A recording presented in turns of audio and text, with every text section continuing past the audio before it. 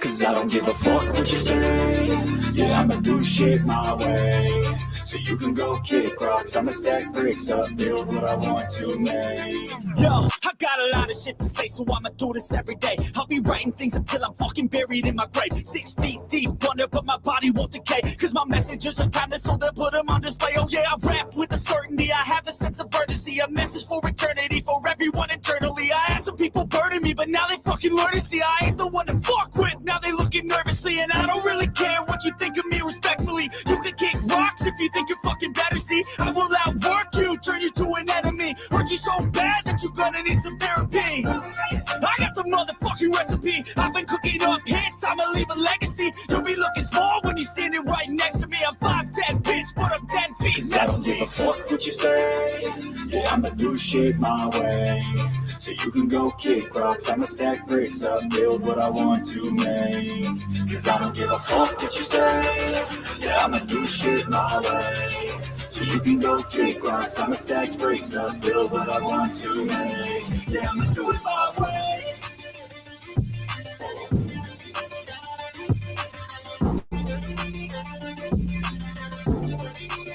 Yeah, I'ma do it my way.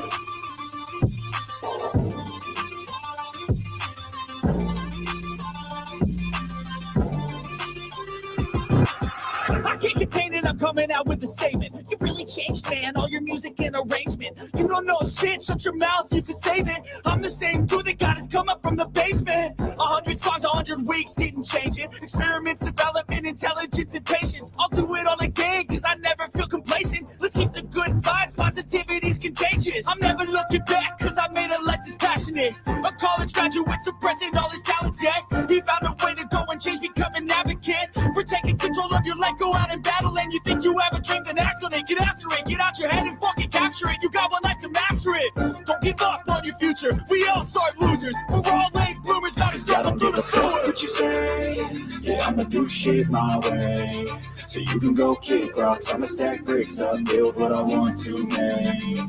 Cause I don't give a fuck what you say. Yeah, I'ma do shit my way. So you can go kick rocks, I'ma stack bricks up, build what I want to make. Yeah, I'ma do it my way.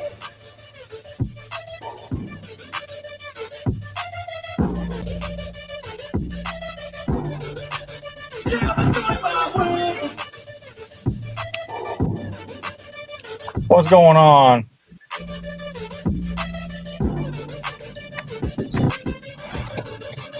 Can you hear me? Yeah, I can hear you.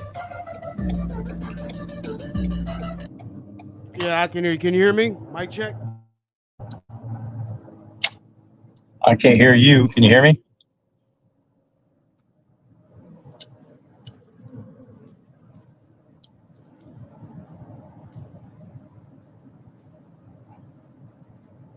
I don't hear nothing. All right, can you hear me now? Can you hear me now? Mic check. Oh, snap. Hello, can you hear me? I can't hear you, brother.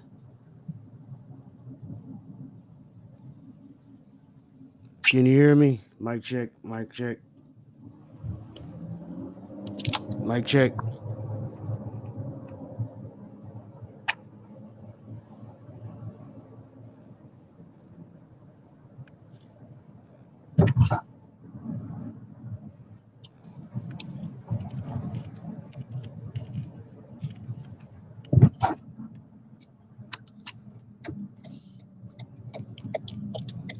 Did you drop out? Looks like you fell out.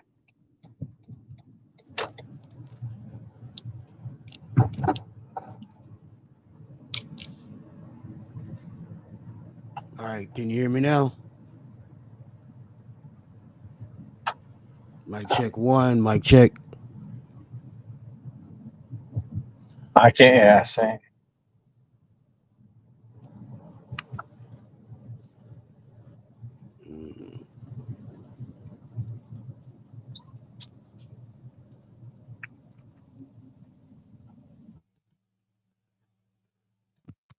Can you hear me now? I'm come on back in.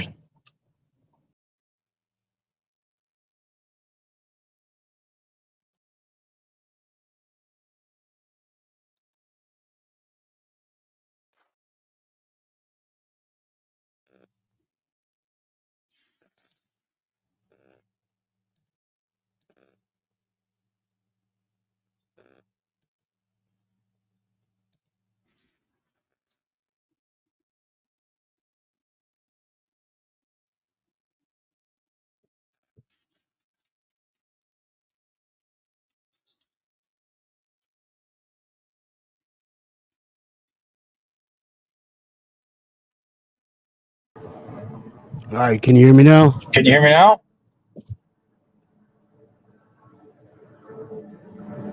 Mic check. Can you hear me? Hey, can I get a mic check in the audience? If anybody can hear me.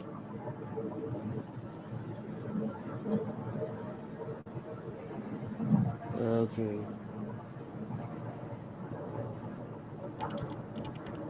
Thanks.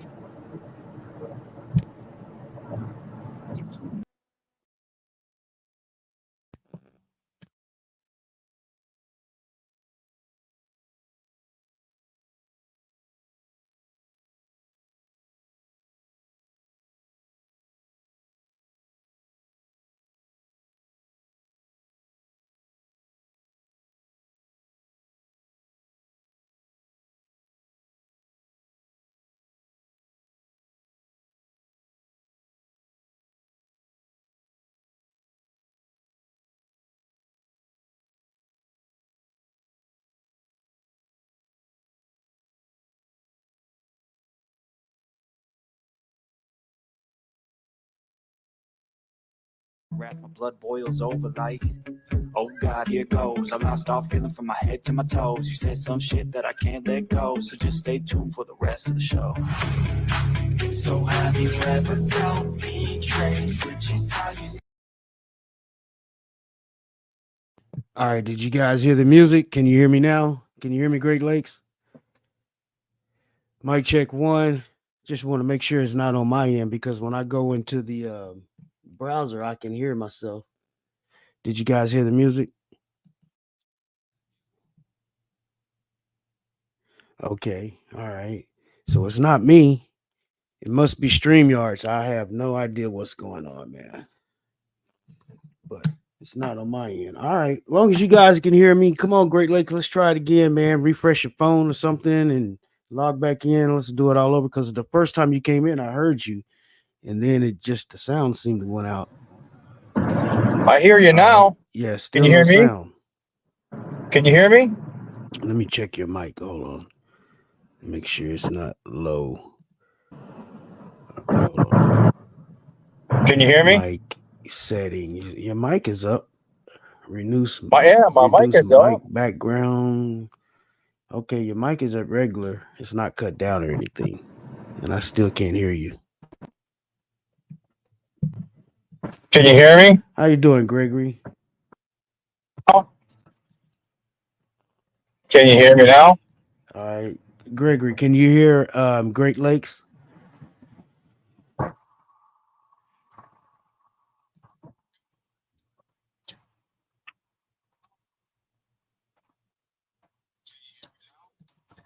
I can hear you. No, I can hear you through the browser, but I can't hear you through the restream. Hold on, let me go out and come back in. Just stay in here now. Let me log out and log back in. Let me because something's wrong.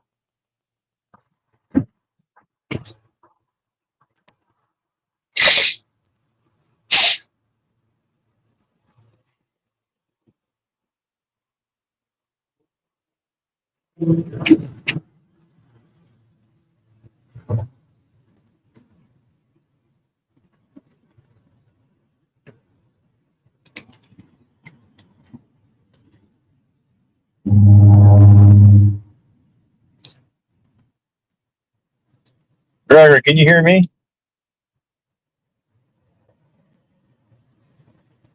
I can hear us both. Okay. I can hear WCM just All right, fine. can you hear me now? I hear you. You hear me? Still can't hear me? Yeah, I'm I not hear getting you. any sound coming from the browser. Hold on. Let me check something.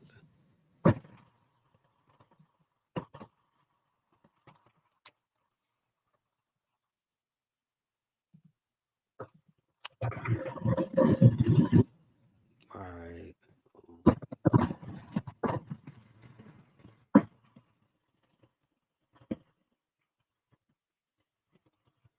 By the time we get this figured out, I'm gonna be at work and have to get off.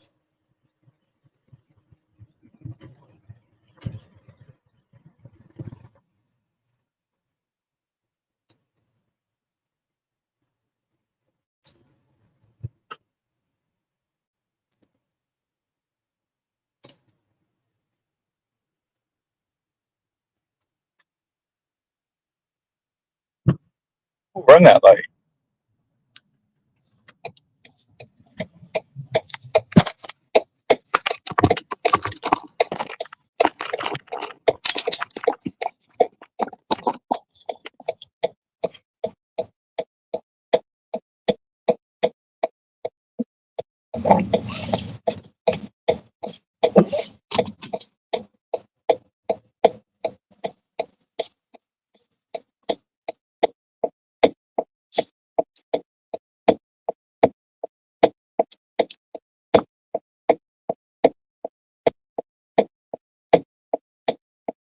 Weird. That's weird.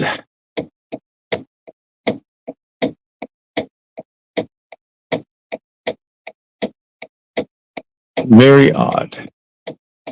I don't have control of the backstage, Gregory, or I'd bring you up to see if it works.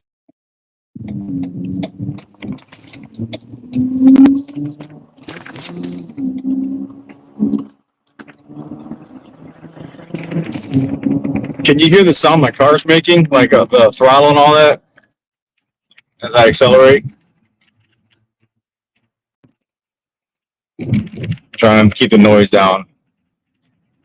I'm about to hit a little bit too fast in this road.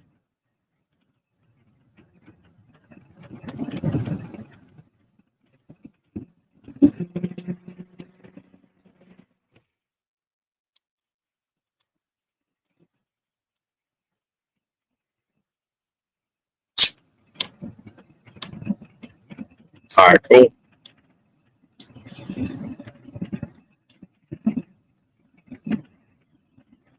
Too bad TPD's not watching. I'm somewhere in Toledo doing about a little bit too much over the speed limit than I should be doing.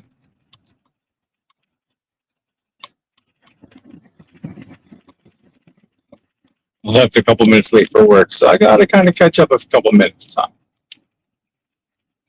Very nice, long straightaway.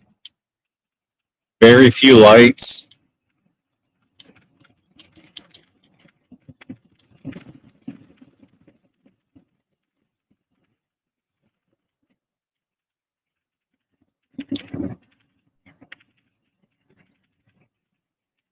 I wonder if he's coming back up. I don't have. There he is. All right, I hear you now, man. Oh shit! About time. What happened? I don't know. StreamYards is tripping, man, because I heard you the first time when you came in, it was perfect, and then all of a sudden the sound went out, and then I couldn't hear you. So I went in.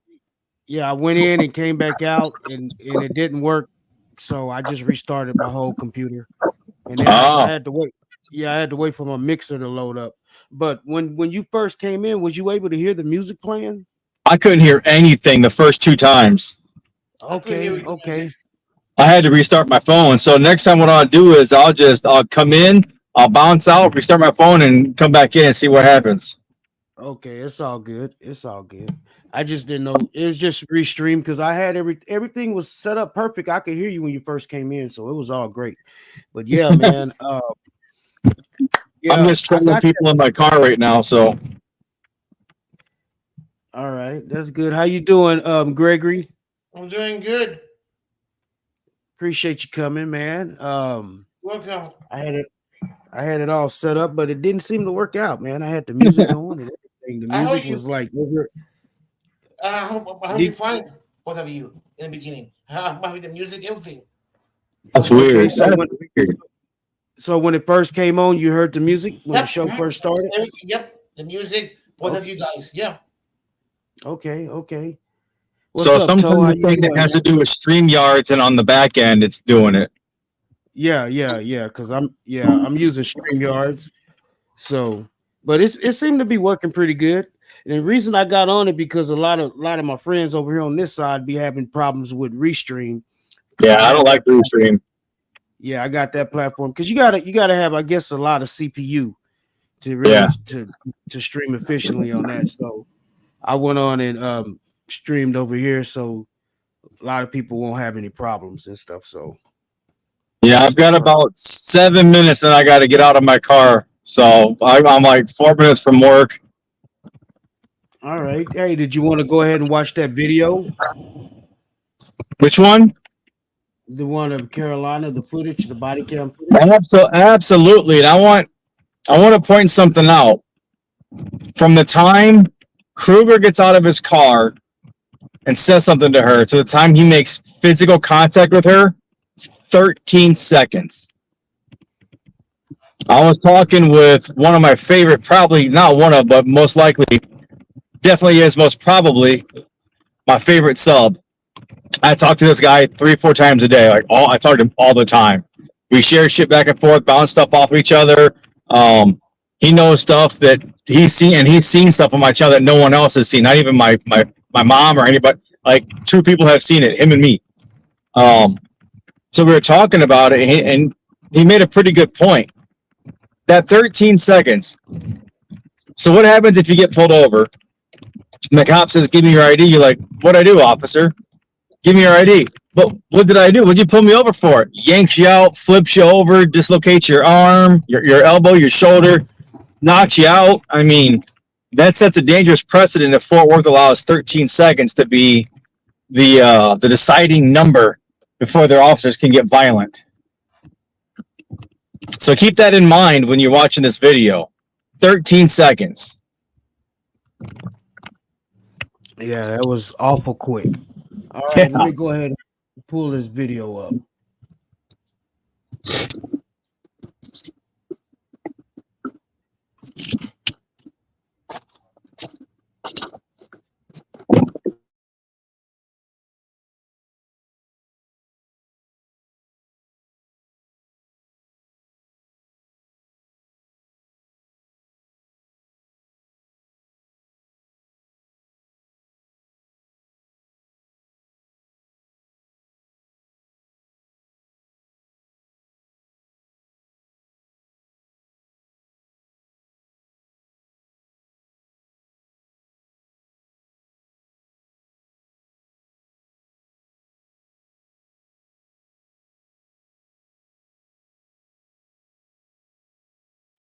Can you restart it and pause it right away? Like immediately when you restart it? I want to point something out. I got to point something out. All right, hold on. Let me do something. Yeah, I can play it again, but let me play it from YouTube. Hold on. Well, let me go ahead because I had that preloaded up, but I'll go ahead and pull it up. Yeah, go ahead and what were you gonna say? Now look where she's at when the video starts. That's too bright. Look where she's at. Look what she's standing beside when that recording starts. All right. Let me share the screen. The hell is it? Oh my God, I'm looking for my wallet. It's in my pocket.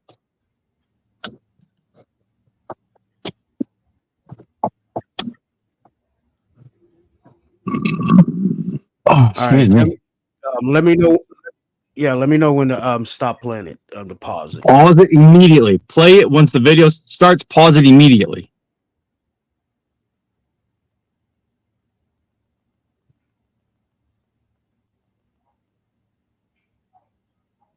All right. So once you see the parking lot, pause it. Right there. What? Right here? Right there. Okay, what do we see in this picture? What's dead center in this picture? police car. She's standing by it. She's standing immediately next to a police car. Within the perimeter of what's going on between the vehicles, she's standing right next to that cop car. Look how many parking spaces she's walking behind these cops. 1, 2, 3, 4, 5, 6 parking spaces, and no one says a damn thing to her. So if there was a problem with her being there, he should have gotten out of his car there. Carolina, you're in the middle of a scene because there's a tow truck in the just above the police car and to the right a little bit, two spots over. So if that is the case, if she's in this crime scene, why don't they have a perimeter set up? Because other people in her video, you see other people walking through all of this. There's a couple of girls that walk through. They get in their car, which is the far right with the lights are on. I mean, there's a lot here going on. There's a white truck. There's a guy standing over there in the white truck. Doors open. There's no need for urgency nowhere in the vicinity of where she's at. Yep, and then the far end of the far left of the parking lot, there's a vehicle at the very end. You can see the lights on it. Those people over there in their car. So this entire parking lot is full of people. Has people walking through it. She's by a cop car already. So Kruger's only reason for doing this is because she was there documenting it. There's no other excuse that he can give other than she was documenting it, and I didn't want her to fucking do it. And if he told her to go across the street, but if you notice, there's cars across the street. There's police cars on both ends of the street. Yeah. So, like, where's the scene? Where's the scene security? If there is something here, all these people trampling through it, they're potentially corrupting a crime scene. I mean, come on. This dude's so full of fucking shit.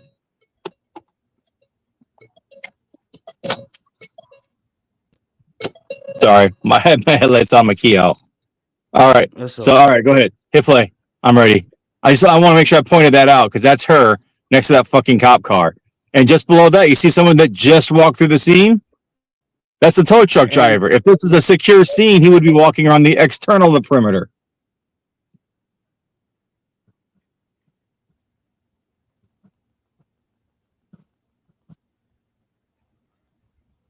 He's trying to keep her distance and get their attention so they would say something to her, like what's going on?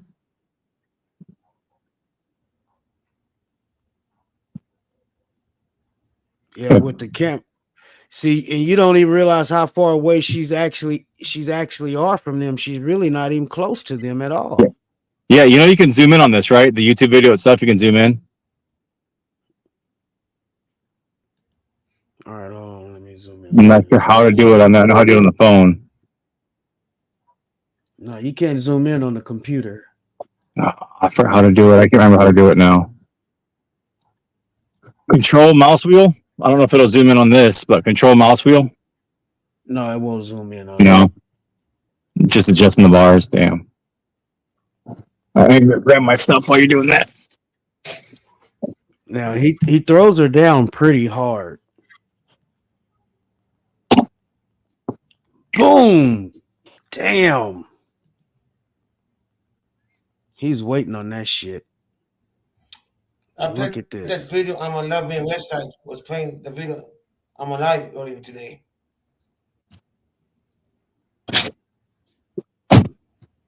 Mm. She's naked. She hit the car. And that's when she's already out, and that's when they say she's bleeding. That's when he's saying stop resisting. And she's not even moving once he threw her down. She wasn't moving at all. No, not a muscle. So Caroline, we're busy. Go to the other side of the street. pay attention to that. Go. When he says stop resisting, watch the body. You're arrested. I'm not warning you again. What are you talking about? Go to the other side of the street right now. Wait, tell me why first. We're doing it. You're under arrest. Turn around. Stop resisting. Look, he's out. Stop He's out cold. resisting. She's got both of her hands. They're loose. Stop resisting.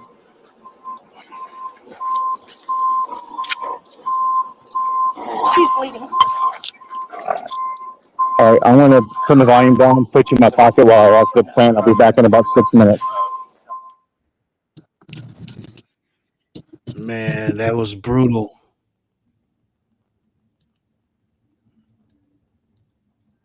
Are you? That was brutal. We're gonna watch that again.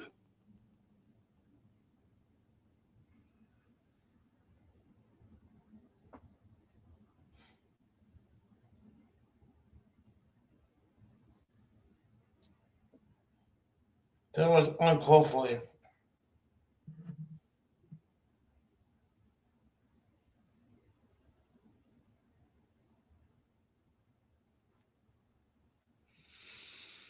Hmm.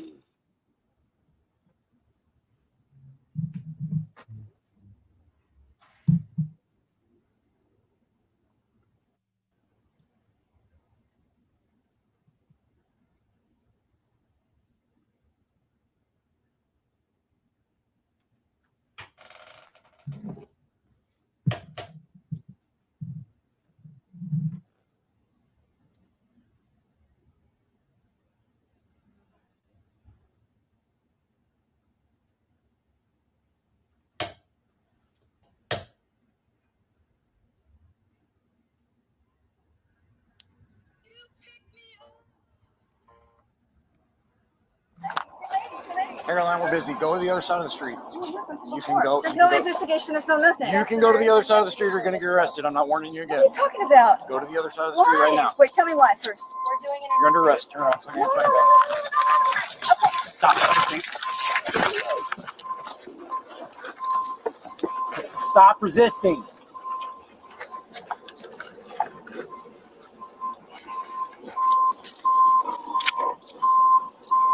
She's bleeding.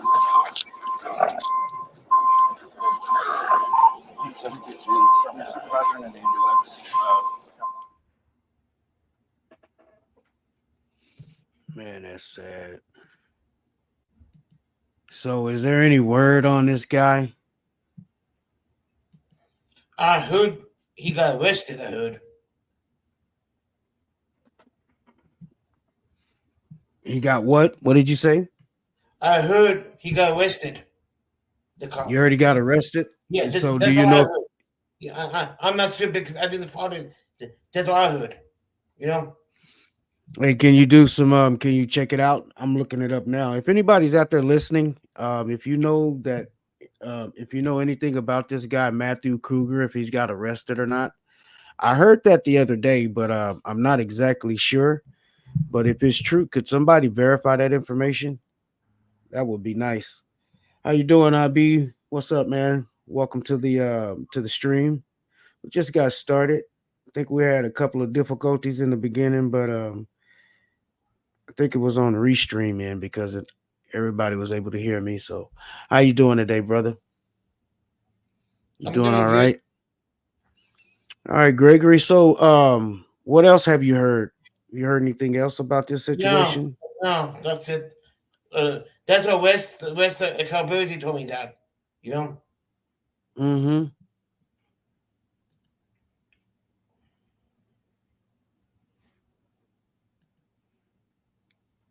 I hope What's he does. up, Jam and Joe? How you doing, Jam and Joe? Hey, Jam and Joe, have you heard anything on this? About Matthew, if he's been arrested or not? The guy who assaulted Carolina. I'm doing a search on it right now. He has been removed from the streets. He's not on street duty anymore. He's been reassigned. Is there any articles or anything Fort mentioning Worth, this? Fort Worth Police Department Facebook page. Okay, Fort Worth. Hold on, let me check that out. Have you guys ever seen inside of an automotive production plant? Mm-mm. Yeah, I'm in one right now. I might sneak a peek. I'm in the machining area today.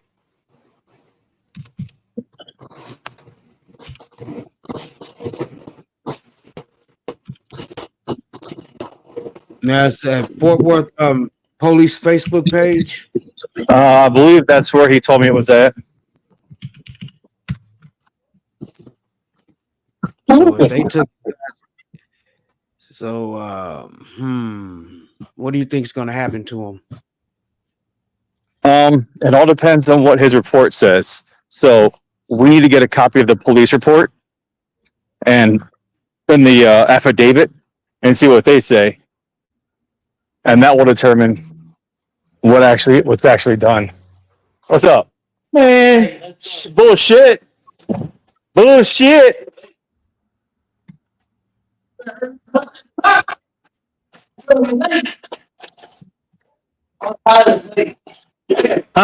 Right on the fucking button. All right, check this out. I found the Facebook page. Let me go ahead and let's see if we can check Oh out no, that's some not of when these you showed up. comments. That's Carlos. Carlos had to have done that. I'll be back in a second here. Hold on. All right, can y'all see these comments? Mhm. And this is the Fort Worth Police Department page. All right, let's scroll through some of these comments. All right, Pam Thomas. Maybe she should have followed the command she was given. She was asked to move to the other side of the street and not interfere with the accident investigation, and she chose not to move to the other side of the street. I don't feel sorry for her. Do what you're asked and you won't be arrested. Okay. So you got 31 people laughing at this. You got some people that you got 12 people laughing at this comment. You got 10 people angry at the comment. And then you have, let me see, can't tell, about 6 people that agree with the comment. All right. Now we have Farley Christian, who states, an illegal arrest will always be an illegal arrest. So the so-called crime scene was the cops towing people's car from the car park. All right, hold on, let me see. I just heard somebody come up in the studio. What's up, Brandon? How you doing, Brandon? Doing all right. How are you? All right, we're doing all right. I know you already done probably got a chance to watch the body cam footage. Did you get a chance to watch that today, Brandon? Yeah, I seen it when it first came out. Okay. Hey, Brandon. All right. We're just going through some of the comments on the police, Fort Worth Police Department Facebook page. I'm not gonna read them all. I'm gonna just scroll through them so y'all can see what they say. Bunch of bootlegger comments. Yeah, it's a few on here, but there's a lot of people that's actually agreeing with Carolina. So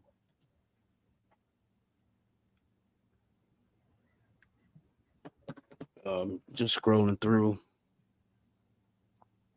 But yeah, to see like this particular guy right here, Alberto, he's basically agreeing with Carolina. Y'all can go ahead and read that for yourself.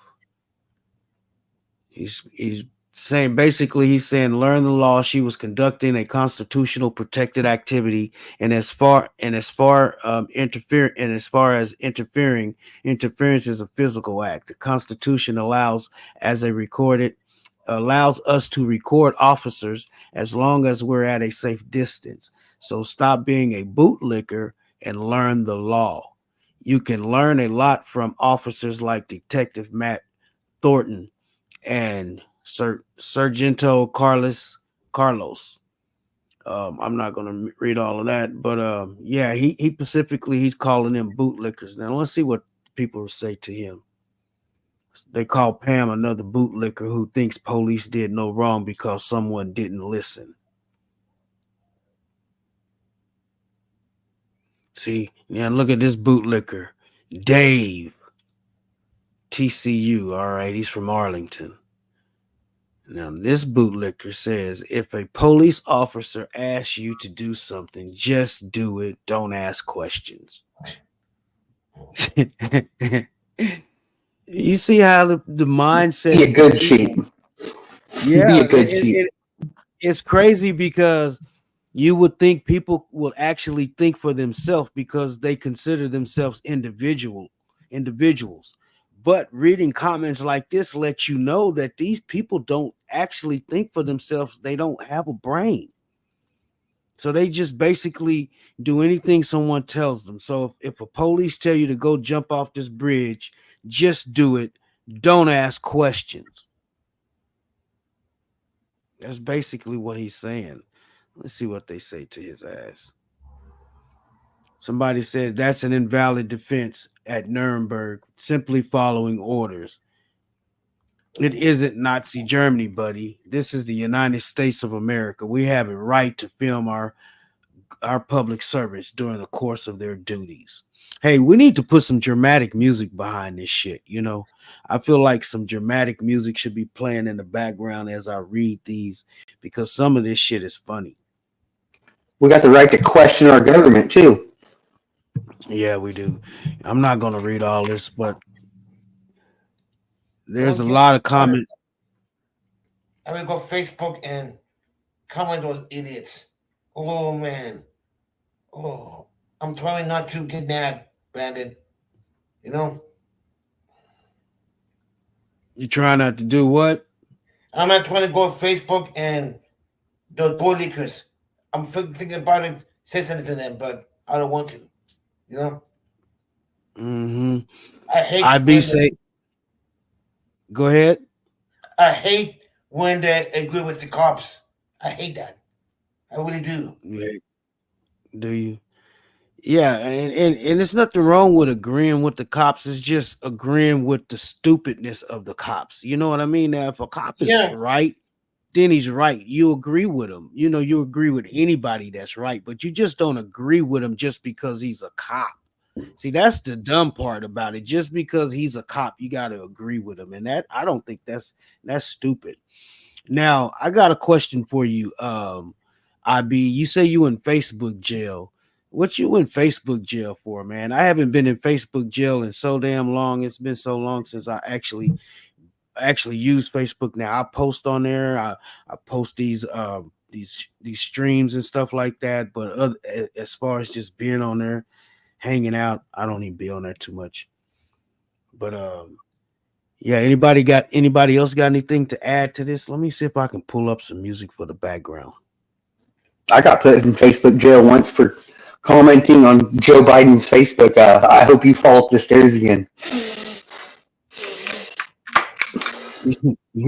I've So been you Facebook post 100 times. so they how long they put you in Facebook jail for that comment? Like a week. About a week. Yeah, 100 crazy. times I've been in Facebook jail. 100 times.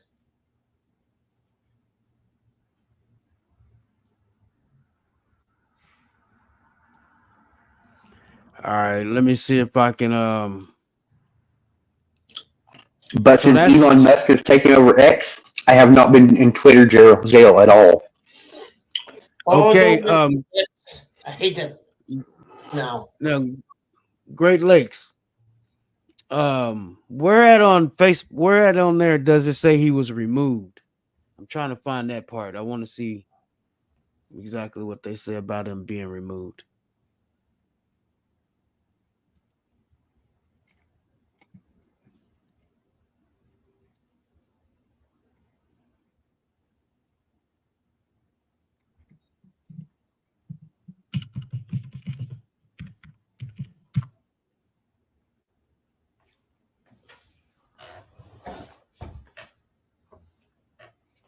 All right.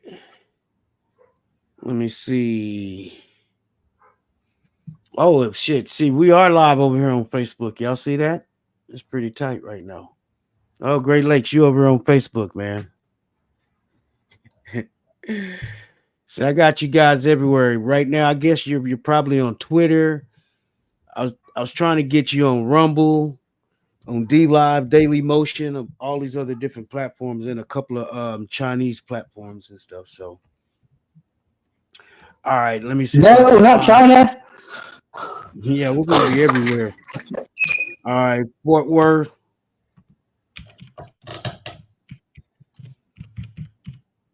Police Department.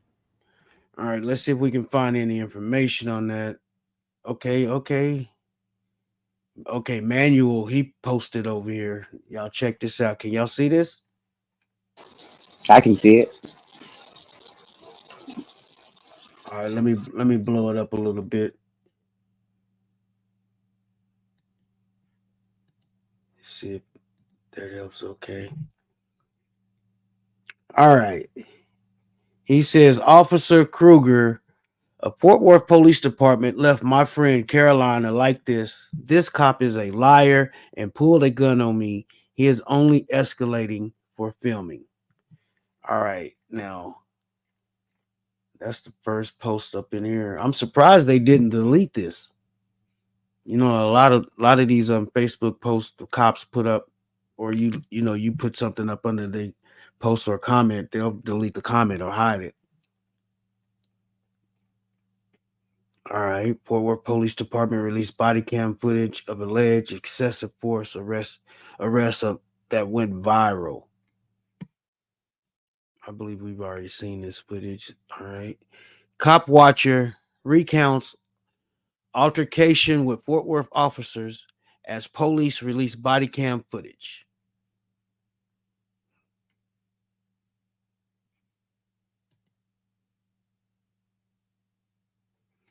All right, it says Fort Worth. A woman who claims Fort Worth police officers assaulted her over the weekend. She has bad injuries and bruises all everywhere. Whoever wrote that don't know how to write. But check this out. Okay, they say she claims, right? Can I get a mic check? Make sure y'all can still hear me. You're good. All right, now they say she claims that she was assaulted. But when you look at her face, did she assault herself? Did she put the bruises there herself? How did she get those bruises? So that means someone put those there. So whoever put those bruises there assaulted her. So why would they say she claims Fort Worth police officer assaulted her when they clearly see the video of him grabbing her, whether she pulled her arm away or not, whether she resisted or not, she still was assaulted. Because Why if have a reasonable force, you know? yeah, because even if someone resists and pull away, you can still arrest them without assaulting them. You know what I mean? All right, now they're playing the video. Let me go ahead and play this video.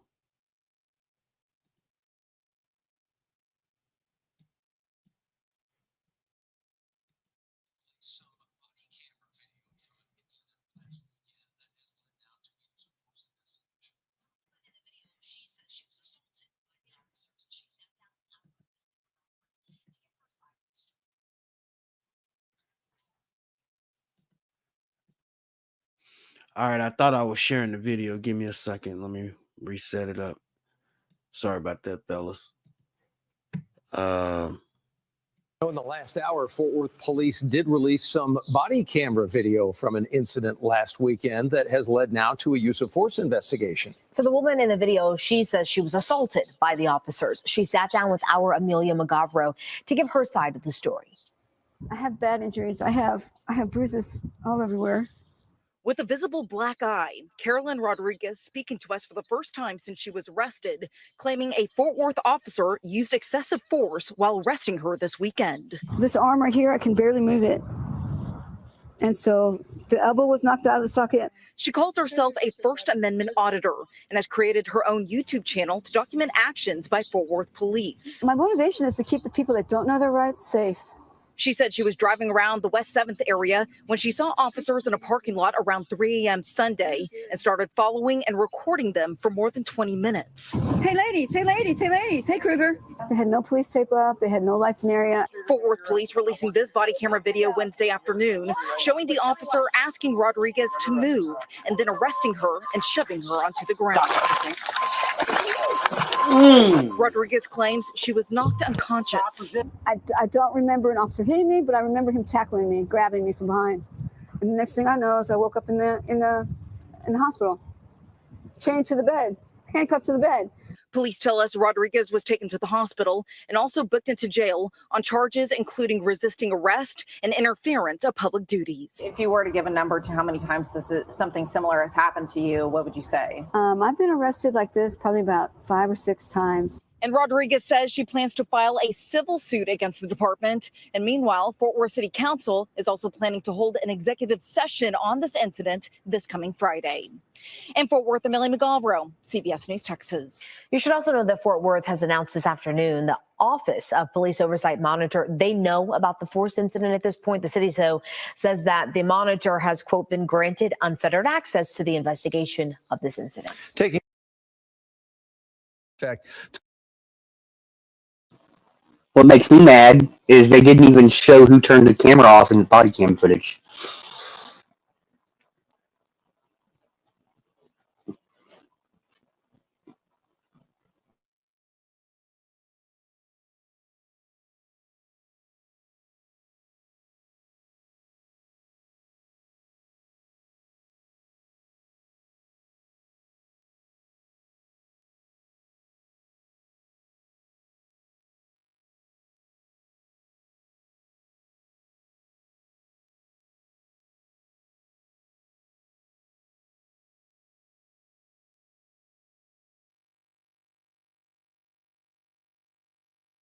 Okay, can you guys hear me?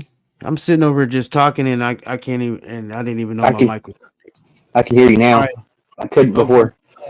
Yeah, what I was saying was, yeah, we need body cam footage after that, because you said we need to find out who cut the cameras off, who cut the body cam off and all of that, and who cut her camera off. Now, and we, like I said, we also need the body cam footage of those 2 female officers.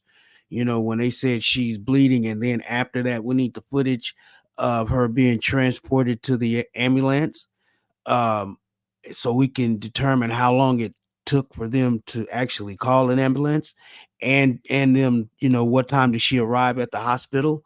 Do paramedics wear body cams? Do anybody know? I don't know, but I will look it up. Give me a second.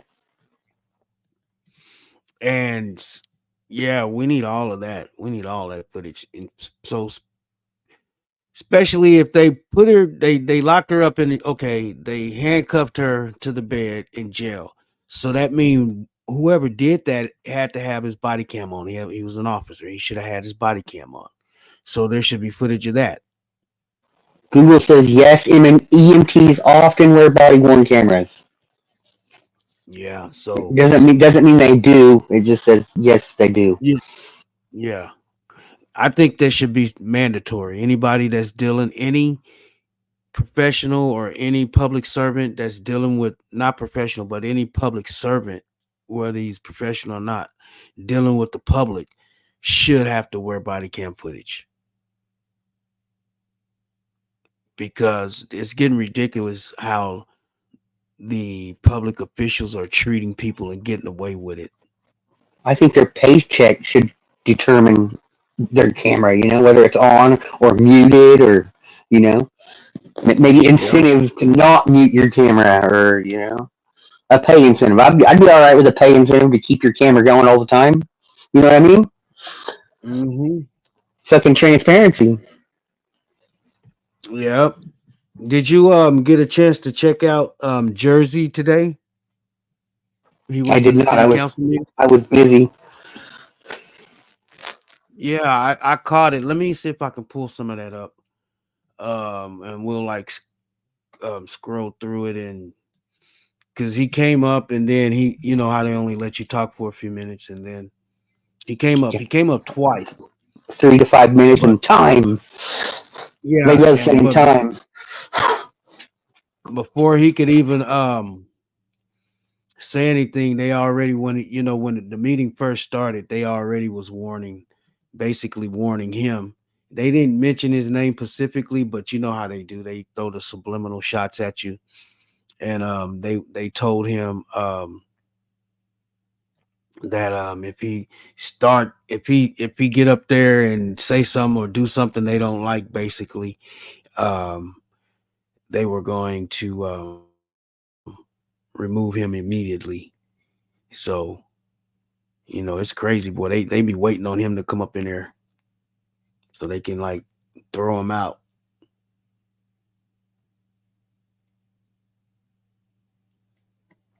Yeah, they Oh definitely don't Jesus. like him.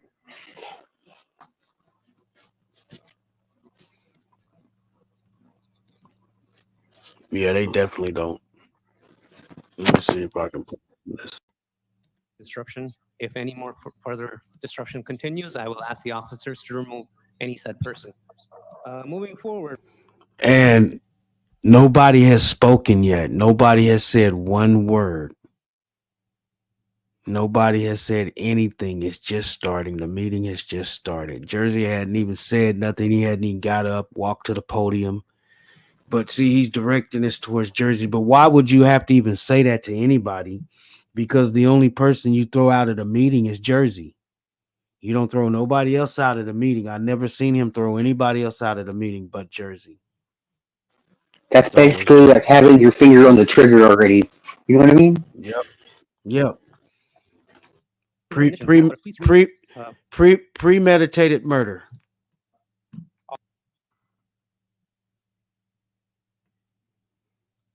Let me see what's going on. by Council Vice President. All in favor? Aye. All right. Council comments. All right, let me see if I can find it when Jersey get up I'd here. like to personally thank Mr. Zemkowski. Because at first I was like, where the dedication, hell attitude Jersey at? He never did come up. spans decades, and that's something that should be commended, and that's something that we should acknowledge. All right, this is May when I he have a motion to introduce? this is when he first came up. This ordinance be passed on first reading, published according to law for further consideration and public hearing set down for Wednesday, July 24th. All right, and may I have a second, please? Second. All right, so motion by Council Vice President, second by Councilman Shmuel. Any council comments? All right, seeing none. Madam Clerk, roll call, please. Councilmember Brescher. Yes. Councilmember Coyle. No. Councilmember Harris. Yes. Councilmember Patil. Yes. Councilmember Pointer. Yes. Councilmember Brandon, or you can stream this to your room, man. Yes. Moving Bro, on. I gotta go to bed here in like 20 minutes, so Oh, It's open okay. If any public would like to speak on to the resolution. All right, you can. I got a long day tomorrow.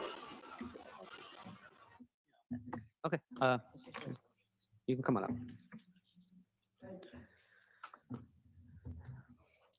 This will be specifically to the ordinance, the resolutions, okay? Okay, am I recognized? Yes, you're recognized. Thank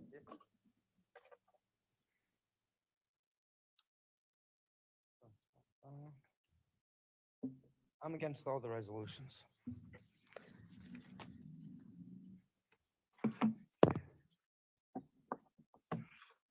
Through the chair to Councilman Brescher, because he's the only one who gives answers to anything. Are these all the liquor licenses in town on the last page? Just a small portion of them? Okay, through the chair to Councilman Brescher, I just don't All right. understand how they keep. All right, for all the people that's watching and the people that will be watching in the future, this is Jersey Watcher. He does have a YouTube channel, so you guys go check him out, Jersey Watcher. And he also has a couple other channels, so make sure you scroll through his page so you can find them. Renewing these, I don't have a problem that they're renewing. Yeah, New Jersey Transparency. New Jersey Transparency, and Jersey Watcher is a friend of the channel, so. But when they need money, they now sell liquor licenses. They started at 800,000, and we still don't have any marijuana stores, Councilman Brescher. So here we allowed an undocumented immigrant, okay, to come into this council with Burrell, bring a whole bunch of other people that we don't even know if they're documented, and telling us and we don't even know if they live here in this town, but to tell us in this town that we shouldn't have pot shops. But through the chair, I am talking because I'm about to get back on this now. The council president is constantly awarding these liquor licenses. So, I mean, we all know marijuana is safer than alcohol. A lot of us either have family members or ourselves. It's very difficult to stop drinking alcohol, but So why do we keep? I don't have a problem with renewing the ones we have. Why are they giving out new liquor licenses and then they're giving it out to their friends? But we here in the community that we've been waiting so many years for our pot shops, we don't even have one. We're supposed to be generating revenue just from the taxes from these pot shops. And so I find it disgraceful that we're renewing these liquor licenses. I don't care about renewing it, but they're giving out the new liquor licenses. All right. They talk about health, they talk about safety. And they just, every corner, they want every corner to be liquor. They want to flood this town with liquor. You know, that's how I see it. That's how I see it. Because if you have a problem giving out licenses for pot shops, I'd like the council president to explain what that problem is. And why do we allow a bunch of people to fill up this room? Not today, I'm talking about other days. You remember that day that the room was all filled up. Most of them weren't even Edison residents. The person that led that charge, Akil Malhotra, an undocumented, doesn't even have his green card yet, but wants to tell us, the Edison residents that were here all our lives, it's dangerous for the pot shop. How many pot shops through the chair to Councilman Brush, how many pot shops do we have in Edison right now? 0? So Is he wearing a mask? revenue we're generating from those No. marijuana is Well, he just got like a face mask. Well, absolutely disgusting. Hey, that's still a mask. Elena? yeah. On the And see, he's gonna talk about the other mask later when he come up the second time. Thank you for no one stopping me and saying that I'm off. I'm not talking about the resolution. You know, I appreciate that.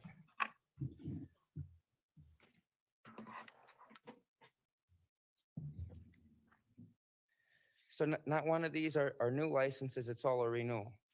They didn't stick a new one in here, right? All right.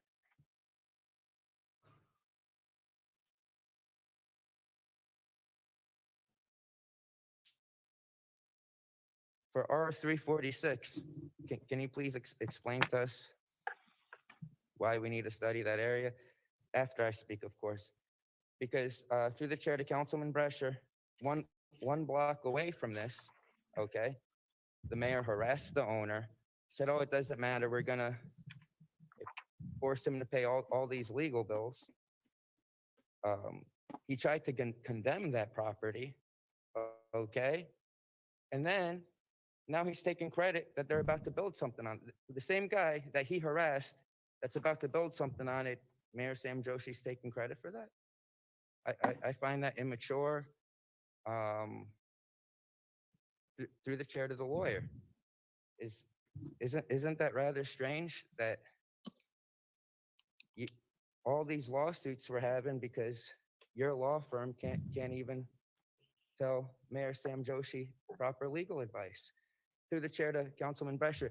Councilman Brescher, when lawyer Northgrave was here, I think the reason Northgrave got fired was because he always told Sam no on everything. No, it's not. And then he would explain why it's illegal.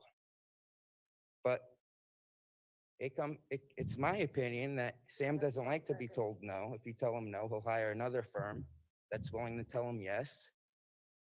And that's his law firm. No integrity, no backbone to stand up to the mayor. And that's why we have all these lawsuits now. So for R346, is this what they do right before they condemn a property? All Do a right, study your time plan? is up. Please sit Thank down. you. Council President. Councilman Brescher. Yeah. See, they love saying time. Or As soon as it hits, and it doesn't matter who you are, unless you're bootlicking. Yep. Gotta be a bootlicker. All right, I got the second one when he's coming up again. Hold on,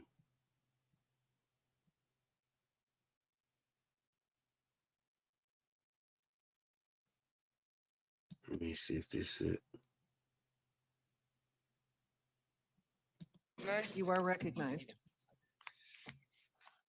I wanted to walk up while Nish was here, but okay. Happy anniversary, Nish. Through the chair to Councilman Brescher, I want to address that flag over there in the corner. It's not the American flag; it's the maritime flag. Myself, I was never in the military, so when it comes time to pledge allegiance, I'll be back in a little bit. there shouldn't be a gold fringe All around right. that flag. It's against the flag code, and you know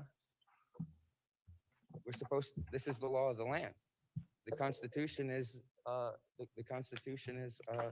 no gold fringe around the flag. So as long as you continue to have that gold fringe around the flag, I will not salute it. I will not pledge allegiance to it. And okay, well, I think Council President Nish Patel wants to give one warning. I think he was specifically addressing me. If someone's out of order, you can tell them they're out of order as many times as they want. That's to give the person notice that they're acting out of turn. So that just seems kind of strange to me. It seems like he's targeting somebody. I wonder who he's targeting. I really appreciate Councilman Brescher and Councilwoman Margot Harris for the lovely remarks that they made about the mask. But we need to start making remarks as things are happening. You guys saw the cop chasing me around the room in the back the whole time. I was being harassed. Nobody said anything about it. Simply a mask cannot be provocative, okay? If the mask is provocative, through the chair to Councilman Brescher, is my sweatshirt also provocative too? So, you know, what are we really doing here? You know?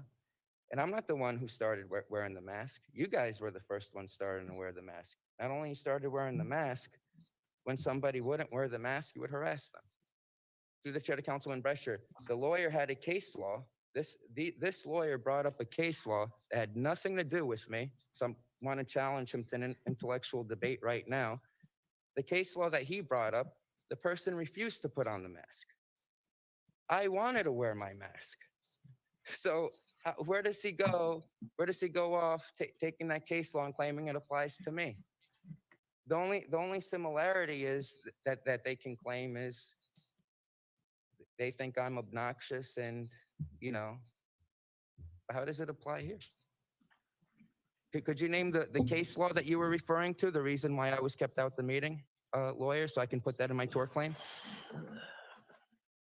Honestly, I can't remember the name of it off the top of my head. However, it wasn't about the mask. It was about the quorum at the public meeting. It was about disruption of the public meeting rather than whether or not you were wearing the mask.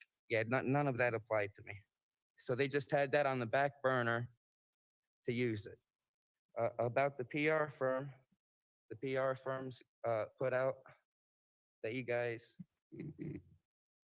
approved some kind of budget you hadn't yet approved. Through the chair to Councilman Brescher, do you think that this PR firm could also put out the fake news articles on me? Possibility. Possibility? Fake news that was put out. It definitely was fake news. It definitely was fake news. So that's all I have. That day it was very dehumanizing, very demoralizing. All of you on that day said nothing. The cops were chasing me around the back of the room. None of you questioned why was I being chased around the room. Why did I have a cop standing right here? I was standing over there by the camera. Why did he follow me across the room and just stand in intimidating posture? You know, I'm disgusted by that. I'm disgusted that the lawyer allowed all that to happen. There's no reason for it. And how much time do I have left? A minute and a half. A minute and a half. So at the very end, you know, all right, they didn't recognize my time to speak, but God forbid, 10 seconds or 20 seconds, 25 seconds, I just ask, what law? What law? And through the chaos, through the havoc, through the confusion that they like to create, I have to sit down right away without even out of order. Nobody ordered me out of order. Nobody slammed on their gavel. Other people who didn't have the floor then interrupted the meeting to order me out. What is this? What is this? Speaker has 1 minute. And anyone can explain what that is? You guys know people are allowed to wear a mask when they come in because you guys threaten people for if you didn't have the mask on that you'd remove them. So I mean, what's provocative about this? What's provocative about it? You understand? And through the chair to Councilman Brescher, I know this is the anonymous mask. Right away, they started creating this narrative that Guy Fawkes was some kind of religious extremist that went around blowing shit up. You understand? And they were trying to tie me in with this Guy Fawkes guy. I didn't even know who the hell he was. You know? So it goes to show you their motivation. It goes to show you their intent. If I was just some Indian kid, put on the mask, would they have harassed me the same way? I don't think so. I don't think so. Thank you, Anonymous. Anyone from the public care to speak?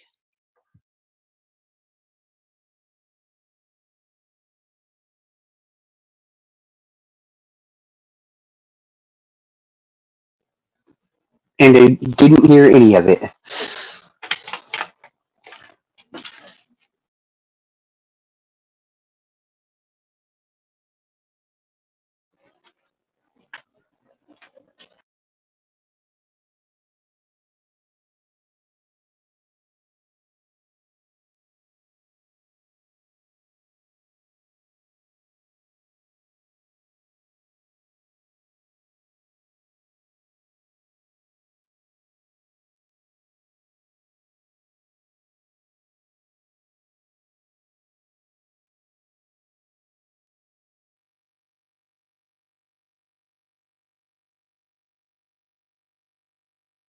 All right, yeah, that okay, man. I keep forgetting to unmute my mic. Yeah, that was Jersey Watcher, guys. From he's on YouTube. So if you listening, go check him out. Jersey Watcher on YouTube.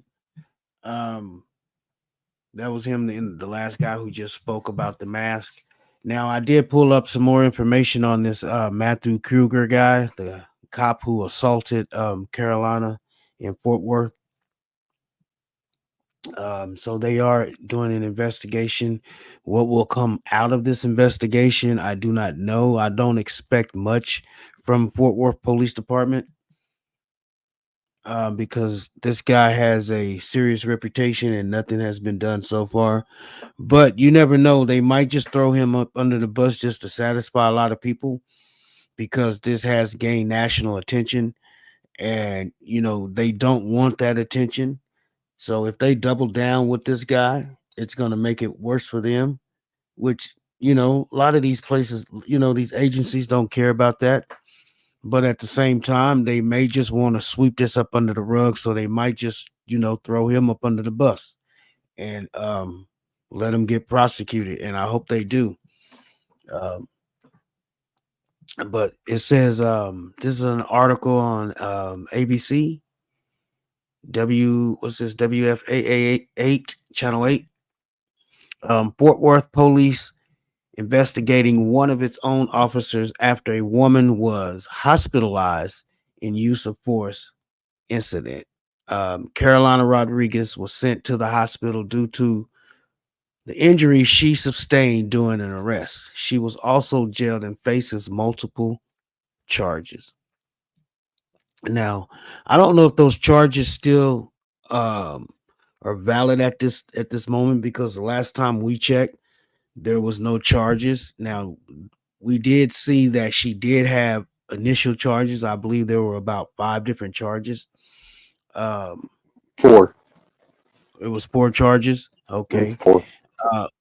But after we checked it again, I didn't see any more I didn't see the charges. They disappeared. So I don't know if they're still going to charge her with them or what, but I have no idea. I was talking to some people about that. They were telling me that she probably still has charges at the moment because that was just like a booking site. Mm-hmm. And since she's not booked in jail anymore, it probably wouldn't show up, which honestly doesn't make any sense to me. I mean, Yeah, it doesn't make any sense. I also heard, this is also hearsay, they're having an emergency meeting Friday, and then there'll be open comment on it Tuesday. So they're gonna have another council meeting. That's hearsay. They're having an emergency meeting Friday for the board to discuss it. Nobody, like, I guess not the public. Maybe the public can visit, but there won't be nobody speaking from the public Tuesday, Friday. But Tuesday they'll be having another meeting with public comment. Okay. That's So hearsay. Will they be streaming it? I don't know, but I'm sure somebody there will be streaming it. Okay. And you say what day I know is it? I know DMA's still in town. He was live earlier. And what day you say they're gonna? Well, the emergency meeting's Friday. 2 days. Why is it Wednesday, Thursday, Friday? Yeah, 2 days. And then supposedly an open comment meeting on Tuesday. Okay. So Friday and supposedly Tuesday. Now, what time Friday and what time supposedly Tuesday? I don't know. They didn't give no times. Okay. Okay. They just called an emergency meeting. They just called an emergency meeting for Friday. All right. Now, Ross Khan, if you're out there listening, look that information up for me and email it to me if you can. I would really appreciate that, and I would love to talk to you. Welcome back, Great Lakes. Can you hear me okay? Yes, sir. We can hear you perfectly. Now, let me go finish reading this. All right. It says Fort Worth, Texas. Hold on. I'm hearing a lot of feedback. I'm going to put you on mute, Great Lakes, while I read this information. All right. All right, guys. It says Fort Worth, Texas. The Fort Worth Police Department is investigating one of its own officers after a woman was sent to the hospital after an arrest. Sunday, June 23rd, 23 at 3:26 a.m. So this 3:26 in the morning. Damn, I didn't know it was that late. Officers responded to a hit and run crash about 1000 Foss Street in Fort Worth, police say. During the investigation, Carolina Rodriguez approached the officers in a statement. Fort Worth Police Department said an officer asked Rodriguez to move across the street, and when she did not, the officer forcefully arrested her. All right, they forgot to mention before he forcefully arrested her, he brutally slammed her to the ground. Then he forcefully arrested her.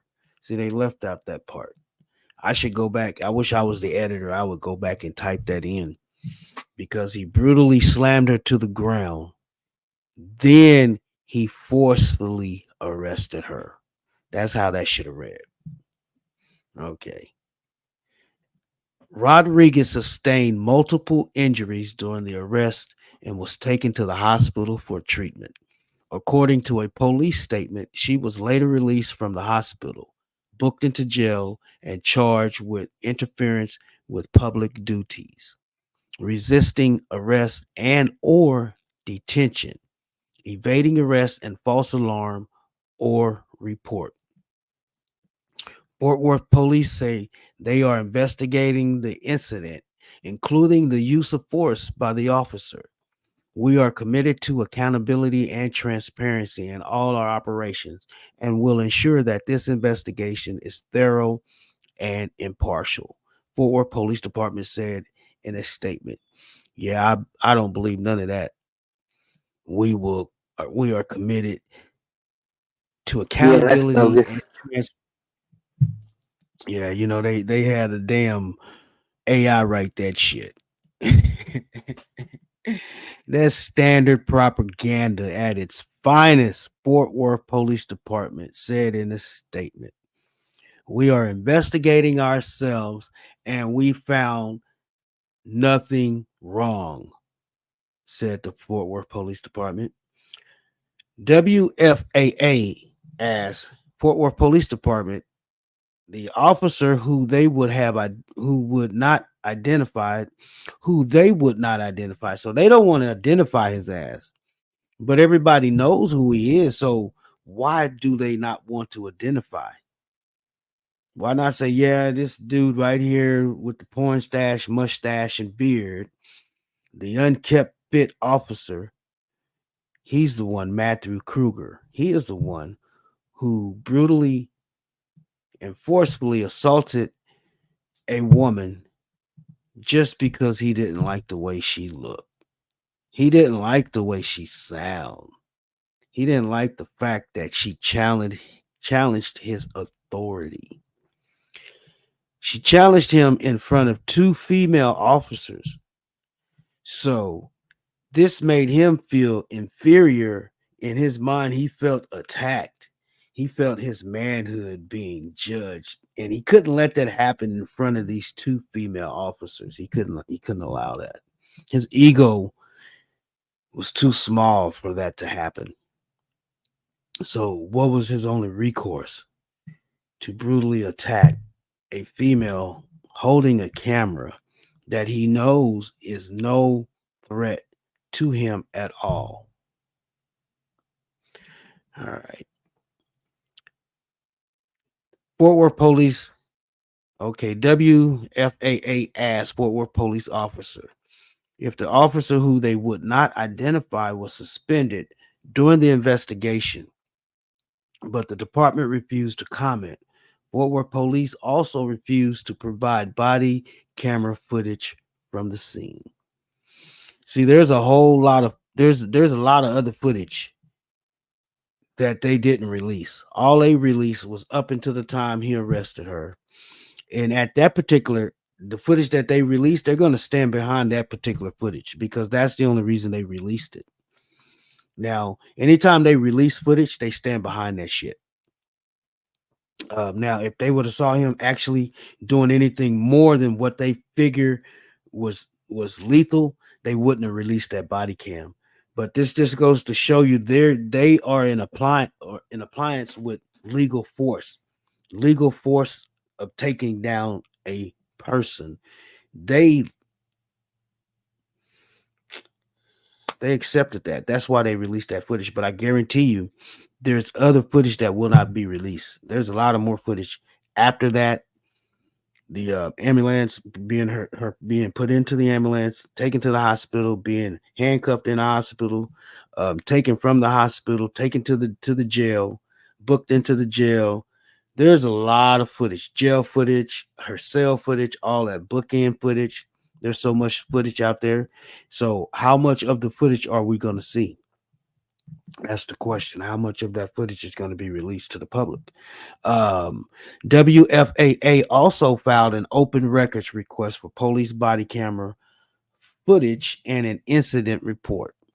Fort Worth Councilman Chris Nettles released a letter Tuesday addressing the incident, saying, "What I saw and heard was very alarming and inconsistent from an initial report from the Fort Worth Police Department." So this right here, the councilman, Chris Nettles, released a letter Tuesday addressing the incident, saying, "What I saw and heard was very alarming and inconsistent from an initial report from the Fort Worth Police Department." All right. Now we're going to go back to this statement that they made. They made this statement. This statement says, "We are committed to accountability and transparency in all our operations and will ensure that this investigation is thorough and impartial." All right. This is what they put out. This is the statement they put out, right? All right. But now we have a Fort Worth councilman, Chris Nettles, who released a letter Tuesday addressing the incident, stating, "What I saw and heard was very alarming and inconsistent from an initial report from the Fort Worth Police Department. So these pigs are telling you they're transparent. They are telling you that they will hold themselves accountable. At the same time, the same people that are close to them are saying that is total fabrication. That's a lie. It's a lie. Nettles called on police to release. Go ahead. You got something to say? I was just gonna say he's the only one that's stepping up to say anything. The rest of them are fucking like bumps on a log, man. Yeah. That's why I'm surprised that someone actually stepped up and said this. That's why I'm pointing this out, because there's not going to be a lot of people that's going to stand up for what's right. Now, at the same time, this councilman Chris Nettles is going to receive a lot of backlash because of this particular letter, this statement that he released. So there's going to be a lot of people looking at him side-eyed, the people that he worked with, the people that's on his team, the police. Now, just because he put this out, right there, he made an enemy. He made an enemy. Nettles called. Looks like we got to back him then. Yeah, we do. We do need to back him because we need to find out more about this Nettles guy. So I'm gonna do some more research on him. We need to find out. Actually, I'm gonna pull him up and pull up his pic and see what we can find out about this guy. Nettles called on police to release body cam footage from the incident, and he also called for an exclusive council session Tuesday to discuss the legal and Fort Worth Police Department command staff of what actually occurred on the night in question. This is a developing story, and WFAA will provide more information. And you can believe World Citizen News Network will provide more information as soon as it becomes available. All right. Now, at least we know we have someone on the inside that's actually taking this serious. You know what I'm saying? Because a lot of people would like to sweep this under the rug as quick as possible, and when they have these council meetings, they just want to do what's called a circle jerk and pat each other on the back and praise each other, all the good they've done and all the bullshit they've done to help the community, which is nothing.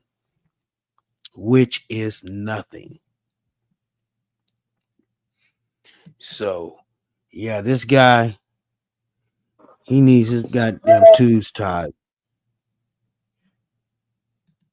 Go ahead.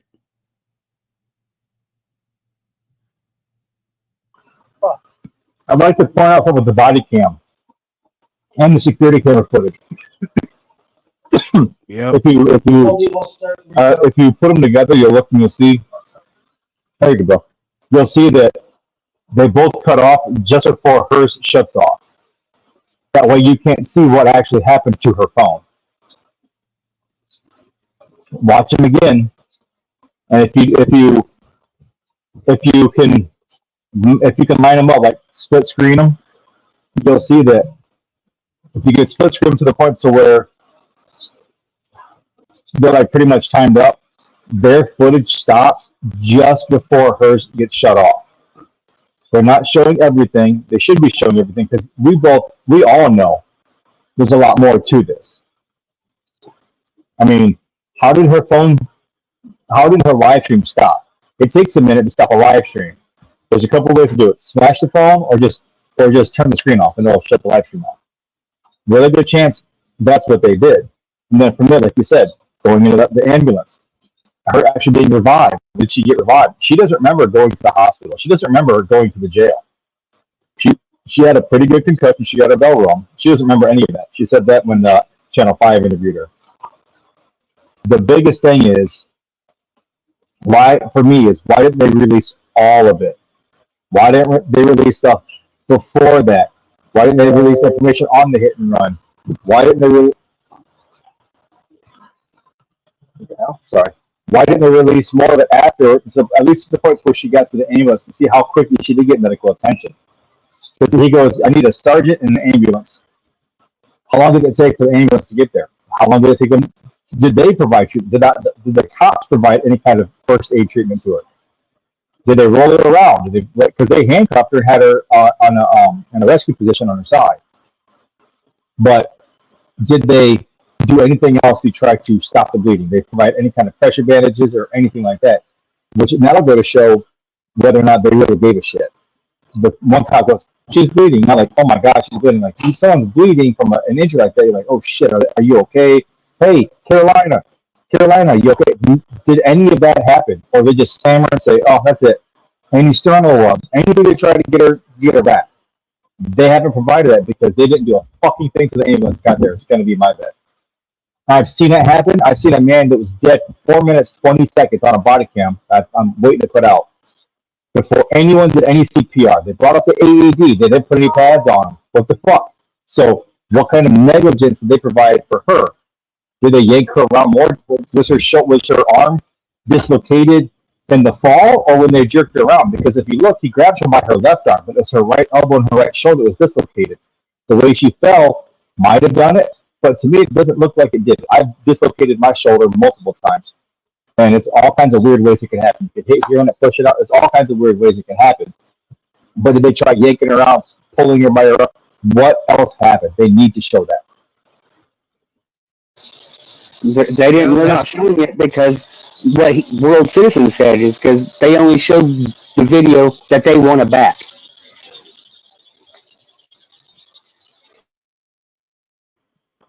And then why not release a police report or at least the affidavit or something that has the officer's account of what happened? That's exactly very important because if he's on a scene for a hit and run, where's that accident report? They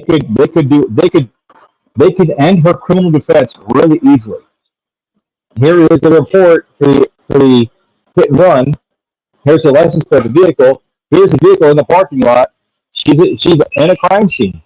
That could be pretty decent defense. But when you look at it, you got to look at all the people that walk to the crime scene, what is alleged crime scene, and they don't care about any of the other people being in there, through there, or around there. So they could try to use that as a defense, and the jury might buy it.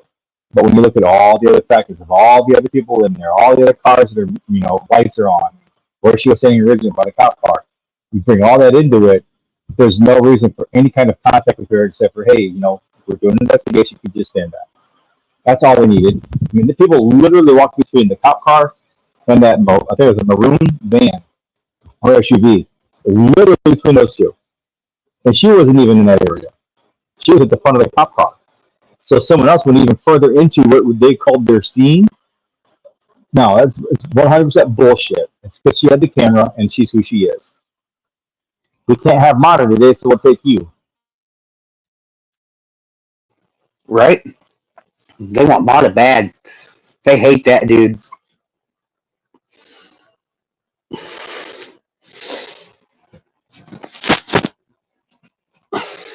I'm just so pissed off at this shit. I'm just so pissed off.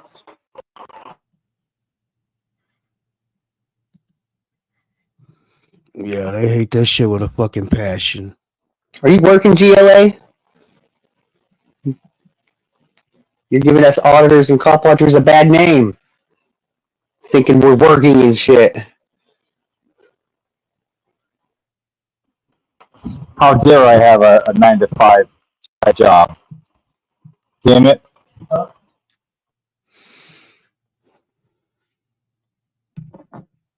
Yeah, I took off today, man. I didn't do nothing today. I was able to stay in the studio and work. Well, I still been working. I just didn't have to go into the office today. I gotta go tile a floor tomorrow and Friday.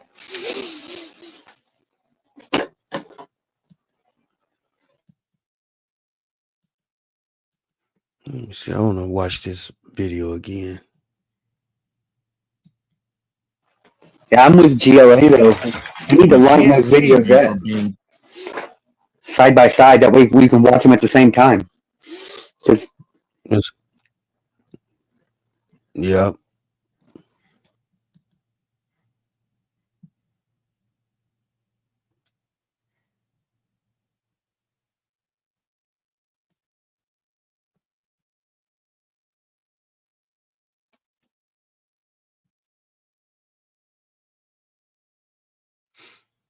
Yep, everybody just walking all nonchalant. Nobody's investigating nothing.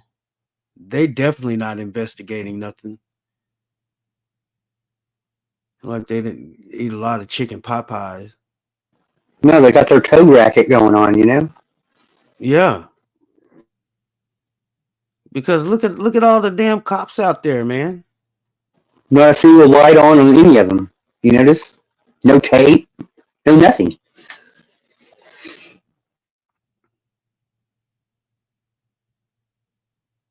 Yeah, he soon as he saw her coming, he jumped out that car so damn fast. Boom.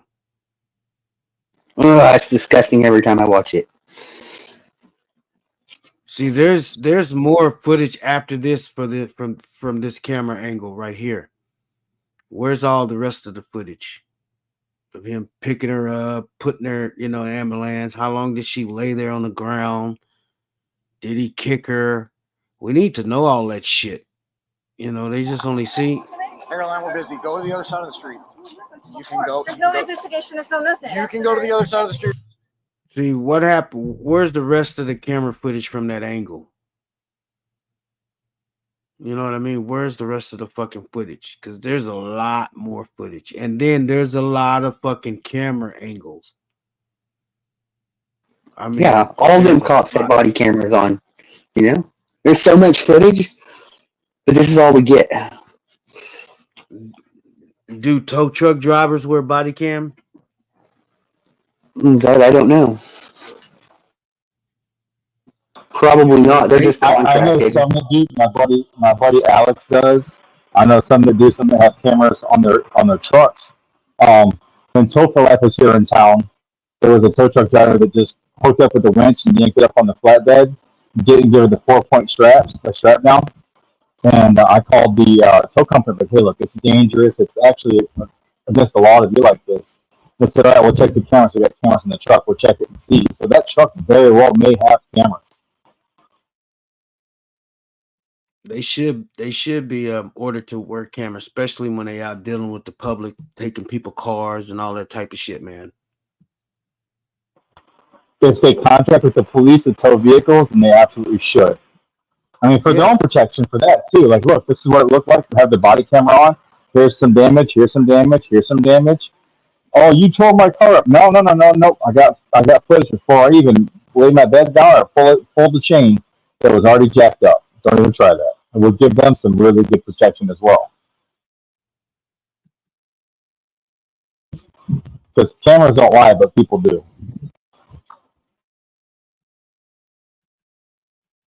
You're going to get arrested. I'm not warning you again. What are you talking about? Go to the other side of the street right now. Wait, tell me why first. You're under arrest. Turn around. Put your hands behind your back.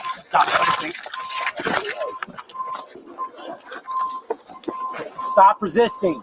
Stop resisting. Stop resisting.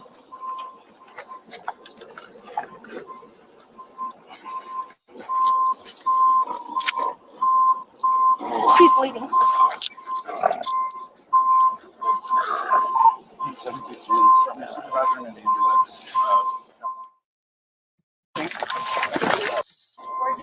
You're under arrest. Turn around. Put your hands behind your back. Stop resisting. Stop resisting. You're going to get arrested. I'm not. And I can hear it. As soon as she hit the ground, she made that snoring noise. As soon as she hit the fucking ground, you can barely hear the first one, but you can hear it. As soon as she hit the ground, she made that noise. But he's saying stop resisting as she's falling.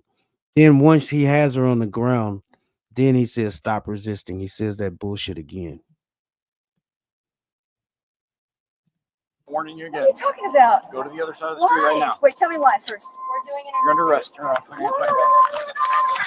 Stop resisting. Stop resisting.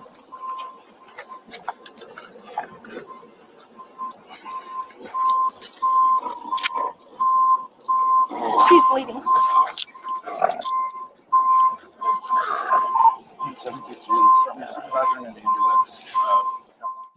It was that Now, that female cop right there that turned the camera off. I could bet anything on it.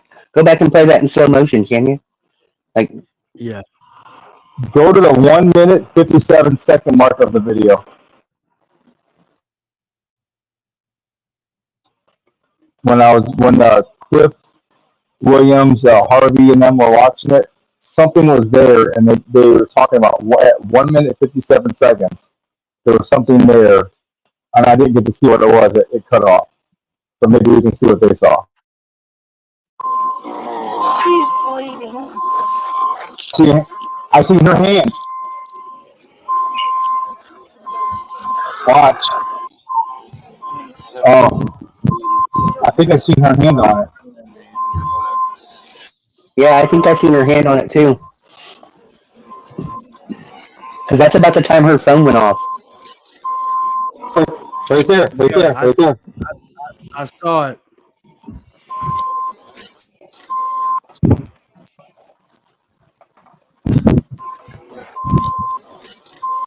Right there. You see it? Right there. Right. I see it.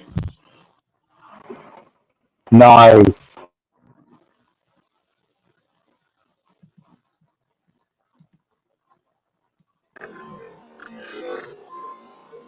Yeah. Because he's putting cuffs on her, and that was that lady cop. You see it? Right there.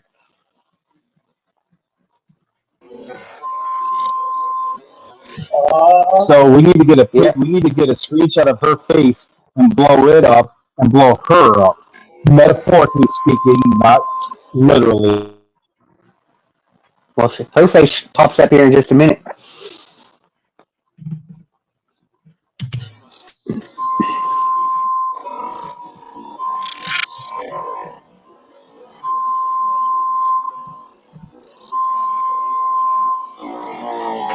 She's bleeding. Yeah, right there. Did you see it?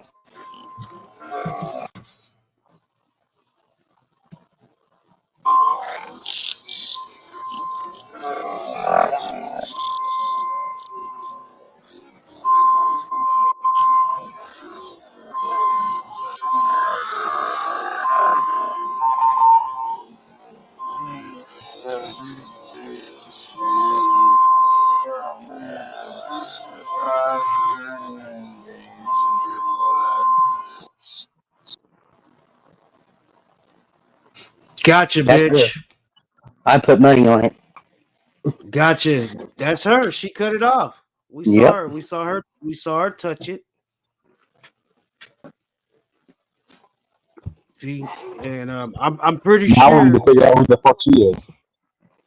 I'm pretty sure CJ already got this bit of information knowing who cut it off. Yeah, who? How do CJ's we find no. that? I don't think CJ's gonna be doing anything else on her face. Yeah, CJ's off her case. He Okay. left a community. He left a community post saying that she was gonna find her own attorney, and he Okay, was so done with she's it. gonna get. She's gonna get her The own deal attorney. was that, yeah, the deal was that he represented her for free on the criminal and just take a small cut of the civil case. And like this whole time it had been like he's her attorney, or she went with some big firm, some big company, a big name attorney. So the agreement is, I mean, he said she can choose whatever attorney she wants. I mean, that's fine. That's her right. But he can't do it for free. His whole point was part of the contingency on the civil suit, to where he would recoup his costs and everything for the criminal aspect of it all and the civil aspect. So, yeah, she's got her own. She got a civil rights attorney that I guess she's using now. So, she just. I mean, I think CJ even removed everything off of his Facebook or his YouTube page and all that. So she basically kicked him to the curb and get somebody that's high profile that can, well, shit, that's understandable, shit, you gotta, because she can yeah, because she needs somebody that's able to like take this as far as they can take it, that's got a bigger name. I understand that. I'm not mad at her. Not mad at her one bit. I mean, I get it. I get it. What the fuck is this? So how does CJ feel about it? Did he make a video about it, or he just made a I post? cannot speak on CJ. Only CJ can speak on CJ. Um, but looking at his page,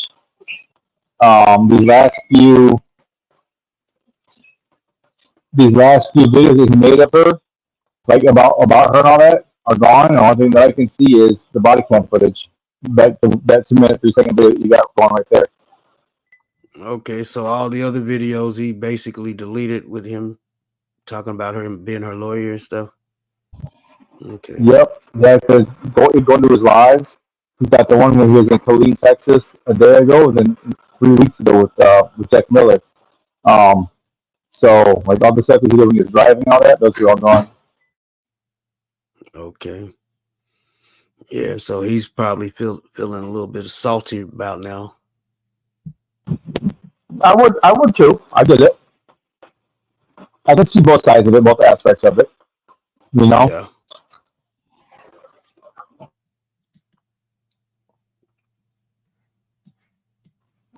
this just means he can focus on the Harvey Freebird incident that happened down in Galveston. Obstacles at work, baby.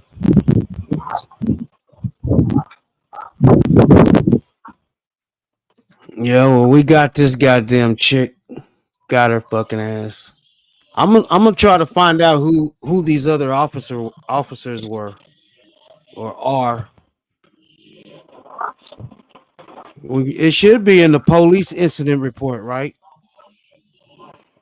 And They better do you be. know if that's Yes, you do all. you know do you know if that's online or not?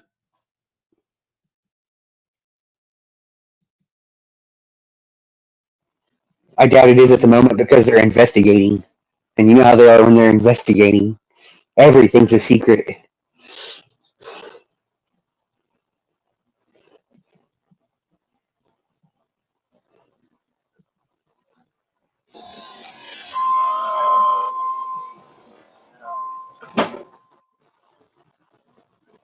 Yeah, they all in trouble. I bet they all fucking worried right about now.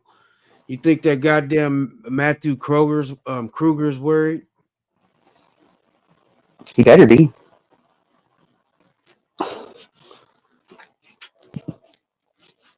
He probably isn't though because corruption backs corruption in the justice system. Probably sleeping like a baby. I wonder if we can. Try to think if there's a duty roster that we can Poll for that get. night. Yeah, That's a good idea. they're all going to have to submit a supplemental report as or at least witness statements. So you'll have the primary police report by Kruger, then you'll have supplemental reports by um, everybody else, Witnessing like anyone witnessing that showed up, officers. sergeants. Yeah, every officer that was on scene, even the ones that were in the street, the one that's sitting in his car at the end, the ones that showed up later, they're all going to have to provide supplemental reports. Hope they all line up. They probably will. They talk to each other.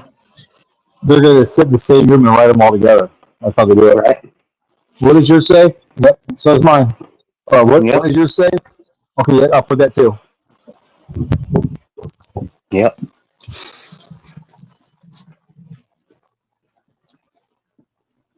I've seen it and been part of it, believe it or not.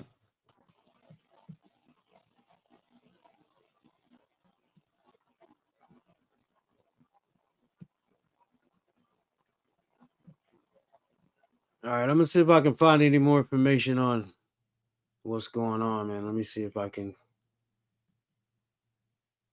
Hey, Brandon, you got a video of yours we can play? Cause I want to play some of your stuff. I know you got some good stuff. You can play my arrest if you want. All right, drop me the link and I'll play it.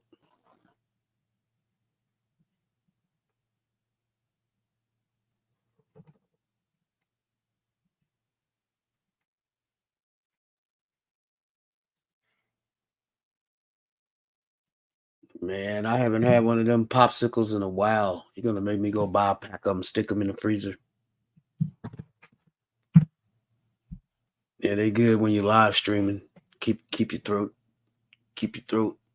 from being all scratchy and itchy. Yeah, I need to get me some music, man. Let me see if I can find some soundtracks and shit. Instrumental.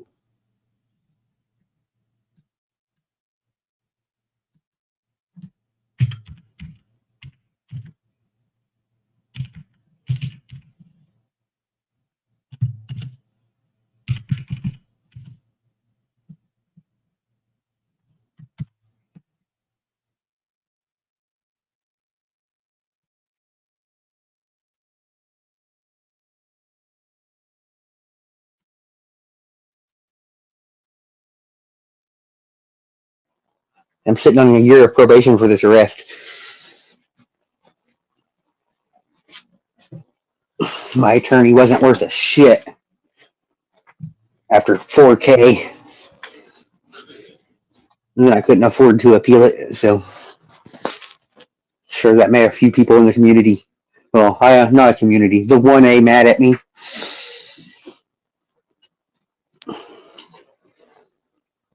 Well, that's why you gotta have like a good foundation, man. You gotta have some money put up, a lawyer, all that shit, Yeah, man. well, Because I wasn't ready.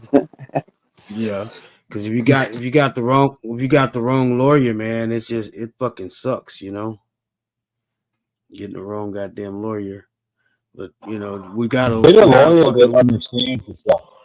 Get a lawyer that understands 1A stuff. Um, or if they don't, like I've never heard of 1A case. Well, do you mind sitting with me for a little while? Let me explain some things, give you some case law to maybe look into so you understand where we're coming from. Which my attorney didn't do 1A stuff before, but she started getting into it. She's like, I love this shit. So I have her on a permanent retainer. I give her $1 a year for retainer. My attorney didn't use any case law or anything. He basically gave the judge a reach around.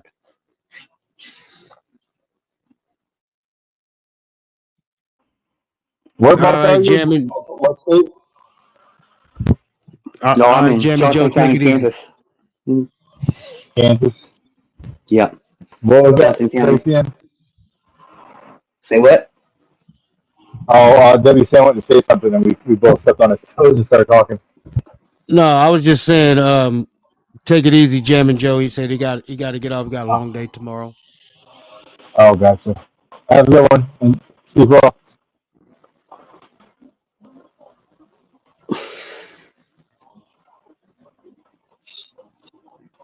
Well, see, Hammer, CJ was going to do that, but with him not being her attorney anymore, he has no need to go to the grand jury to get her indicted, or get him indicted. So that's what we left on the city and the prosecutor and whoever her new attorney is. That's what we're going to do.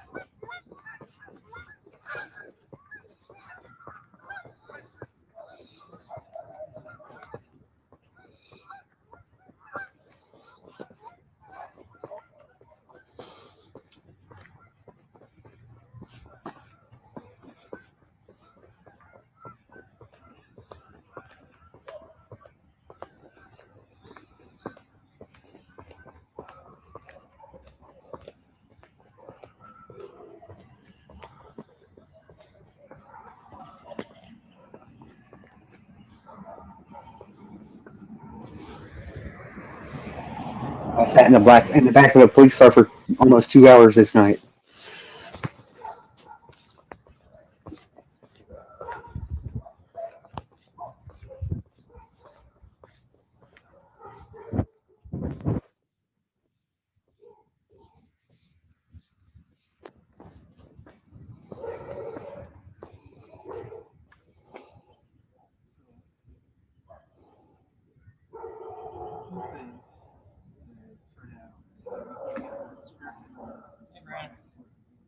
suck my dick. I'm just saying, right? Write me another fucking ticket. I'm not writing you a ticket, dude. Who are you? Monster Kelly. I talked to you before. Oh yeah, remember? you're a good guy. I forgot. I This guy is actually a good guy. was just gonna say hi to you, man. I wasn't trying to run you off. Airbos. I'm bleeding, so I don't want to touch you. No airbos. Here, there you go. If you can, please just try. No, honestly, public sidewalk, bro. Fuck off. Cool. If you want to stay out here, Public sidewalk, bro. Fuck off.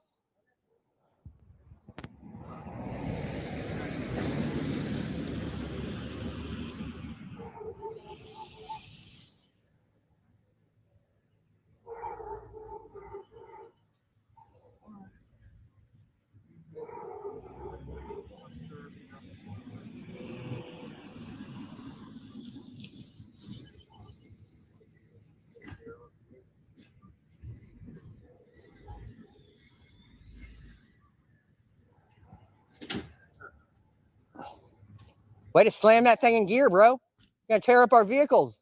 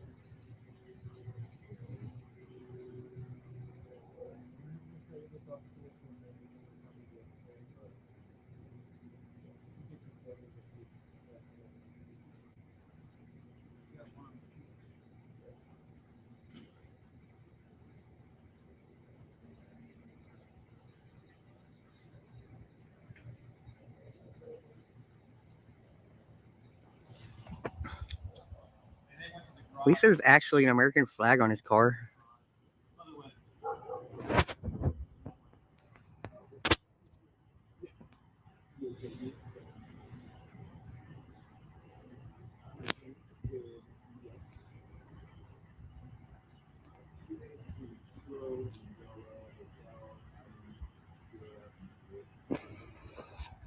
Car number 123. Apparently doesn't know how to drive very well. Well, we got an unmarked. Oh, Officer Kelly. Can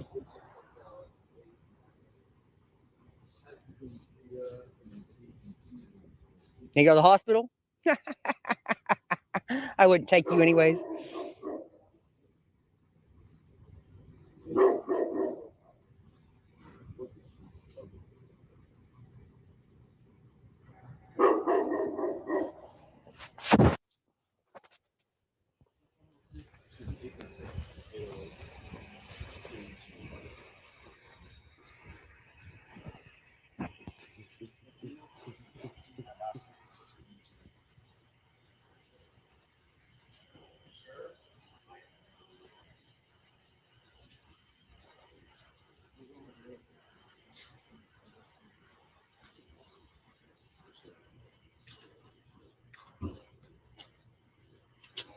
Must be cold out there.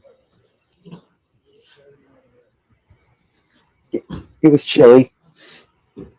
Late January.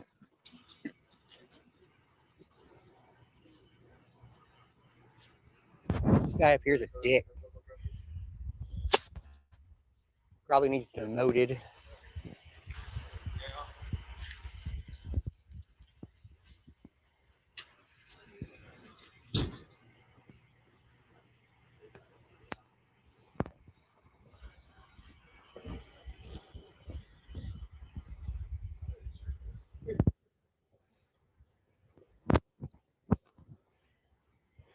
Why'd you slam that car in the park? You know, tear up the transmission.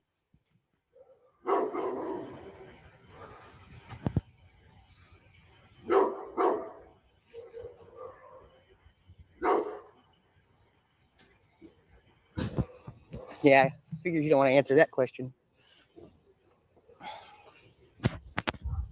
Why'd he slam that car in the park?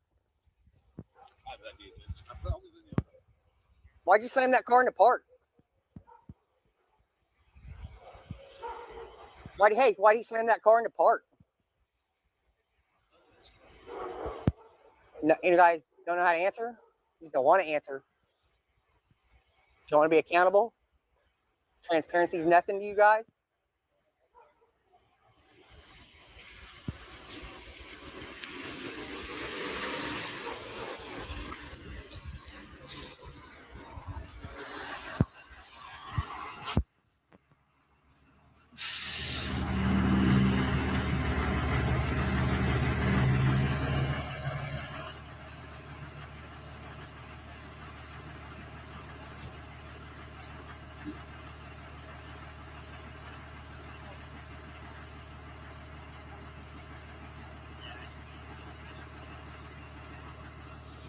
So why'd you slam that car in the park, bro?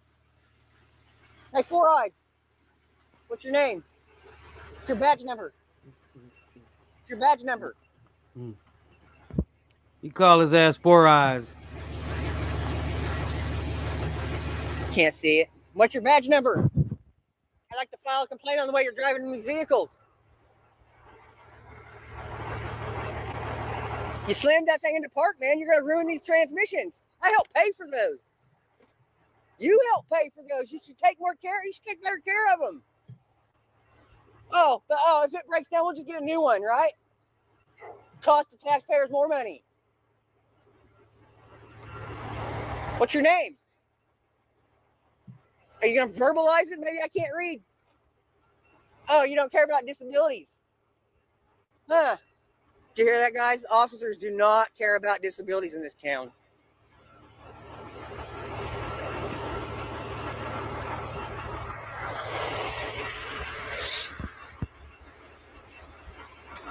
Fucking bitch.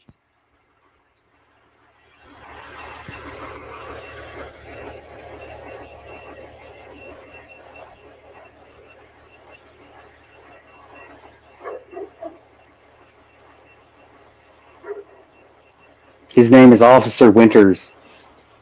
And the other one that arrests me is Corporal Wagner, which is now promoted to sergeant. Might want to tackle me, put your knee on my throat till you become dead or something. Guys, come on. No, talking to you is speech. What's his name and badge number? What's his name and badge number? I just want his name and badge number. All right, I'm walking away. I'm walking away. You are now under arrest. I'm walking away. Behind your back. All right, let me put it in my pocket. Let me put it in my I will pocket. take care of it.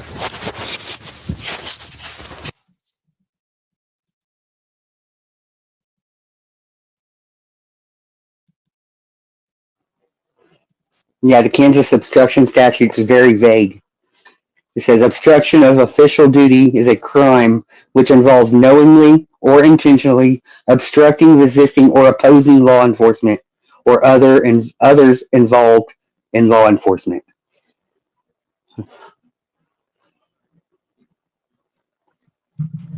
That shit crazy. They just be ready to take you to jail. Oh, you didn't Ask walk good away questions, fast. get you arrested. You didn't walk away fast enough. I'm sitting on probation for the tone of my speech and my rapid fire questioning. That's what the judge said specifically. So what was the deal? What was Have the you deal with the appealed it? lawyer? My lawyer was a piece of shit, didn't do nothing. Didn't use no case law, didn't do nothing. Basically gave the judge a reach around. Then wanted to charge me another $6,000 to take it to appeal. Could you not? Did you I have a paid him private attorney to $4,000. begin with? I paid him. Did you Yeah, try I paid an attorney. Did you try Say what? filing for indigency for the appeal? I didn't hear you. Say that again. Did you try indigency for the appeal to get a foreign attorney for the appeal? He wanted $6,000 to appeal it. No, get a different attorney. I didn't. I had 15 days to decide and get it done, and I decided to stuff in case. Yeah, that sucks though, man. Because you got that on Yeah, the record sitting there. How long's it yeah. been? I'm on probation till 12/19. I had How long's it been what, since the arrest or since trial? since trial? 12/19 of last year. So you're gonna get 1 year probation. All right. Yep, I got Let one me year bring something up. probation and a $300 fine. Well, it's unsupervised probation, so basically just don't get in trouble. So how long you say you're going to be on probation? 12/19 of this year, Okay. 4 days before my birthday. So 12, 19, 26, you can have it expunged. Oh yeah. Yeah.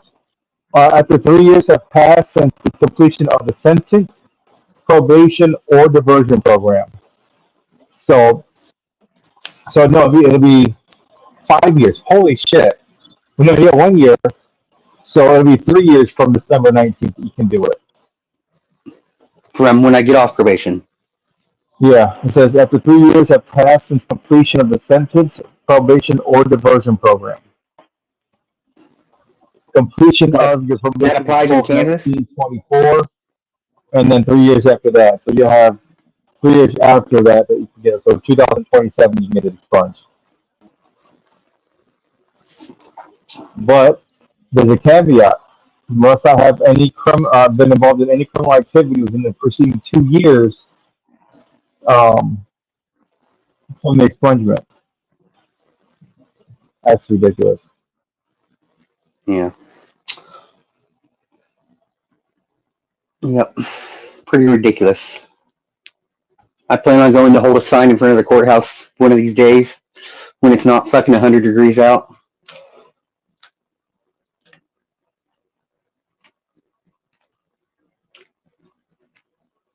But the judge literally I'm said sorry, Brandon, I missed it. What was that, bud? I said I'm gonna go hold a sign out in front of the courthouse when it's not 100 degrees out, just to let everybody know that she's a tyrant cunt. Hunt.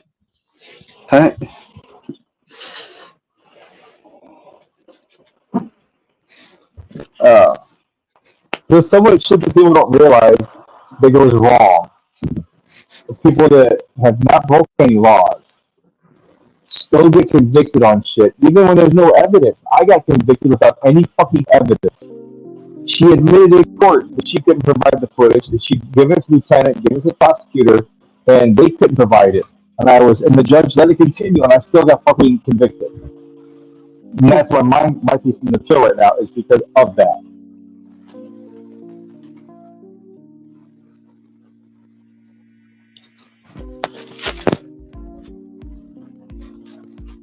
Hey, can you guys hear the music? Yeah, I can hear it. Is it too loud, too low? I can't hear It's any. mild. It's fine. No, I don't need to hear it. I can't hear it at all. But I've only got one earbud in, so that's probably why. Yeah, it's just some background noise. I'm just making it for background noise. That's all. Yeah, man. So I think it's gonna get worse before it get any better, though. When it comes to dealing with these damn police, especially like they say, if Trump get in the office and he's gonna give them more power. That's the only thing I don't like about Trump. Anything else, I like him. But when it comes to giving the police more power, I don't like that shit at all, man. Giving police absolute immunity is going to cause a lot of problems. And it's going to make us, the victims, it's going to want to the point where they can just do whatever the fuck they want. And we can't do shit about it except fight back. And that will push into, I wouldn't say a civil war, but it might push into some unneeded self-defense situations. Yeah, it's going to lead to a civil war. It's going to get crazy. People always say it's going to be civil, but I think it's going to be another revolution because we got to take it back.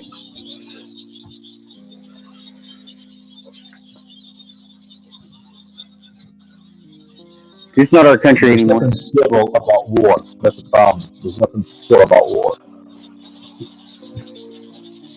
Yeah, that's like an oxymoron. Like a good cop.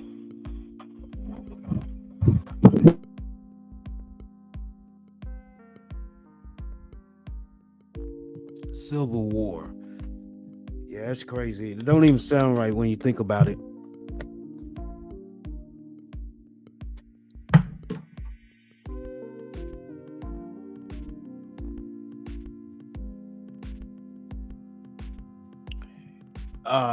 I wanted to review a live stream we did. Let me see if I can pull it up.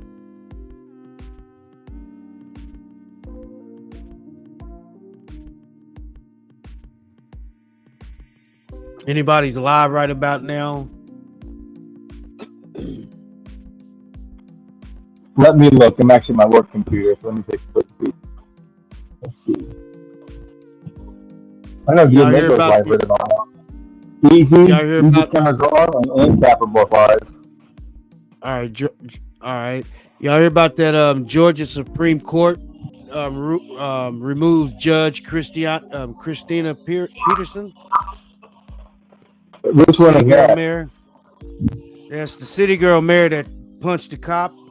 I guess she was at the club. She got drunk. Cop came in and I guess he was trying to arrest her friend, and she jumped in and slapped him, and then he arrested her ass. And I did not hear about that. So Easy cameras on is here, but I don't see Easy in here. So let's see what else is called ANCAP. ANCAP is on a watch with Police K9 on the phone, the domestic violence call.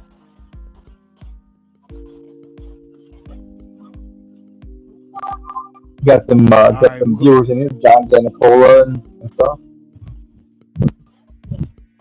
Parlap is in here. Tiff. Stu.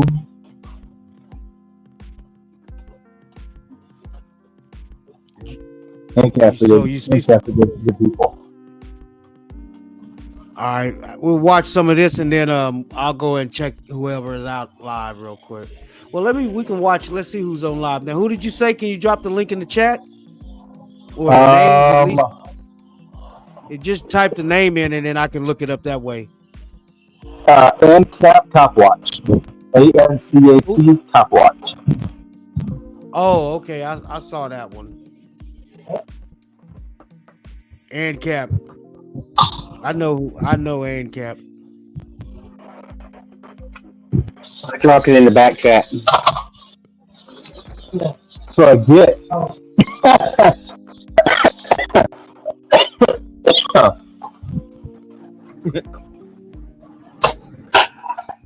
Funny, right? What are you doing? Fast as hell.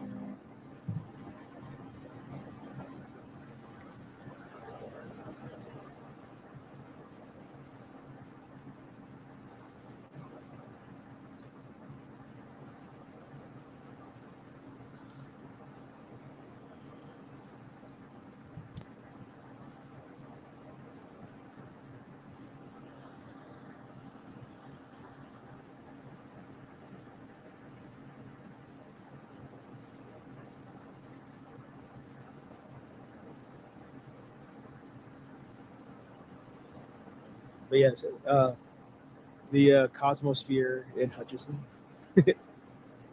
Yeah. Sorry.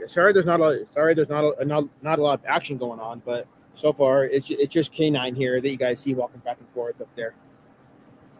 I've been a bunch of times. Oh, that is awesome, Blue. That is very awesome.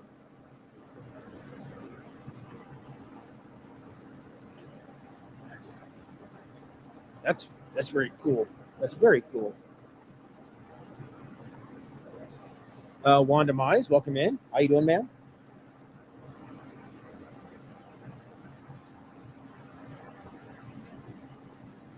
I've never, but I need to go. Oh, nice, John. Very nice.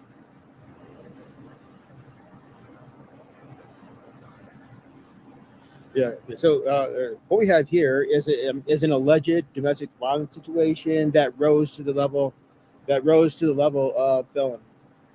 So all the units on scene right now are police as well as K9. Yeah. This is my second police situation of the night. So like two major police situations in one night.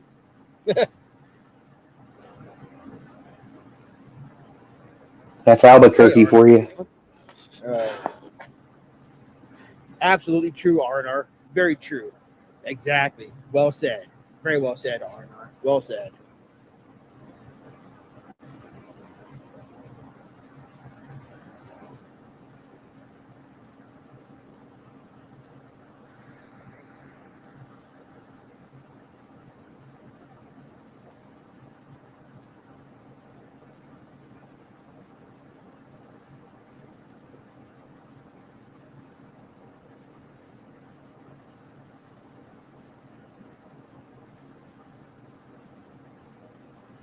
Hey, JC, how you doing?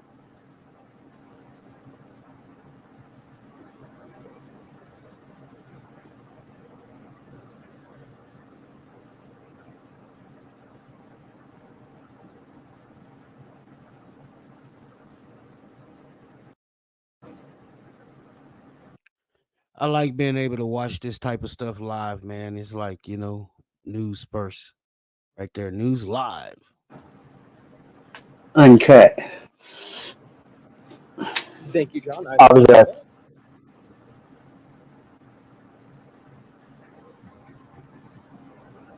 Yeah. So far, what's going on is, in the situation, K9 is going into the house. K9 is going into the house to try to get the suspect out.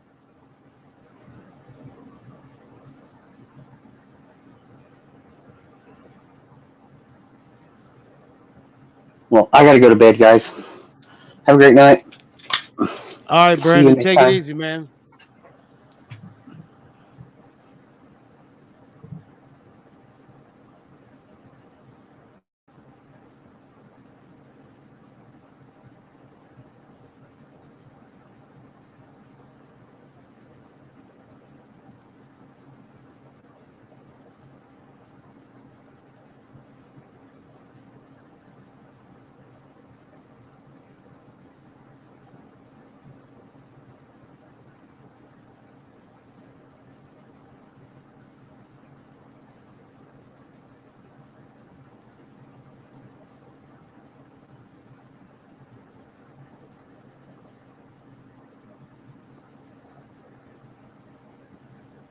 There's a lot of units here.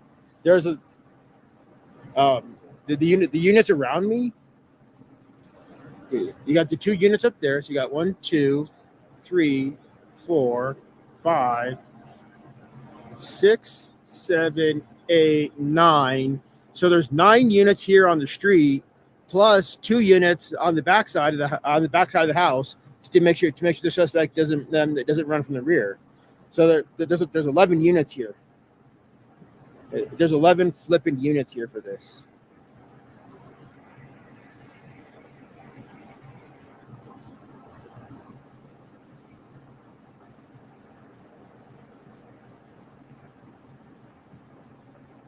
I don't see. Wait, did I miss Farlap? I mean, I'm scrolling and I don't see Farlap. What the hell? I don't see Farlap. What the flip? Did I miss something? Oh, there he is. Hey, Farlap, how you doing? Good to see you. Always a pleasure to see you, Farlap. Yeah, this is a domestic situation that rose to the level of felony, and K9 got sent in, and that's where we're at now. Oh no, that's tragic. I'm sorry to hear, Farlap. I really hope you get well soon. Being sick sucks. I hope it's not the coof.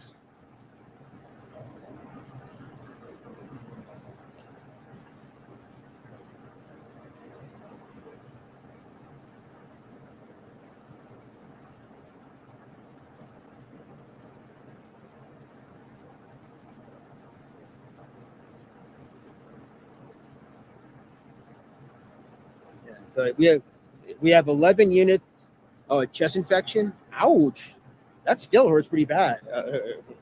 I had one of those when I was like a teenager. That shit hurts. I really do hope you get well soon.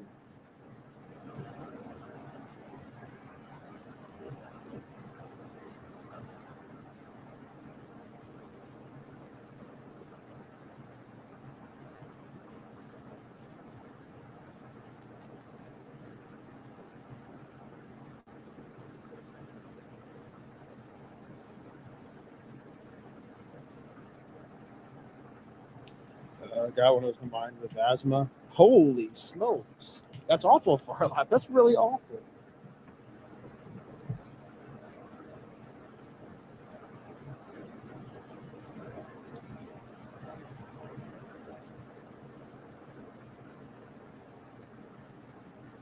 Been on steroids for wow. Wow.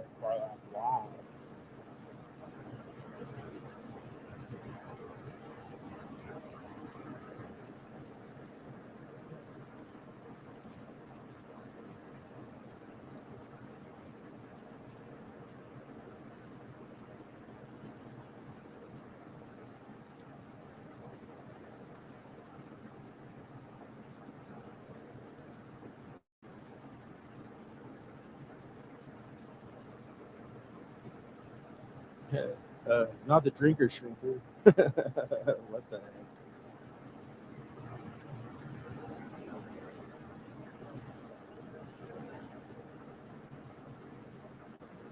We got there's 11 units on scene for this. There's 11 units here. There's nine units on the street next to me, and then there's 2 more units on the other side, and there's 2 more units on the other side behind. So I count 11 units for this. Tiff, how you doing? Welcome in. Yes, please sub to This Is Rockstar as well. For those of you who don't know, that's Mario's new channel. He does various comedy shorts, YouTube shorts. So please do sub to This Is Rockstar as well.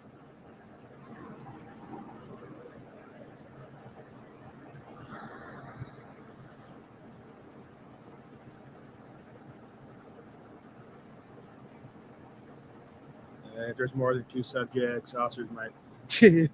Well, Wanda, there's 9 units here. There's 9. They said there's 9 units here, so there's a good handful of officers on scene.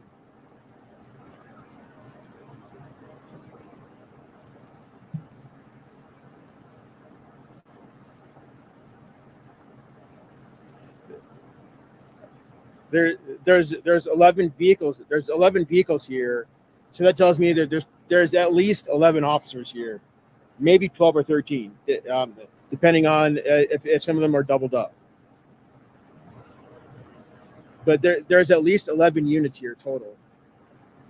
So there's at least 11 officers on scene.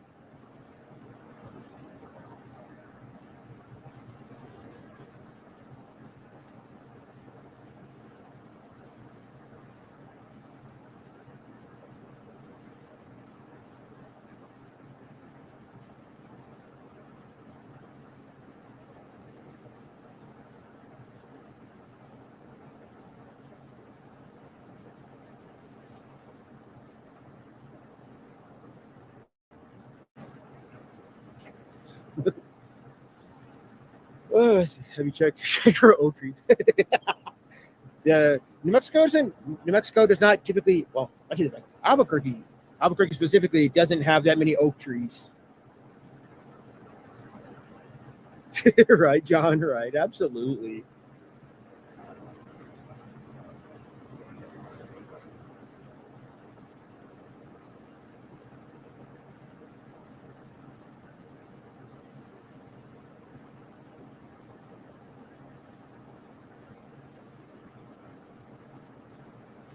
How much has happened since K9 went in?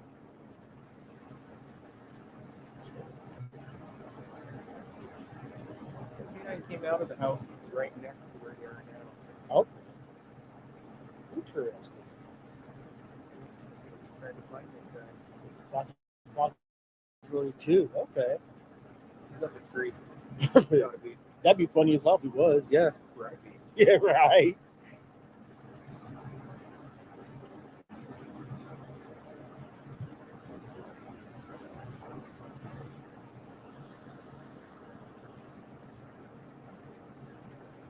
I think they were getting scared, right? They keep searching this house. This like the white fence there keeps shining the spotlight there.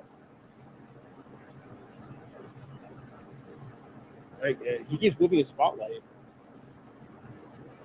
or she, whatever the officer may be.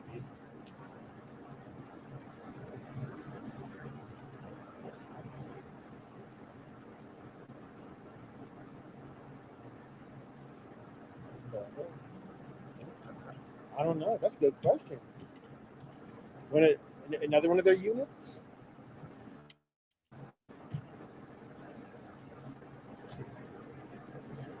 Scooby, how you doing?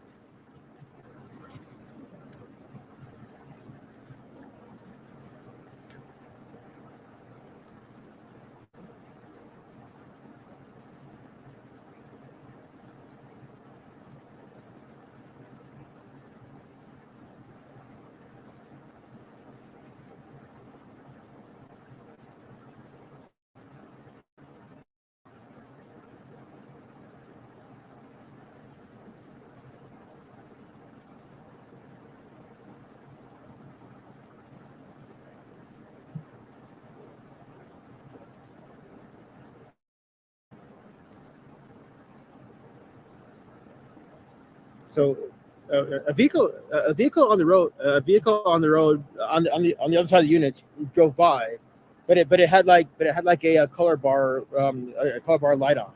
I don't know what kind of vehicle that was, but that was interesting. How you doing, Scooby? Welcome in.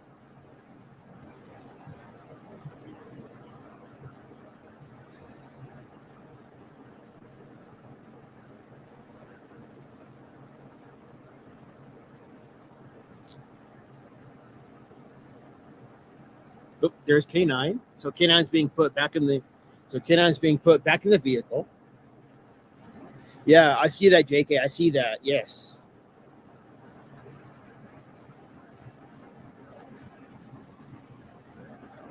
Yeah, I see that. K9 got put right back in the vehicle right as you said that.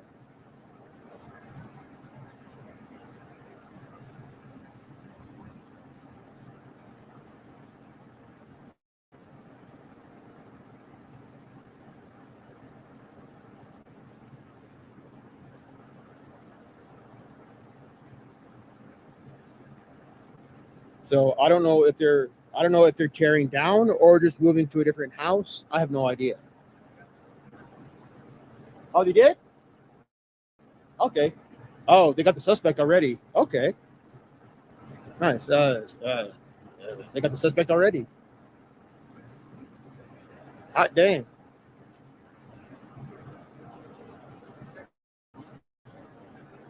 What?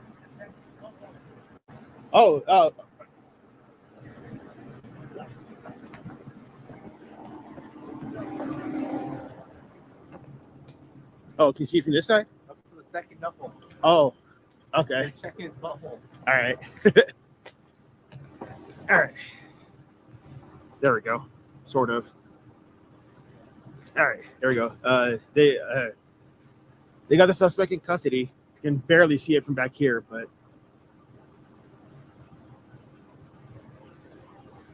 hope everyone's having good. I am Scooby. Thank you for asking. So the waste of the dog's time, right, John? Absolutely. You got his pants down his ankles. Looks like a three knuckler now.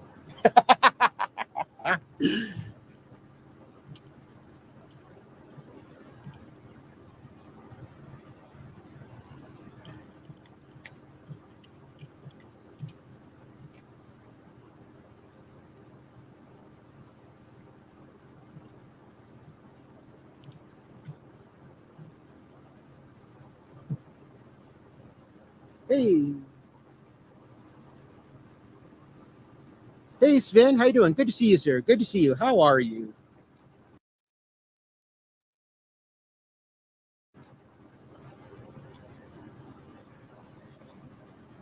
So K9 So the K9 unit got the suspect.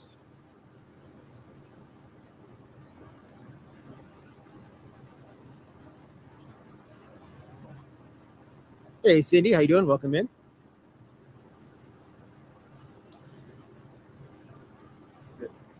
K9 got the suspect. So this one didn't. So this one didn't need the freaking dozer and all that. I'm glad to see that.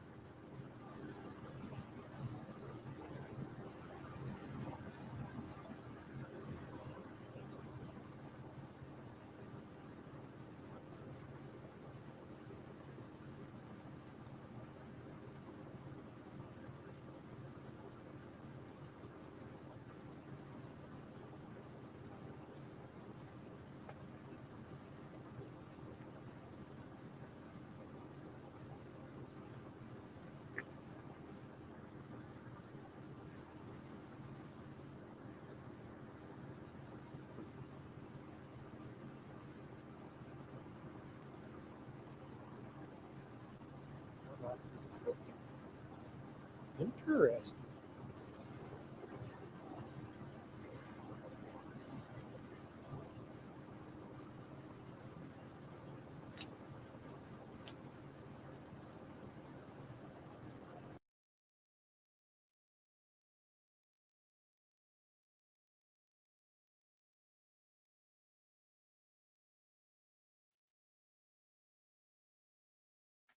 The Georgia Supreme Court has terminated Peterson, who was already... Georgia probate judge Christina Peterson made headlines recently after police body cam reportedly caught her on tape assaulting a police officer.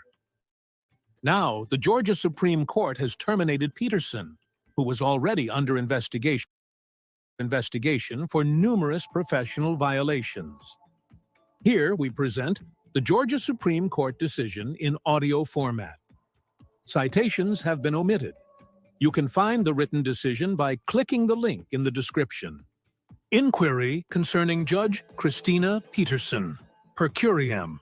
We have explained before that the judiciary's judgment will be obeyed only so long as the public respects it, and that respect will not long survive judges who act in a manner that undermines public confidence in their judgment and integrity. In this case, Douglas County Probate Court Judge Christina Peterson has been charged with a number of violations of the Code of Judicial Conduct, CJC, including a number of violations that the Judicial Qualifications Commission, JQC, says exhibited a pattern of judicial misconduct while in office. The JQC hearing panel found that Judge Peterson violated multiple rules in the CJC and that those violations warrant her removal from the bench. We agree that removal is warranted here. As we explain more below, the hearing panel found that the director proved by clear and convincing evidence 28 of 30 counts, alleging that Judge Peterson violated the CJC and that discipline is authorized under the Georgia Constitution for 20 of those 28 counts. With respect to all 20 of those counts, we conclude that the hearing panel's findings are not clearly erroneous, and we agree with and affirm the hearing panel's conclusion that Judge Peterson's misconduct warrants discipline with respect to 12 of them, because the director met her burden of showing that Judge Peterson's conduct constituted willful misconduct in office or conduct prejudicial to the administration of justice, which brings the judicial office into disrepute. The seriousness of certain of those violations, the pattern of misconduct the director proved by clear and convincing evidence, and the adverse demeanor and credibility determinations the hearing panel made after observing live testimony from Judge Peterson all contribute to the conclusion we reach today. 1. Background and procedural history. Judge Peterson was admitted to the State Bar of Georgia in 2013, and on March 5, 2020, she qualified to run for the office of Judge of the Douglas County Probate Court, and therefore became a judicial candidate for purposes of the CJC. In June 2020, she won a contested primary election. She then won the general election, in which she was unopposed, and she was sworn in for a 4-year term as the Douglas County Probate Court judge on December the 29th, 2020. In September 2021, the JQC filed formal charges against Judge Peterson, alleging several violations of the CJC. The JQC amended its charges in February 2022 and again in July 2022, alleging 50 counts of misconduct. The JQC director dismissed 20 counts before and during the final hearing, which was held over the course of 7 days, beginning in September 2023 and concluding in February 2024, leaving 30 counts remaining for the hearing panel's resolution. The hearing panel issued a report and recommendation on March 31st, 2024, finding that the director had proven 28 of the 30 counts by clear and convincing evidence, but that discipline was authorized pursuant to the Georgia Constitution for only 20 of those counts. In so doing, the hearing panel concluded that Judge Peterson had violated multiple rules in the CJC and recommended as a sanction that this court remove her from office.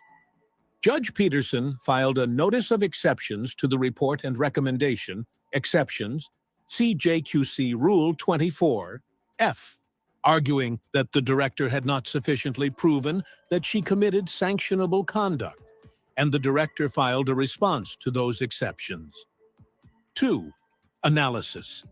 As discussed more below, we agree with and affirm the hearing panel's conclusion that Judge Peterson's misconduct with respect to 12 of the 20 counts, counts 13, 28, 30, 35, 37, 39, 40, and 42, at issue here was proven by clear and convincing evidence and warrants discipline.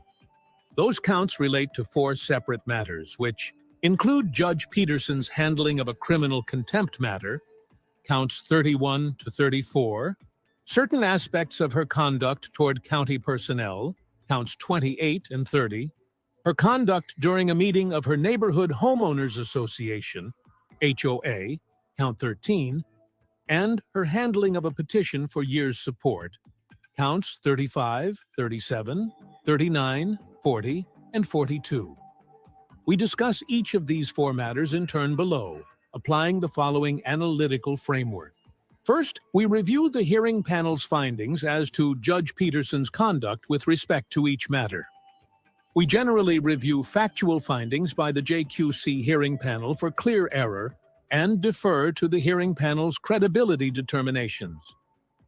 Judge Peterson's primary argument in her exceptions to the report and recommendation is that the hearing panel's factual findings as to each of the matters at issue are clearly erroneous, because the panel either failed to credit or to expressly mention in its report and recommendation evidence that Judge Peterson says supported different findings. In this respect, Judge Peterson devotes dozens of pages in her exceptions to recounting this other evidence. But we need not and do not detail most of that evidence below. Although Judge Peterson is correct that some of the evidence she notes, if credited by the hearing panel, could have supported different findings, the record in this case does not compel those different findings. To the extent the record contains evidence that could support findings in either direction, the hearing panel was authorized to make the findings that it did. After thoroughly reviewing the record and the parties' briefing, we conclude that the findings the hearing panel made that are material to our ultimate conclusion in this case are not clearly erroneous, and we defer to the findings that the hearing panel made, as outlined below. Second, we consider whether these findings support the hearing panel's conclusions that Judge Peterson's actions, with respect to each matter, amounted to violations of the CJC rules the JQC charged. In considering whether the director has proven violations of the CJC, we employ a clear and convincing proof standard. And we review the hearings panel's legal determinations de novo. As explained below, we agree with the hearing panel's conclusions that Judge Peterson violated multiple rules in the CJC. Third, our review of the hearing panel's findings and conclusions is necessarily conducted through the lens of the Georgia Constitution, and specifically the grounds for discipline that the Georgia Constitution authorizes. Article 6, Section 7, Paragraph 7A of the Georgia Constitution, Paragraph 7A, sets out 5 grounds for discipline: for willful misconduct in office, or for willful and persistent failure to perform the duties of office, or for habitual intemperance, or for conviction of a crime involving moral turpitude, or for conduct prejudicial to the administration of justice, which brings the judicial office into disrepute.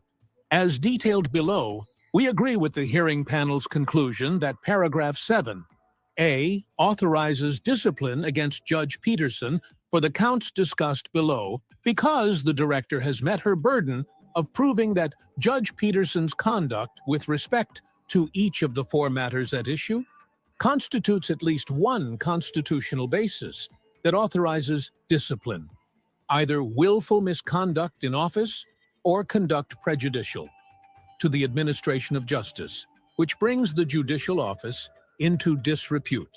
We then briefly review the hearing panel's findings as to the 8 remaining counts: counts 14, 15, 19, 21, 38, 41, 43, and 50, that the panel found were proven by clear and convincing evidence and warranted sanction. Although those findings are not clearly erroneous, we need not decide whether the hearing panel correctly concluded that Judge Peterson's conduct as to those counts constituted violations of the CJC and warrants discipline, because affirmance of those counts is not necessary to reach our ultimate conclusion that Judge Peterson's removal from the bench is the proper sanction in this case. Finally, after reviewing all of the conduct underlying Judge Peterson's numerous violations of the CJC, we assess the proper sanction. On that point, we agree with the hearing panel that removal from office is the appropriate discipline here. We now apply the analytical framework described above, beginning with an evaluation of the counts that the hearing panel found were proven by clear and convincing evidence and with which we agree warrant discipline. We address first the most troubling allegation: Judge Peterson's handling of a criminal contempt matter. A. Handling of a criminal contempt matter, counts 31 to 34. 1. The hearing panel's findings are not clearly erroneous as to the material facts pertaining to counts 31 to 34. With respect to counts 31 to 34, the hearing panel found the following facts pertaining to Judge Peterson's handling of a criminal contempt matter. On August 2, 2021, a petitioner who is a naturalized United States citizen but born in Thailand filed in the Douglas County Probate Court a petition to amend her marriage license application, which she had filed with the court in May 2016. The petitioner sought to correct the name she had listed as her father's name on the marriage license application. In support of her petition, the petitioner attached a copy of her birth certificate, which had been translated from Thai into English.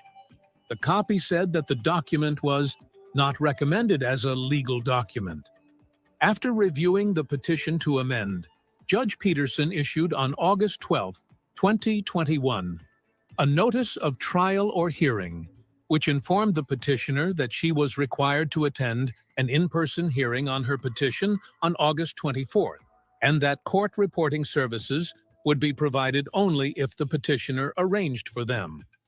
The notice made no mention of any charges of contempt and did not advise the petitioner that she was entitled to have counsel present.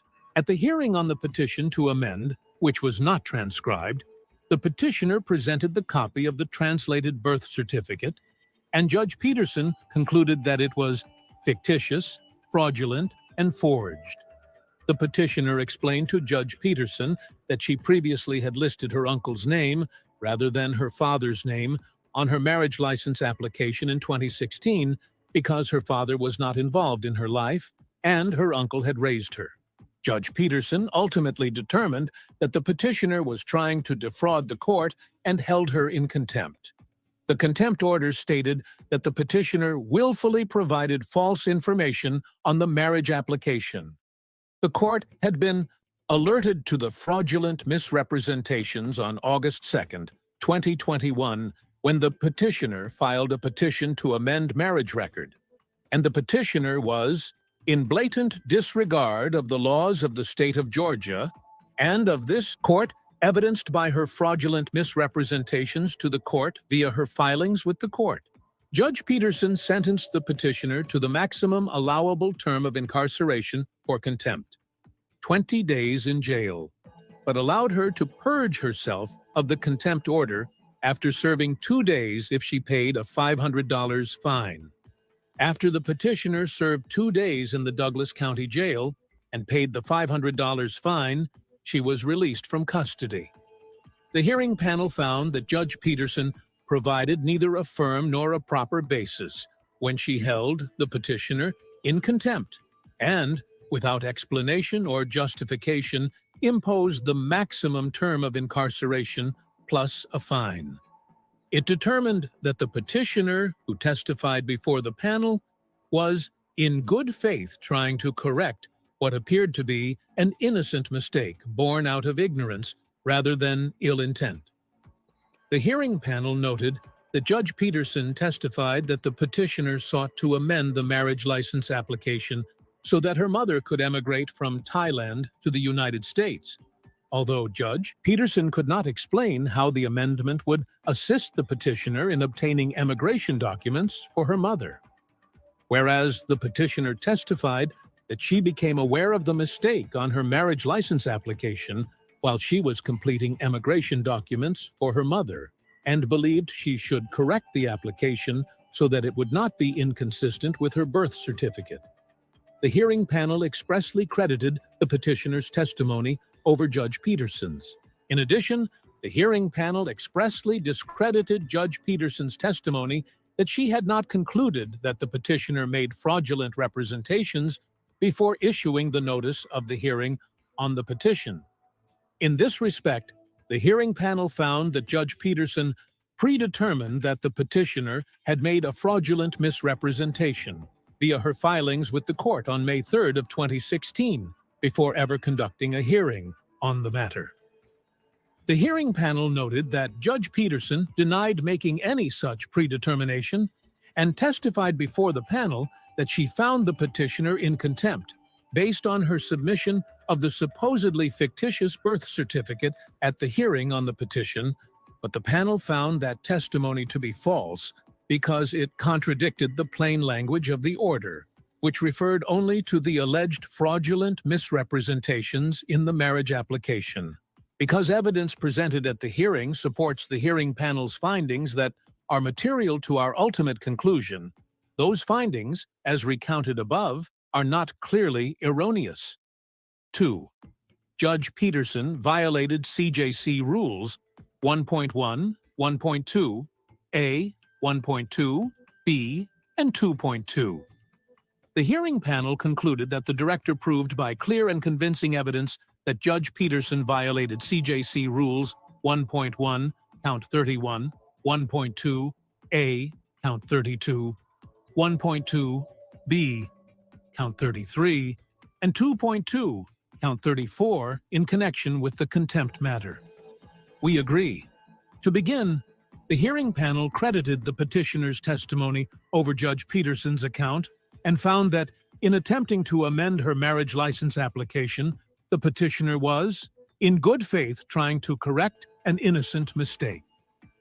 After affording proper deference to that credibility determination, it is clear to this court that Judge Peterson's contempt ruling was baseless. In response to the petitioner's good faith effort to amend her marriage license application so that it would not be inconsistent with her birth certificate, Judge Peterson made an unsubstantiated finding that the petitioner was somehow attempting to defraud the court, and then unjustifiably held her in contempt.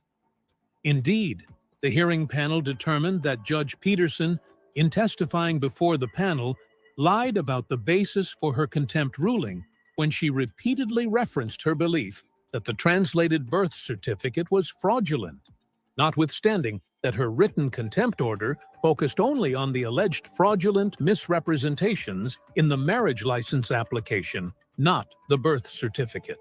Judge Peterson's untruthful testimony in this respect underscores her conscious wrongdoing in determining that the petitioner had defrauded the court before issuing the notice of the hearing on the petition.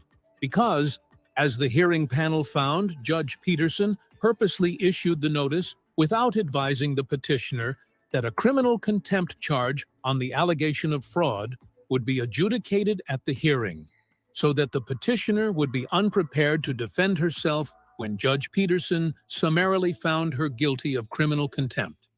As we explain below, these actions of misconduct evinced a willful disregard for the basic requirements of due process. It is well established that criminal contempt is a crime in the ordinary sense, and criminal penalties may not be imposed on someone who has not been afforded the protections that the Constitution requires of such criminal proceedings. In this respect, although a judge may announce punishment summarily and without further notice or hearing when contumacious conduct occurs in the judge's presence and threatens a court's immediate ability to conduct its proceedings, such as where a witness refuses to testify or a party disrupts the court. When the alleged contumacious acts are committed outside the judge's presence, due process requires that the alleged offender is entitled to more normal adversary procedures. Here, Judge Peterson's contempt order shows that her ruling was based on the petitioner's allegedly providing fraudulent information on her marriage license application. Conduct that necessarily happened outside Judge Peterson's presence, since the petitioner filled out the application and submitted it to the court more than 5 years before being ordered to appear for a hearing. And as discussed above, the hearing panel discredited Judge Peterson's testimony to the contrary. Even assuming for the sake of argument that the information the petitioner initially supplied the court was fraudulent, and also assuming that filing such information could warrant a sanction of criminal contempt, the petitioner's alleged conduct constituted indirect contempt at most, such that the petitioner was entitled to the due process protections generally afforded to other criminal defendants. Thus, before holding the petitioner in contempt, Judge Peterson was required to advise the petitioner of the contempt charges, provide her a reasonable opportunity to respond to them, and permit her the assistance of counsel and the right to call witnesses, among other processes and protections. As the hearing panel determined, however, Judge Peterson provided the petitioner none of these foundational due process protections before sentencing her to serve 20 days in jail. Even worse, the panel concluded that Judge Peterson decided that the petitioner had committed fraud on the court before she issued the notice of the hearing on the petition, and then purposely issued the notice in a way that failed to advise the petitioner that a criminal charge would be adjudicated at the hearing. As the hearing panel pointed out, the contempt order stated that Judge Peterson was alerted to the petitioner's alleged fraudulent misrepresentations on August 2, 2021, when the petitioner filed a petition to amend marriage record. Yet, Judge Peterson's notice of the hearing on the petition, which was issued 10 days after Judge Peterson was alerted to the alleged fraud, provided the petitioner no notice of the contempt charge, such that the petitioner could obtain counsel or meaningfully defend against the charge before she was summarily found guilty and sentenced. Noting that Judge Peterson testified that she knew the difference between direct and indirect contempt because she had previously researched the issue, the hearing panel determined that Judge Peterson knew the procedures she employed failed to meet due process requirements when she predetermined that the petitioner committed criminal contempt, issued the notice of the hearing without informing the petitioner that the criminal contempt matter would be adjudicated, ambushed the petitioner at the hearing by alleging that she had committed a crime, summarily found the petitioner guilty and sentenced her, and then lied about her actions in her testimony before the panel. Given these circumstances, we have no difficulty concluding, as the hearing panel did, that the director proved by clear and convincing evidence that Judge Peterson failed to comply with the law in violation of CJC Rule 1.1 by failing to provide the petitioner basic due process protections in a criminal proceeding. Acted in such a manner as to severely diminish public confidence in the integrity and impartiality of the judiciary, in violation of CJC Rules 1.2, A and B, and failed to adjudicate the contempt matter fairly, in violation of CJC Rule 2.2. 3. Judge Peterson's conduct constitutes willful misconduct in office, such that discipline is authorized under paragraph 7, A of the Georgia Constitution. Having determined that Judge Peterson violated CJC Rules 28 1.1, 1.2, A, 1.2, B, and 2.2, we now turn to whether the Georgia Constitution authorizes discipline for these violations. In its report and recommendation, the hearing panel found that Judge Peterson's actions regarding this incident constituted willful misconduct in office because she acted in bad faith. The hearing panel's factual findings that Judge Peterson's conduct involved bad faith are supported by the record and are therefore not clearly erroneous. Based on those findings, we agree that Judge Peterson's actions constituted willful misconduct in office and that discipline is authorized. We interpret willful misconduct in office to mean actions taken in bad faith by the judge acting in her judicial capacity. And, as we recently explained, bad faith generally encompasses at least two characteristics: that the duty breached by the actor was known to that actor, and that the actor was acting with some self-interest or ill will. It certainly must involve something more than negligence. Bad faith is not simply bad judgment or negligence, but it imports a dishonest purpose or some moral obliquity and implies conscious doing of wrong, and means breach of known duty through some motive of interest or ill will.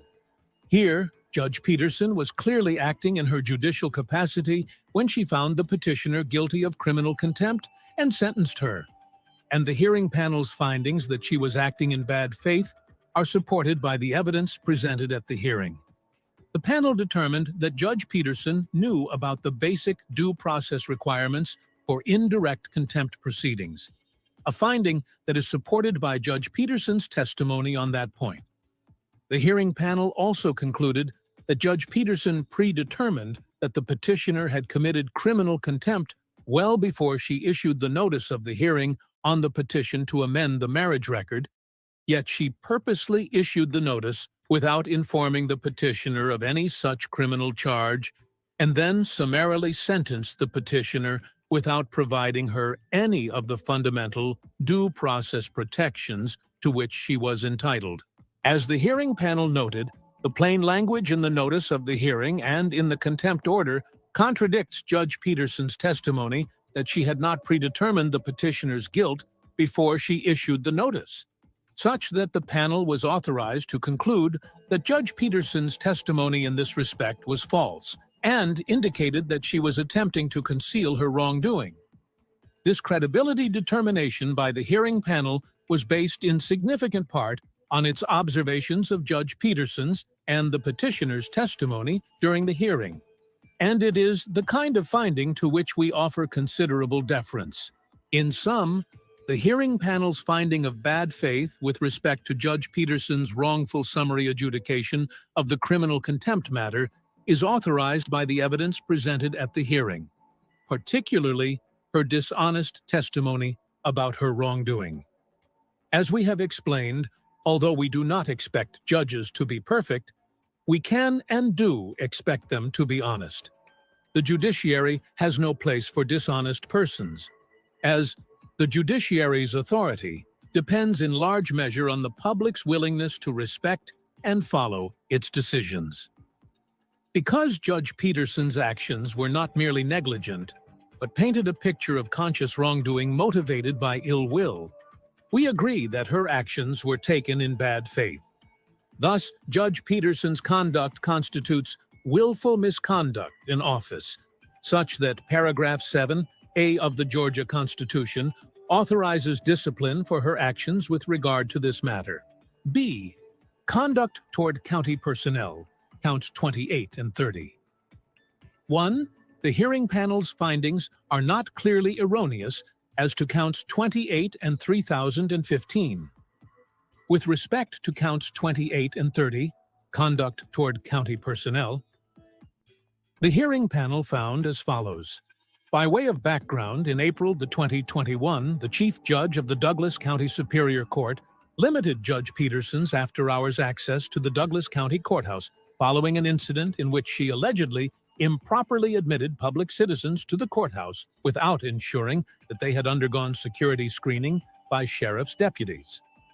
During the days in which her after-hours access to the courthouse was limited, Judge Peterson submitted 3 event worksheets, each of which requested 3 sheriff's deputies to be present at the courthouse after it was closed to the public so that she could have after-hours access. Specifically, she requested deputies to be present from 5 p.m. to 8 a.m. on April 22nd to 23, 5 p.m. to 11:59 p.m. on April 23rd, and 12 a.m. to 8 a.m. on April 25th to 26. Although these requests would necessarily require taxpayer-funded deputies to work overtime, Judge Peterson was unable to provide a particular reason why she needed to be physically present in the courthouse at those times, most of which were overnight. Although Judge Peterson argues in her exceptions that she often worked later than regular court hours and that her testimony on that point showed that her requests for after-hours access to the courthouse and the presence of security were legitimate. She also admits that the requests might not have been the most appropriate response. The hearing panel expressly noted Judge Peterson's testimony about these requests and found that Judge Peterson never put forth a particular reason why she needed to be physically present inside the courthouse on the dates and times she requested. In a separate event related to Judge Peterson's treatment of courthouse personnel, the sheriff's deputy who was scheduled to escort Judge Peterson from her chambers to her courtroom on May 11, 2021, did not arrive in Judge Peterson's chambers on time. Believing that she would be late for court, she pushed the panic button under her desk to summon the deputy. Thinking there was an emergency in Judge Peterson's chambers, sheriff's deputies hurried to her chambers. When they arrived, they realized that there was no emergency. At her hearing before the hearing panel, Judge Peterson testified that she did not know the button was a panic button that was to be used only in emergencies. The hearing panel expressly discredited Judge Peterson's testimony on that point. After reviewing the record and considering Judge Peterson's exceptions, we cannot say that the hearing panel's findings as to these incidents, which are supported by record evidence, are clearly erroneous. 2. Judge Peterson violated CJC Rules 1.2b and 2.8b. With respect to count 28, the JQC charged Judge Peterson with violating CJC Rule 1.2b, alleging that her requests for after-hours court access and her activation of the panic button when there was no emergency were not in accordance with the high standards of conduct necessary to preserve the independence, integrity, and impartiality of the judiciary. And with respect to count 30, the JQC charged Judge Peterson with violating CJC Rule 2.8b by failing to demonstrate patient, dignified, and courteous conduct to the county personnel involved in the matters discussed above. Based on the findings detailed above, the hearing panel determined that the director proved by clear and convincing evidence that Judge Peterson violated Rules 1.2b and 2.8b because her actions were not consistent with the high standards that Rules 1.2b and 2.8b require of members of the judiciary. The hearing panel determined that Judge Peterson made multiple frivolous requests for middle-of-the-night courthouse access without any showing that she in fact intended to be in the building during these times, and plainly without consideration of the taxpayer expense that comes with paying multiple deputies overtime for each such demand. and that she abused the courthouse panic button system when, losing patience after waiting only several minutes, she accelerated her deputy escort's arrival via that button rather than by phone or email. The panel found that Judge Peterson's actions raise grave concerns about her general judicial demeanor and the manner in which she treats others. We agree with the hearing panel that Judge Peterson violated CJC Rules 1.2, B, and 2.8, B.17 by requesting sheriff's deputies to work throughout the night so that she could have after-hours access to the courthouse, without any showing that she actually planned to be in the building, let alone work, during those wide-ranging time frames, and using the panic button to summon a deputy to escort her to court. Judge Peterson did not demonstrate the decorum and temperament required of a judge. As discussed above, the hearing panel expressly found that Judge Peterson's testimony that she did not know the button was a panic button that was to be used only in emergencies was unconvincing. We defer to that credibility finding. We therefore agree with the hearing panel's conclusions that Judge Peterson failed to maintain the high standards required to preserve the integrity of the judiciary and failed to demonstrate a patient, dignified, and courteous demeanor to county personnel. Paragraph 7A of the Georgia Constitution. With respect to counts 28 and 30, the hearing panel concluded that Judge Peterson's conduct was in her judicial capacity and in bad faith, such that it constitutes willful misconduct in office. We agree. The hearing panel found that with respect to Judge Peterson's requests for after-hours deputy coverage and her activating the panic button, she knowingly acted discourteously and impatiently in order to advance her self-interest. This finding is supported by the evidence presented at the hearing, including Judge Peterson's inability to explain during her testimony why she needed to be present at the courthouse for extended periods of time in the middle of the night, and her false testimony that she was unaware of the proper use of the panic button. The hearing panel also found that Judge Peterson summoned the deputy in bad faith when she pressed the panic button because she likely was motivated by ill will toward the sheriff's office after the incident that led to her restricted after-hours access to the courthouse. Because the hearing panel found that Judge Peterson's actions were not merely negligent, but were motivated by self-interest, and that finding is not clearly erroneous, we conclude that Judge Peterson's actions were taken in bad faith while she was acting in her judicial capacity, such that she committed willful misconduct in office. Thus, discipline is authorized for this conduct. 7A, Coomer C, HOA meeting, counts 13 to 15. 1. The hearing panel's findings are not clearly erroneous as to counts 13 to 15. With respect to counts 13 to 15, the hearing panel found the following pertaining to Judge Peterson's conduct during a meeting of her neighborhood HOA in March 2022. Judge Peterson, representing herself, filed a lawsuit against the HOA and members of the HOA Board of Directors in July 2021. The lawsuit alleged, among other things, that the defendants had breached the HOA bylaws by holding an improper election to select the Board of Directors and sought an injunction to compel a special election in accordance with the bylaws. Judge Peterson knew that the defendants were represented by counsel. On March 31st, 2022, while her lawsuit was still pending, Judge Peterson attended an HOA meeting over which 2 members of the Board of Directors presided. The meeting was video recorded, and the recording showed that during the meeting, Judge Peterson asked the 2 members of the Board of Directors questions about her lawsuit, urged them to call a special election, and offered to dismiss the lawsuit if they did so.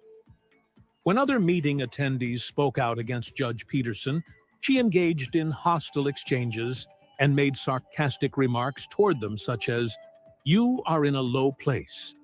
After the meeting, Judge Peterson told the members of the Board of Directors that their counsel was giving them bad legal advice. The hearing panel's findings, as summarized above, are not clearly erroneous because there was evidence presented at the hearing to support them. 2.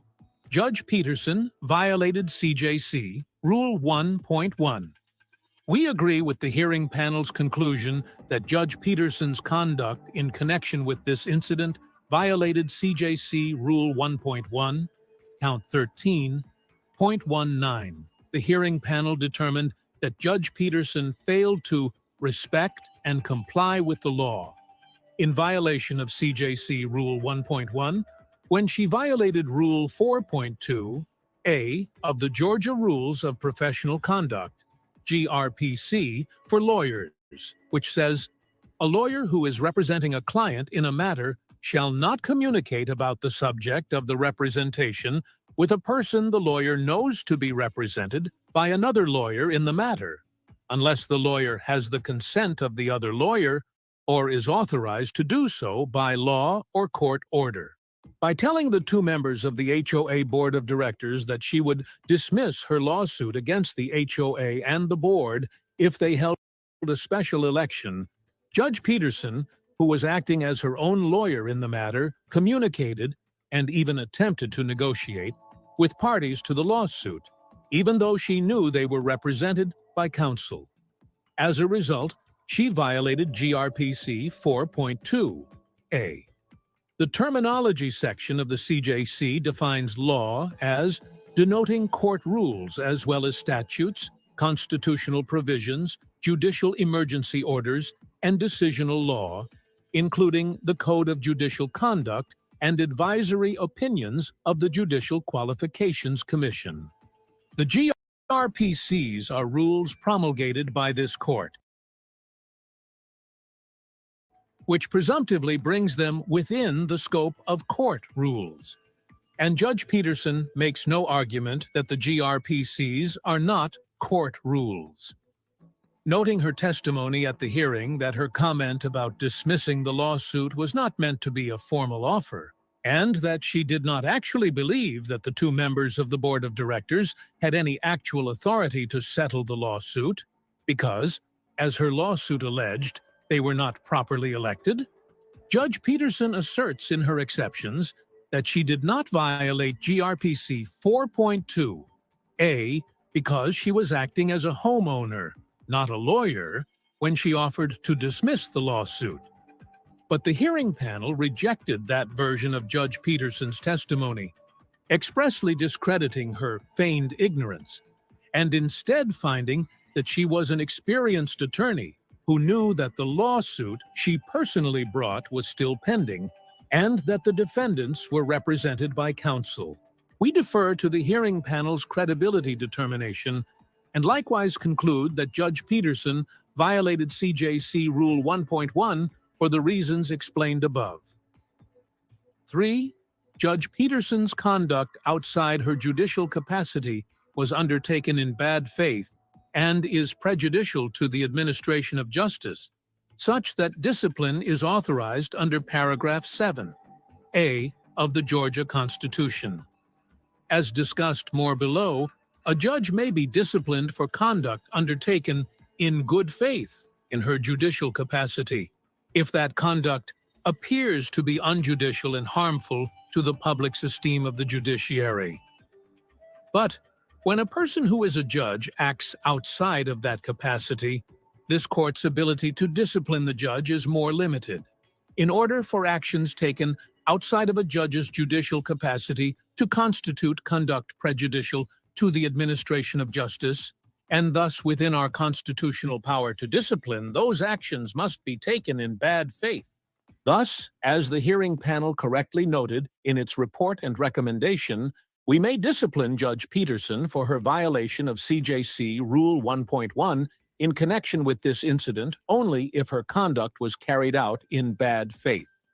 In this respect, the hearing panel found that Judge Peterson breached a known duty because she testified that she was aware of GRPC's 4.2a and because the evidence showed that she was a prosecutor for several years and then an elected judge, and was therefore familiar with the GRPC. The hearing panel also determined that Judge Peterson acted with self-interest and ill will because she sought to exploit her specialized knowledge as a lawyer in surprise settlement negotiations with laypersons on an unlevel playing field to obtain the relief she wanted in her lawsuit.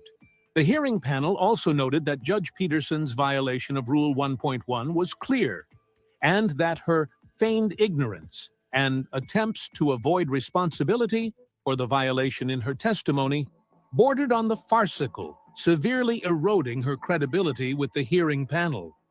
This express finding of bad faith, which was based in significant part on the panel's personal observation of Judge Peterson's testimony and the credibility determinations that flowed from it, is one to which we offer considerable deference.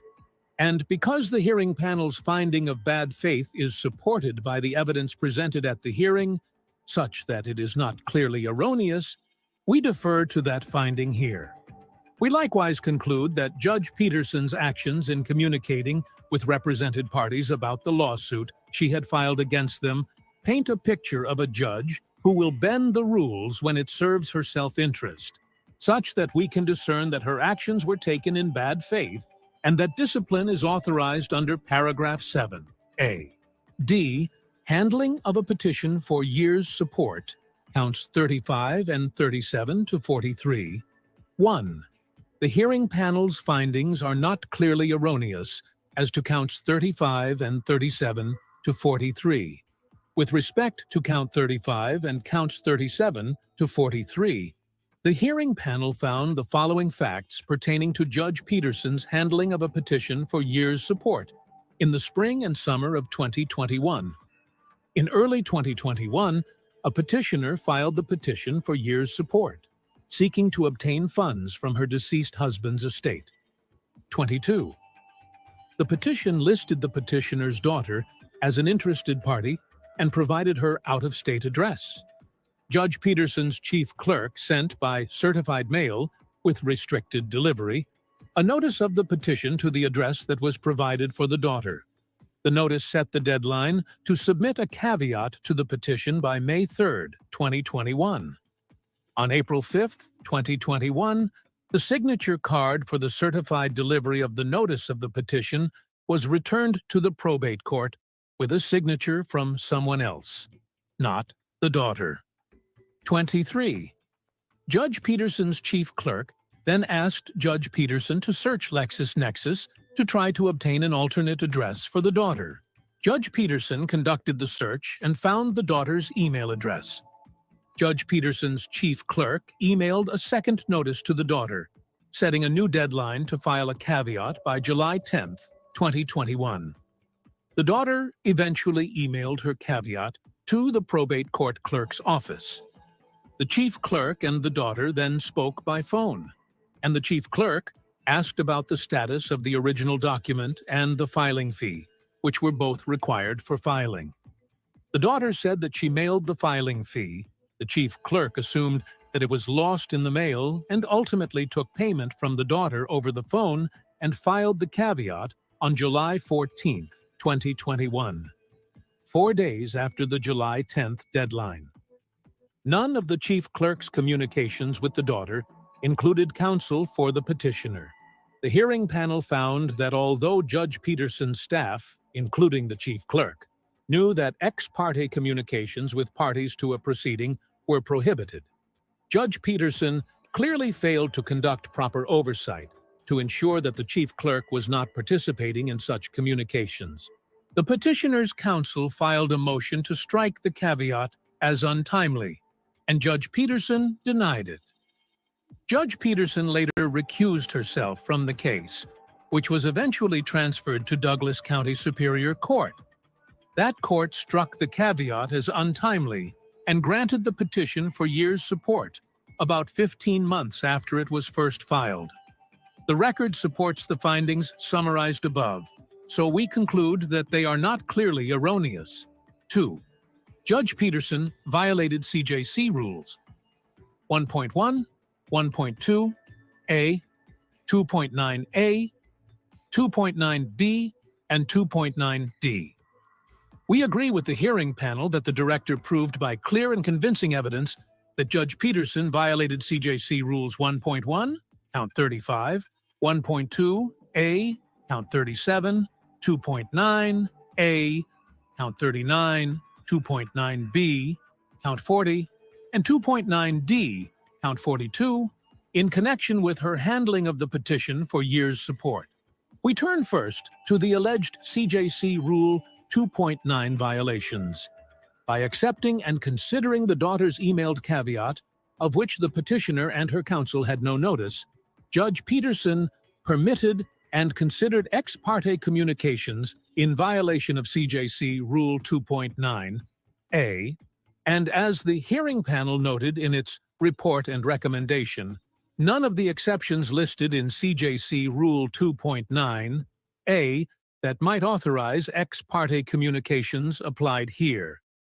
By failing promptly to notify the petitioner's counsel of the second notice of the petition that was sent to the daughter by email, with the extended deadline for filing a caveat, Judge Peterson violated CJC Rule 2.9b, and by failing to provide proper oversight to her own chief clerk, who sent the daughter the second notice of the petition and spoke to the daughter on the phone about the case, without notifying the petitioner's counsel of these communications, Judge Peterson violated CJC Rule 2.9d because she failed to make reasonable efforts, including providing appropriate supervision, to ensure that Rule 2.9 is not violated by court staff, court officials, and others subject to the judge's direction and control.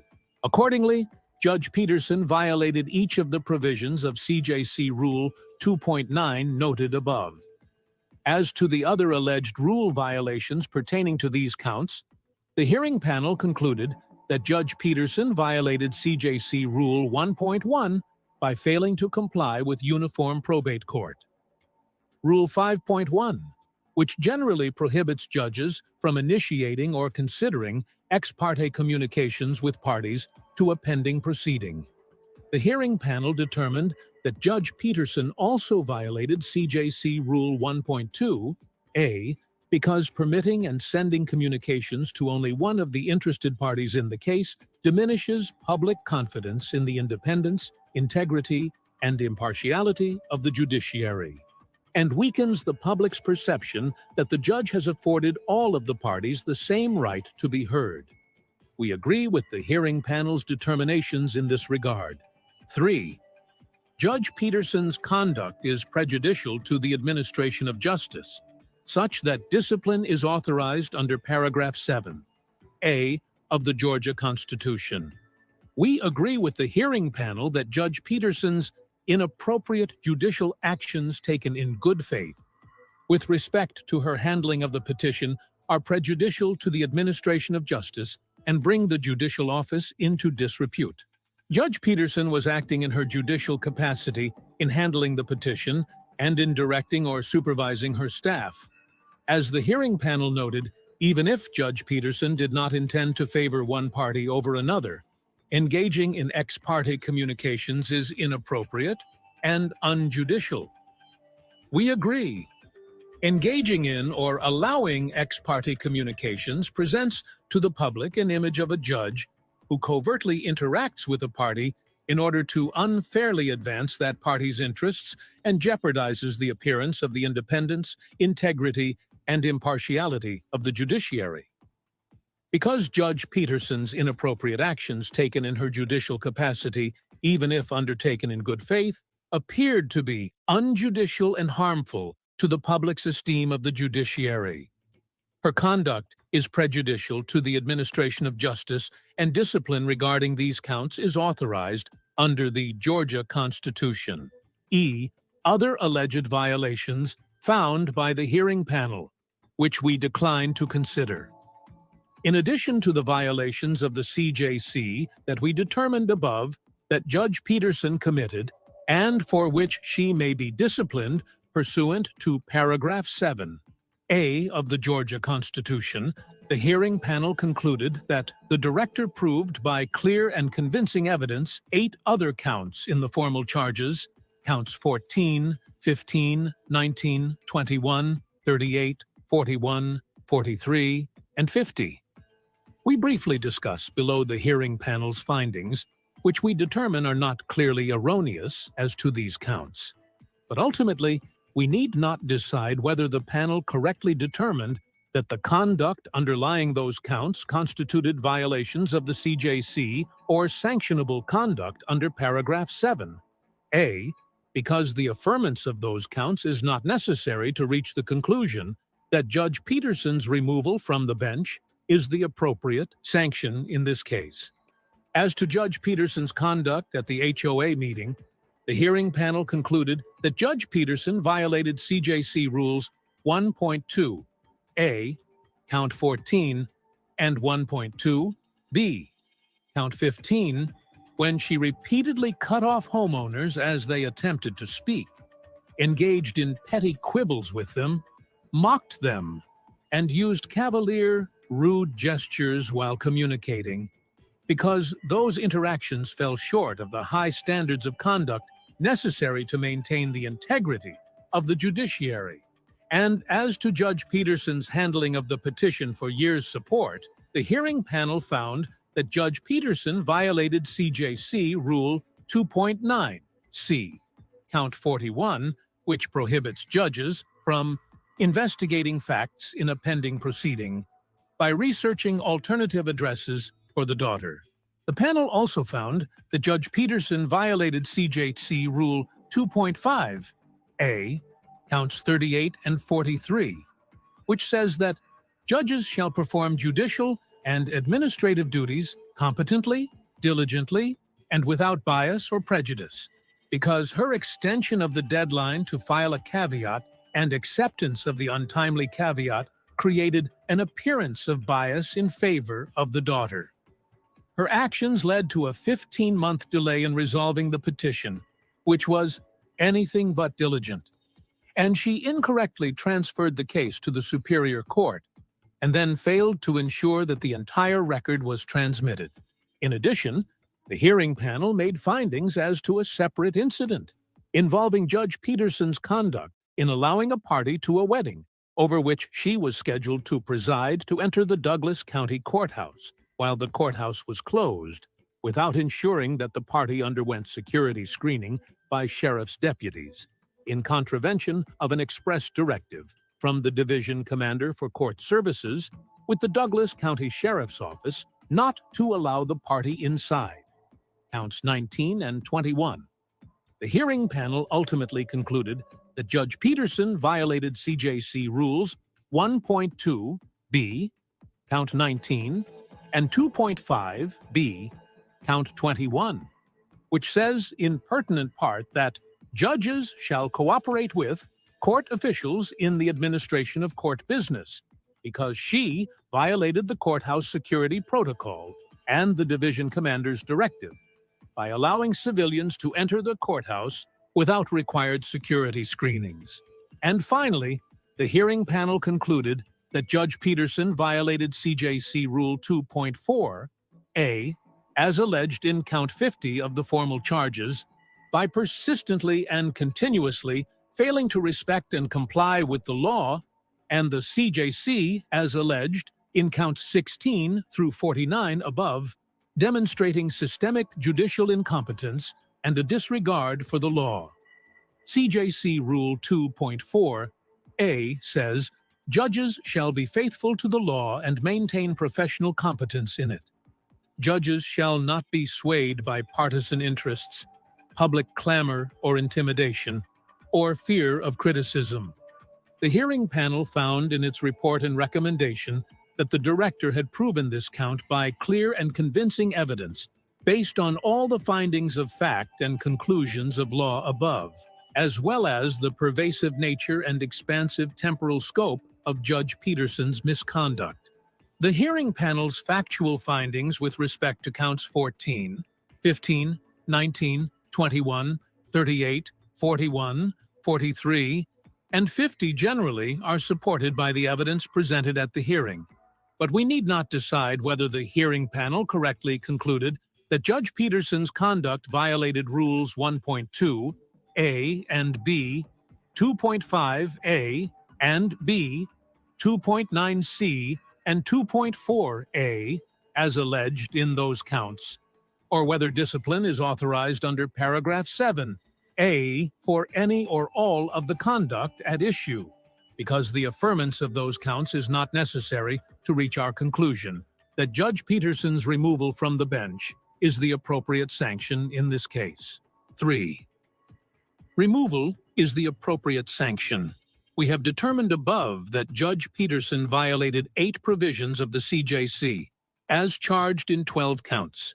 CJC Rule 1.1, Count 13, in connection with her communications with represented parties at the HOA meeting, Rules 1.2, B, Count 28, and 2.8, B, Count 30, in connection with her conduct toward county personnel, Rules 1.1, Count 31, 1.2, A, Count 32, 1.2, B, Count 33, and 2.2, Count 34, in connection with the criminal contempt matter, and Rules 1.1, Count 35, 1.2, A, Count 37, 2.9, A, Count 39, 2.9B, Count 40, and 2.9D, Count 42, in connection with her handling of the petition for years' support. We have also determined that discipline for Judge Peterson's violations of these rules is constitutionally permitted, because her actions constituted willful misconduct in office or conduct prejudicial to the administration of justice, which brings the judicial office into disrepute. The hearing panel noted in its report and recommendation that the violations at issue here, when viewed individually, likely would not warrant the sanction of removal from office. We agree, but the hearing panel also determined that Judge Peterson's misconduct related to the contempt matter was troubling and discordant with one of the judiciary's primary purposes, to provide due process to all who come into court, especially when one's freedom is at stake, and that her pattern of misconduct related to the many other matters exhibits a persistent unwillingness to apply to herself the rules that apply to everyone else. In particular, the hearing panel's findings, which we have determined were not clearly erroneous, show that Judge Peterson acted in bad faith in her judicial capacity by willfully disregarding the petitioner's basic due process rights in the criminal contempt proceeding, which portrays to the public an image of a judge who believes she is above the law. And the hearing panel's findings that Judge Peterson acted in bad faith outside her judicial capacity by knowingly communicating with represented parties at the HOA meeting present a comparable image. The hearing panel's findings similarly establish that Judge Peterson acted in bad faith in her judicial capacity toward county officials when she requested sheriff's deputies to be present after regular courthouse hours, including overnight, and when she activated the panic button in her judicial chambers. And although Judge Peterson possibly acted in good faith by permitting the ex parte communications with respect to the petition for years' support, her misconduct demonstrated a failure to comprehend and follow the law, which in turn causes prejudice to the administration of justice. As the hearing panel determined in recommending her removal, Judge Peterson's misconduct has already demonstrably eroded the public's respect for the judicial system. And regardless of the extent to which the hearing panel considered the mitigating evidence that Judge Peterson offered at the hearing and emphasizes again before this court, we conclude that such evidence is not particularly persuasive, as the instances of misconduct at issue here spanned nearly the entirety of Judge Peterson's judicial career. Moreover, the hearing panel's determinations supported a conclusion that Judge Peterson was disingenuous, if not outright dishonest, during the JQC proceedings, because she provided untruthful or evasive testimony with respect to, among other things, her conduct regarding the HOA meeting and the courthouse wedding. The hearing panel noted in this respect that Judge Peterson falsely testified that she made no recording of the events that took place at the HOA meeting, pointing out that the video recording of the meeting that was admitted into evidence at the hearing showed that she held up her cell phone, indicating that she had, in fact, recorded the meeting. It also noted that Judge Peterson's attempts to avoid responsibility for violations related to the HOA meeting severely eroded her credibility with the hearing panel. The hearing panel also found that Judge Peterson falsely testified that after the division commander told her not to take the wedding party into the courthouse, the sheriff overrode that directive and granted her permission to enter the courthouse to perform the wedding ceremony because the hearing panel fully credited the sheriff's testimony, which flatly contradicted those assertions. In addition, the hearing panel expressly concluded in other sections of its report and recommendation that Judge Peterson lied during her testimony, including when she claimed that she had not predetermined that the petitioner was guilty of criminal contempt before she issued the notice of hearing on the petition, when she stated that she was not aware of the purpose of the panic button, and when she feigned ignorance about communicating with represented parties at the HOA meeting. As we recently explained in determining that another judge's disingenuous, if not outright dishonest, testimony during the JQC proceedings informed our decision to remove him. A judge faced with an ethics investigation by the JQC has every right to defend himself. He can argue that his actions do not violate a particular statute or rule, including the Code of Judicial Conduct. He can disagree with JQC staff or the hearing panel as to appropriate sanctions. He can dispute the factual accuracy of the allegations against him. And judges must be free to do all of those things without fear that a sanction will be worse if they simply fail to prevail. But judges cannot be misleading during that process, any more than lawyers can be misleading during state bar disciplinary processes. As in Coomer II, the hearing panel in this case found multiple instances in which Judge Peterson attempted to mislead the panel by falsely testifying, indicating her desire to conceal her misconduct. Because those findings are supported by the evidence at the hearing, we consider them as an aggravating favor in determining the proper sanction. In conclusion, in light of her multiple violations of the CJC rules in relation to several matters, some of them reflecting a flagrant disregard for the law, court rules, and judicial conduct rules, the pattern of violations that the director proved by clear and convincing evidence, the extremely concerning nature of some of those violations, in particular with respect to the criminal contempt matter, and her behavior during the JQC inquiry, we conclude that removal is the appropriate sanction.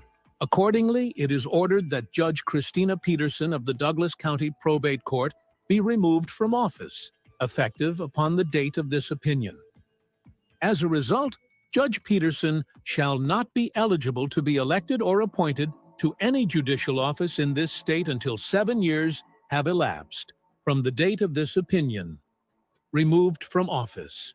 All the justices concur, except Colvin J., disqualified.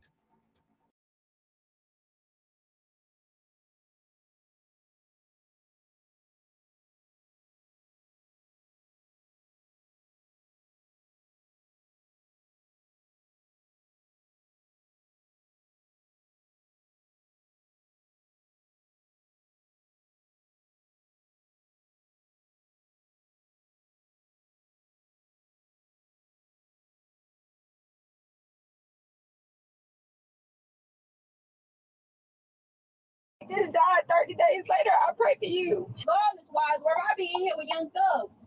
I ain't Woody. Yeah. Where in the world is this man going? I got it. I can walk on my own. Don't touch me. Don't touch me. You a lie. You're a liar. I'm telling you what I'm telling you. You're me up and you're a liar. Let him go. Let him go. Let him go. Let him.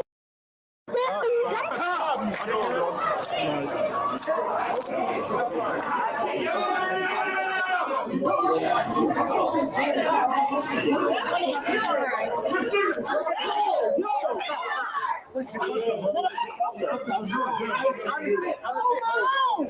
that's on me.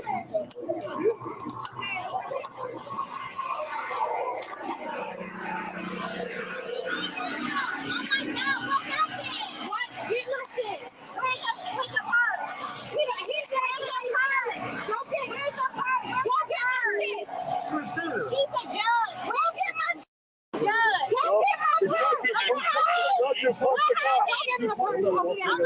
Just punched the cop. No, I did not. Go get my purse.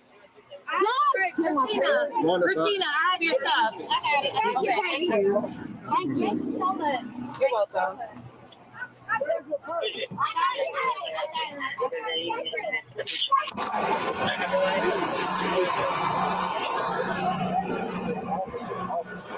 Back up. Yes, sir. Yes, sir. Yes, sir. Yes, sir. She was helping the girl out. I didn't push. No, I didn't. No, I don't punch niggas. You're gonna get No, I did not. You are you? No, I punched me. Okay. Hey, Are you serious? What I don't understand is the guy was pushing the girl. You pushed that lady. He pushed that girl. Record. Record, please. Record please. Are you serious? She was trying to help out the girl. He was That girl was getting slugged by a dude. Record, that is record, please. Please. I'm just taking it to the G. And he took off my.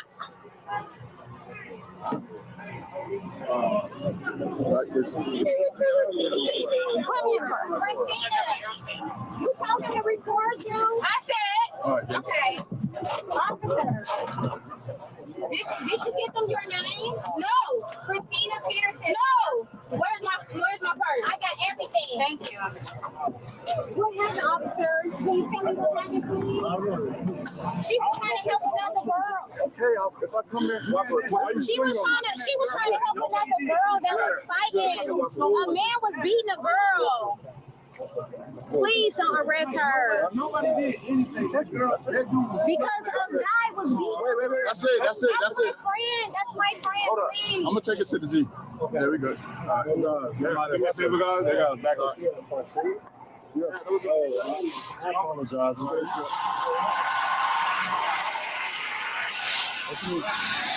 I just told you. No. I don't know. I walked over there to separate it and I got punched. That's it. She seen me. She said, get up, bro. I'm trying to break it up. Right. Oh, punch me. That's it. Yeah. Got control yourself. That's it. That would never happen. Listen, it doesn't matter if he fights that girl. You 6955 extra radio. What happened to the other girl? The girl she had the car with. 6955 extra. Show me my 16G. He would never. Starter mileage 12684. Yeah. I got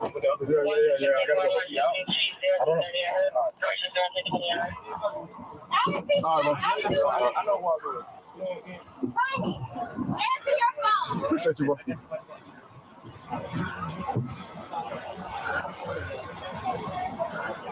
What did you do?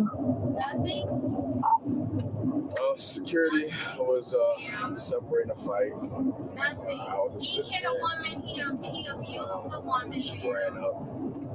And I Combo of like a push punch. And he put me in handcuffs. I I was not in agreement so I'm with gonna take her for these. a poor woman. My God. I didn't violate too much respect. My God. My God. Look at the videotape, ma'am. He punched a woman to the ground and then he did me the same. My God. That is. Do you need to go to the hospital? That is so disrespectful. Do you need to go to the hospital? God is not pleased. So God is listen. not pleased. maybe if you wasn't drinking, Right now. maybe if you wasn't maybe if you wasn't drinking, maybe if you wasn't drinking, you would have known that I walked over there to separate it. So there you go. And that's why you're going to jail. This woman has done nothing to him, Lord. He put his hands upon her, and I could not sit and watch him stand, Lord. I observed him, and he, in the name of Jesus, Lord, he has been touched by a devil in the demonic spirit, Lord, that he has put his hands upon me in retaliation, and Lord, in his demonic spirit, Lord, I'm going to let him live in what he has lived in, Lord, and he's not going to succeed, but he's going to do what he's going to do in this moment. But Lord, you said vengeance is mine, and I will repay, Lord. I will love that you repay. I will hope that you see mercy on this man. See mercy on this man. You put this weak this woman. I bet his cameras wasn't working. Right when he was outside of that place. I think you got it confused. I really do. No, I think you have it confused. Everybody was there? You know I'm sitting in the car, right? So I don't know what you were not sitting in the car. Are you serious? Who was beating on that lady? You beat on that woman. You know I had this camera on the whole time. So why you? What woman did I beat? Which woman did I beat? At Red Martini, I was sitting in the car. You can't. Red Martini.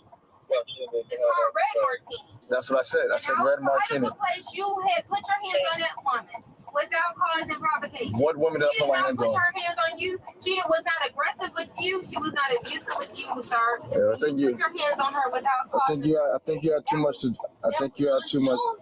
I think you had too much to drink. Are you serious? I didn't have. I think you had too much to drink because you can't remember what happened. Hold on. First of all, you can't remember what happened. I wasn't driving, sir. I didn't say anything about driving. Careful with what you say. I didn't say anything about driving. What you did was put your hands on that lady, and then you punched me to the ground. Please call the people that you have. Please, without. So the lady that got offended, she got graze on her arm, on both her arms, and she's like that she hit her head when she fell down. No, he pushed me to the ground, and he hit me. So whoever fell down, ain't no problem. What was that? He pushed me to the ground. But y'all got the cameras, right?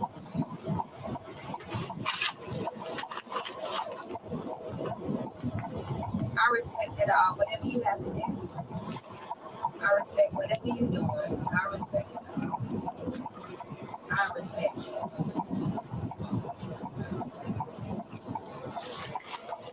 I would never sit back and watch you. You the one. You put your hands on them and you the one. I would never. I would never. And I but for you to put me in handcuffs that I would not watch it is disrespectful. Say I beat a police officer? Are you kidding me? That is crazy.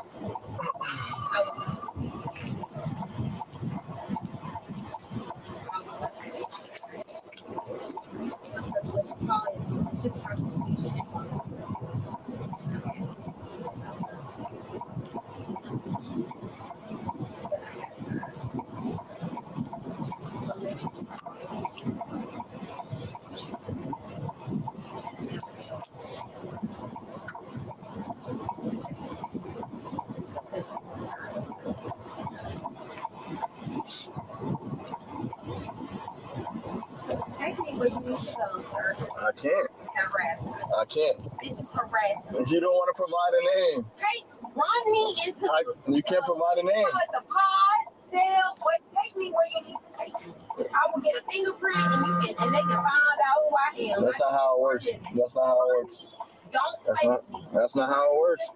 That's not how it works. Please stop playing with me and harass me. That's not how it works. It will work like that. I promise. I need a name and date of birth. No. All right, then You we should just have known that when you harassed we're gonna sit here to then. the ground. All right. Run me to the you punched me to the ground. All right, we're gonna sit here. Yeah. Well, we'll be here all night. That's fine. What's your cat? What's up? That's fine. You don't have to lie. The camera tell everything. And then there's no reason to lie. Oh, yeah, it was on, so I can't wait. Yeah. Oh, guys answering your call. What you need help spelling? No, I don't need help spelling anything. No, I just need help spelling your name. I'm trying to. Somebody in, you don't need to. You trying to, bro? I'm not going to county. Well, you making it take longer. I'm just gonna finish the report. Don't worry about it. Okay. You want to go home? Do you want to get booked in so your friends can get you? I'm gonna go home regardless. Wise, where I be in here with Young Thug. I ain't Woody. Yeah. I've been watching his show. Listen. I want you to. I want to book you in. Yeah. You don't want to get booked in though. I could give a. Listen, You don't care to get booked in. and what you do. I would love for you to pick up the phone and call who I asked you to call. Call the people that I asked you to call. Call Stan, call Kylie, call. They okay for who? Call them for who? Call them for who? Me. I don't know who you are. What You you? don't know who I am. I don't know who you are.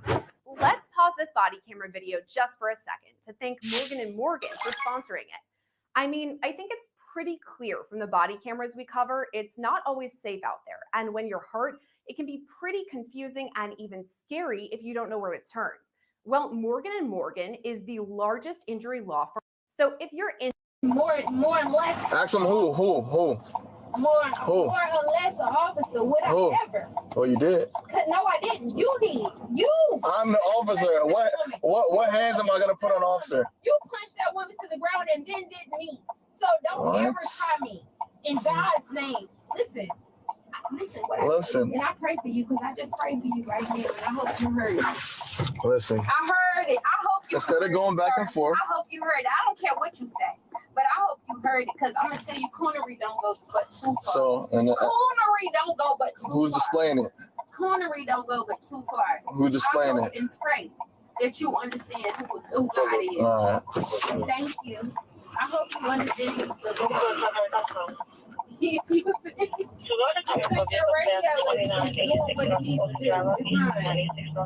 It's not, my sir. My God. Take me where I need to go because you're harassing me. It's called false imprisonment. Take me where I need to go. I should never be sitting in a police car for 80 minutes. And I am not under arrest. You are under arrest. I'm under. You are under You are arrest. under You have a arrest. right to remain silent. Anyway, you say anything you say can be or will be used against you in a court of law. You have not told me that. You have not told me what I'm under arrest for. You have not told me what I have done. Let's be very clear. This is false imprisonment. This is malicious prosecution. Please understand what you. Ma'am, you are under arrest for disorderly conduct. And you are going to the Atlanta City Jail. Disorderly conduct, sir. You are going to the Atlanta City Jail. Disorderly conduct, please, sir. At this moment. Okay, I'll give you. Tell me what I have done, sir, please. I told you. What did I do? But do you want to argue or do you want me to talk and you want me to let you talk? What was this order? Okay, are you gonna let me talk? Because I didn't. All right, so let me talk. Okay, so let me talk. Okay, so let me talk. So what was the disorder? Can I talk now? Punched that woman in Ma'am. the face and knocked her to the ground, and then you did me the same. Ma'am. What did you tell me? Okay, you want me to talk now? I could tell me. What's I'm gonna tell you. So you got disorderly conduct, acting in a violent and tumultuous manner towards me. What did I do, sir? So there was a fight going. Listen, you asking me. You're asking me. The fight that you did? No, listen. Are you asking me? Are you okay? You asking me what? Tell me what I did. I'm telling you. I'm look. Because I'm talking to you. You're gonna have to kill me, sir. At the end of the No, I don't have to kill you. I don't have to what kill you you. gonna have to do. So listen. I'm just trying to figure Ma'am, out. I'm trying to talk to you. Why you keep talking? Have to kill me. You keep talking. To protect yourself and what you've done tonight. Listen, you keep talking. You're gonna have to make sure. Do you want to know what happened or no? Please. I'm sitting in my patrol car. You were sitting there. I was sitting in my patrol car. You punched that woman in the face. No. I was sitting in a patrol car. There was a loud commotion going on, arguing, some sort of fight going on. I walked over there. I seen security with a female. What female? Was it me? No. Oh, great. So whatever security, whatever female that was in whatever happened to her, security was trying to calm her down. What, before you got there? Before I got there, exactly. So before I got there, I guess she was in an altercation with a male. No, she was never in an altercation with a male. You punched She was. I never punched her. You did. I'm telling you, I did. I don't have to. watched you. You watched me punch somebody? I did. Okay. I did. Okay. What else? So what happened with me? Man. Where did I come in? Security was calming the lady down. Let me talk. Listen. Why are you trying to argue? Let me talk. Let me talk. Let me talk. Let me talk. Let me talk. No, you asked me to tell you what happened. Siri. Call. Ma'am. Collie Coy span somebody. Ma'am. Call the. Can I book? Do you want to get booked in? Call me, please. Okay. I need your name and date of. Okay, I need your name and date of birth to put you in the city. You know your name. I don't know who you are. Your name and date of birth has to go on this ticket. No, you could book me in. Your name has to go on this ticket. Fingerprint me, they'll understand. Ma'am, your name has to go on this ticket. Relax and get me I'm there. telling you, your name has to go on this ticket. Don't ever disrespect who I am. Your name has to go on this ticket. Always on the news. Relax. I have no idea. I have no idea who you are. And you will. Okay, that's fine. That's fine. I'm not losing my job. I'm not losing my job. So. But here's the thing. The money. Okay, I think the county. Don't worry about it. Don't worry about it. Did you going for this little money? Don't worry about it. I think the county will get you. They'll be able to work. Yeah. Which county? We'll go to Rice Street. What county is this? Where are we? No, don't worry about it. What county is this? Take me here. I want to book in. You don't want to book in. I'm asking for your name and date of birth so I can write it on a ticket to book you in. You don't want to. I want to book in. All right.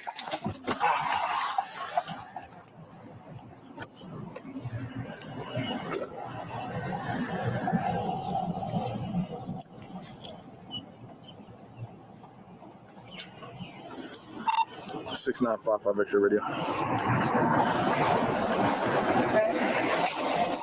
6955 X-ray. Could you raise the supervisor to 2? Or could you raise 93 to 2?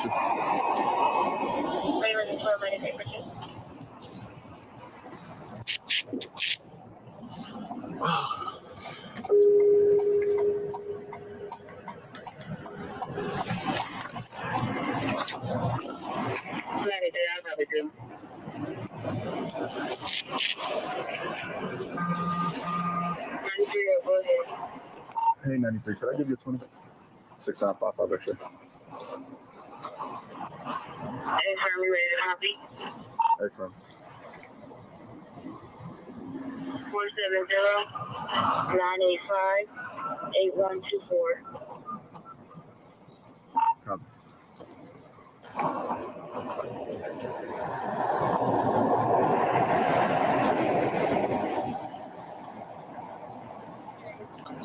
Hey, it's Wadsworth. Female disorderly. She refused to identify herself. No ID on her, no bag, no nothing. You know if you have a fingerprint scanner at the precinct, or if she can be booked in.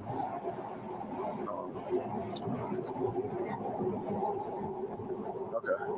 I'll raise zone 5 also. All right.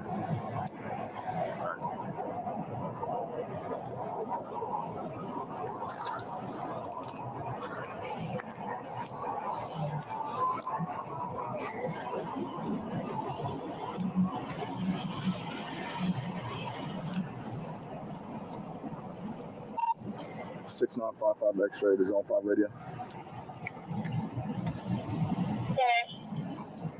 6955 X-ray. Do we have a unit with a fingerprint scanner that can 5-9 with me by city jail? Who do you have any other thing? No, what you want to hear? I'll get on a trip. 9 and 94 about that 26.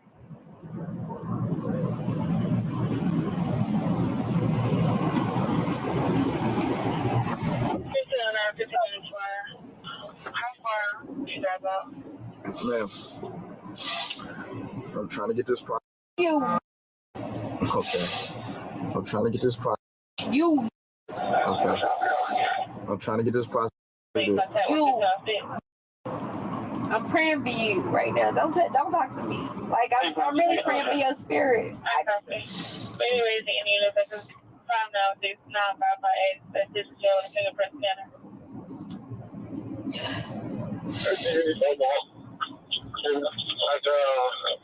That's ready.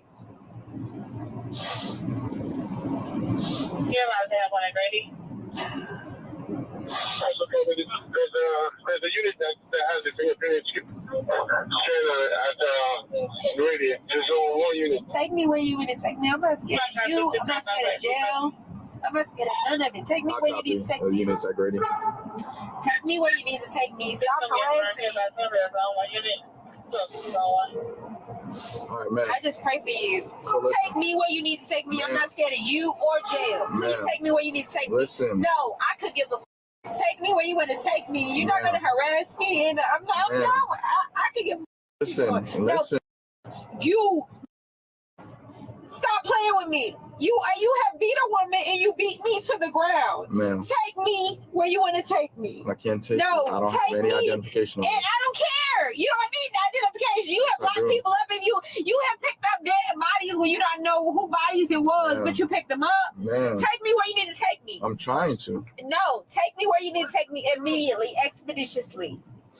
You're preventing Take that. me. I could give a take me where you want to take me. So how do you want me to take you somewhere expeditiously? Now. Take me where you want to take me. I pray for you. I promise I pray for you because your life, you have a long life to live. I promise you. I pray for you. Ma'am, I need your first and the last name. I pray for you, name, sir. Listen to me. So I can book you in so you can go on with your day. So you can go on with your day. Sir, the last person that ever tried me like this died 30 days later. I pray for you. And I pray for you. My God. I'm trying to book you in. My God. So you can right go. Now, in Jesus' name, I chill out. Lord, I pray. I'm trying to book you in. He's a woman abuser, Lord. He abused that woman outside. He had tried to abuse me, Lord. Right now, I ask that you forgive him. I ask that you put in his heart and his spirit, Lord. I pray that you let him live and understand. I pray. He don't understand, Lord, and if he feels this is a mockery, Lord, please let him understand. Ma'am, I'm trying to get you booked in so you can go Lord, home. he doesn't understand what this is. He doesn't understand the spirit of God because he's understood what the good old boy Proud Boys is. He understood what the Illuminati is, but he don't know what you are.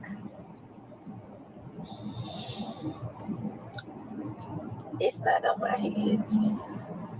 It's on that woman's hands that he beat to the ground just a minute ago that I wouldn't watch. Let him take me where I need to be. Ma'am, I need your name so I can take you where you want to go. Home where I need to be. Where do you want to go? Let me make it. You want to go home? Where I need to be, Lord. Listen, I'm cutting you. Listen. No, because I'm not giving you a space. You to call. You got his number. What's your name? Collie. Give me your name. Cyrus. Okay, so give me your name and I'll call Collie. Cyrus Collie. Give me your name. Give me your name and I'll call him. Call him now. Give me your name and I'll call him. He will know with my voice. Call all right, him right don't worry now. about it. Don't worry about it.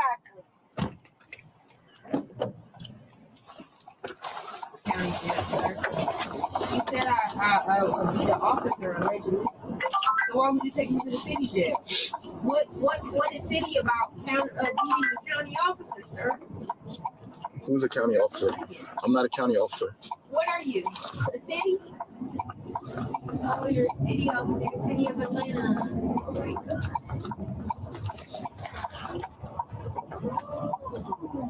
You found? It's fine.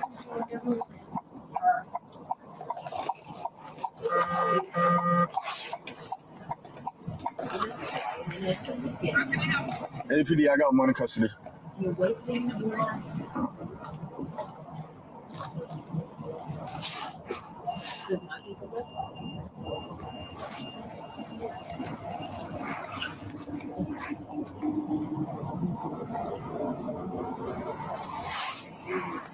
You need to put the handcuffs on the woman who's trying to beat you.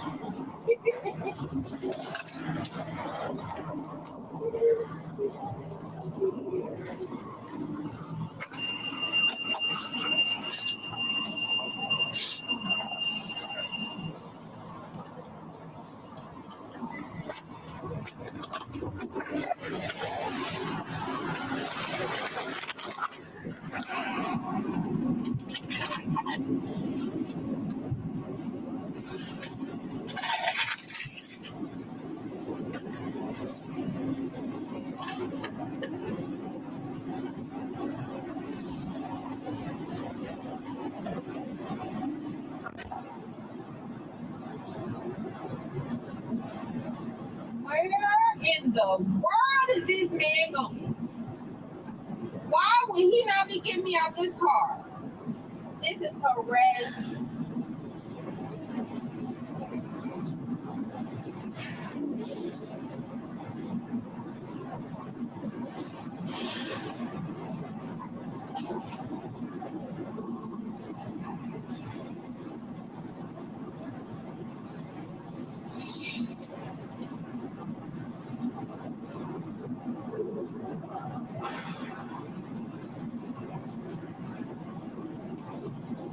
Boy, this man will do all things. And I respect what I respect what y'all do in law enforcement to make something look like a real arrest. I respect it by all means. But for you to ever say I would be the officer to try to get an arrest by home.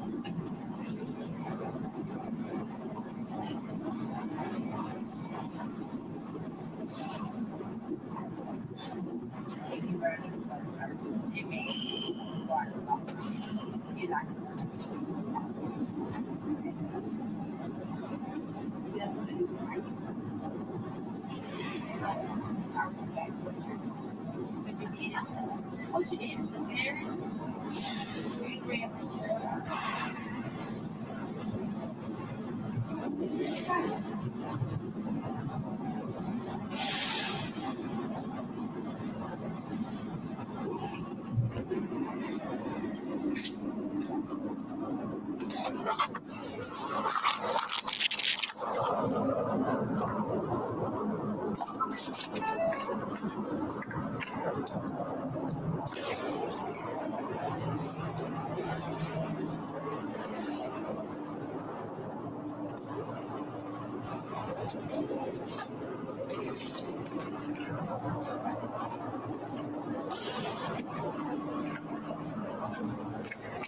Don't touch me.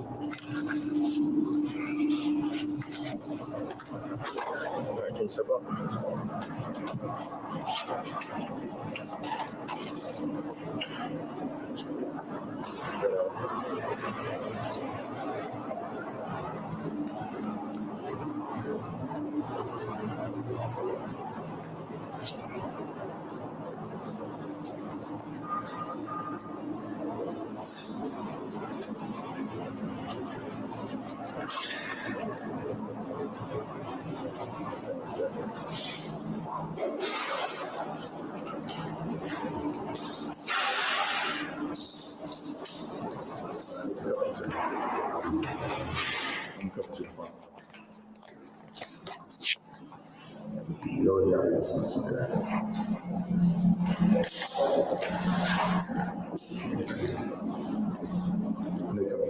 For what? I wasn't cuffed. I wasn't when you needed to.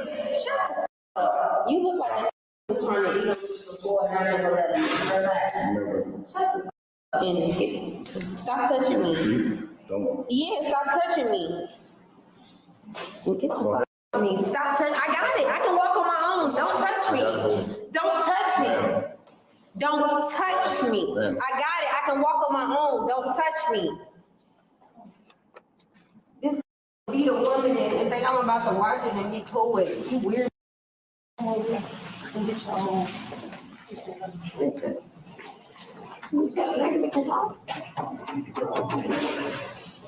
We'll see. I can go over this. What you just need a minute? Yeah. This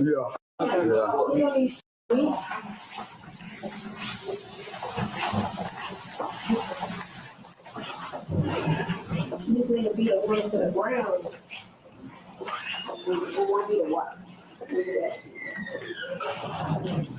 I'm just drinking so much, man. Now what am I doing? Yeah, stay right here. Yeah. What was his name? Wadsworth. What? Who? Wadsworth. Wadsworth. Got it. Thank you.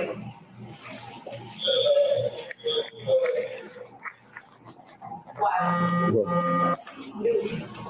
What's your name?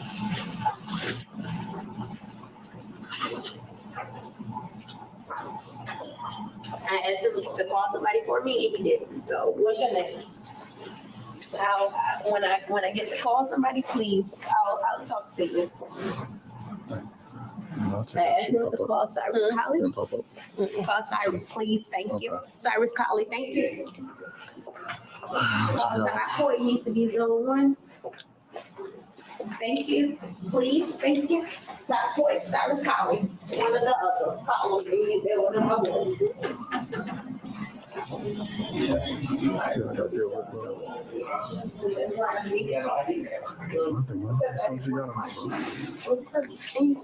he said I called him. Where we doing? We can identify you. And where we going? We gotta leave. Go back. Leave where? Where we going? Back in the car. Yeah. Yes, the jail. Okay, we go to the jail. You don't want to get booked in. You don't want to provide a name. So what's your name? What's your name and your date of birth? Call Colley.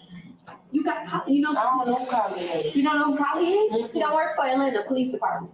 He does? Yes. But I still don't know. Can you call Colley? Do you know Colley? No. You acting like you don't know Colley. We don't. We don't know who Colley is. Can we get your name? So You don't know Colley. Can we get Cyrus Colley. Yes, I know. Call Ty Court. What's your name? Call Span. Okay. Lucian Span. One of the call him. But you can't get booked in. We don't have your name and date. Sir, nobody cares. If somebody committed a murder, you would be booking them in regardless. Because you don't get.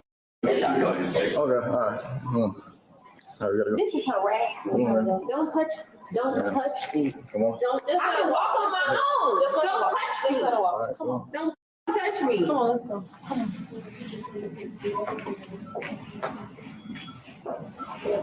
We ain't no idea. You don't want to call him because you know you're gonna be on this on the shit.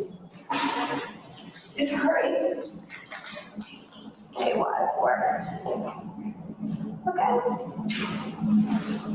Where you went? To the party? You was at a concert? He beat the to the ground. I was leaving. I don't know the girl. I was just sitting in a line waiting to get his food. And he just I was watching. I don't know this girl. I've never met her a day in my life. Well, I'm taking accounting.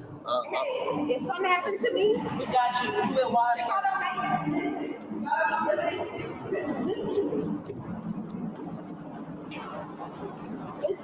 Where's your camera? You can't let me get in this car with this lunatic. Give me your name. If you give me your name, then you'll be booked here. You'll be with us. Just give me your name. No. What's your name? No. Call. Do what I don't know. I don't know people. Call. You do know Polly. Yes, you do. Who is that? Where's she working? Him. Where he working? Atlanta Police Department. Well, I don't know who that is. Yes, you do. Do you know Betty? No. She there in Betty. Yes, you do. I don't know people. Yes, you do. If you give me your name, then you stay here. Lavelle. I don't know that number. You don't know Lavelle. I know who he is, but I don't have his number. Call him all. And tell him I can't. How am I going to tell him? Call him and I will say hello, and they will know who I am. You can't do that. It's harassment. It's harassment. And are you recording this? No, You're losing this. Are you recording this? Man, you can be here and stay here, and your friends can pick you up. No. The ones that were in the Audi. Listen, that's it. All I have to do is put your name and date of birth on here, so you can get booked in. You a lie. You're a liar. I'm telling you what I'm telling you. You're accusing me of, you're a liar. You beat that to the ground, and you hit me to the ground. You have the wrong person. Yes, that was you. No, you're drunk, man. I don't even drink like that, you weirdo. And that's why you're acting like this. Are you gonna get us information so you can stay here, or you get back in the car? Are you gonna let me die in the car with this? You're not gonna die. Good luck.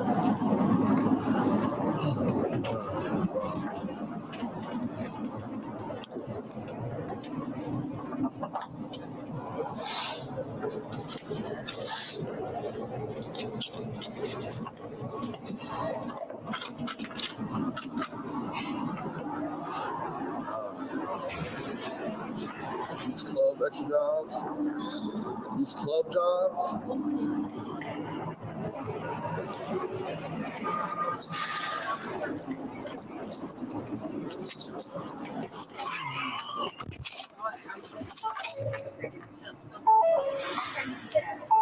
care if anything comes up.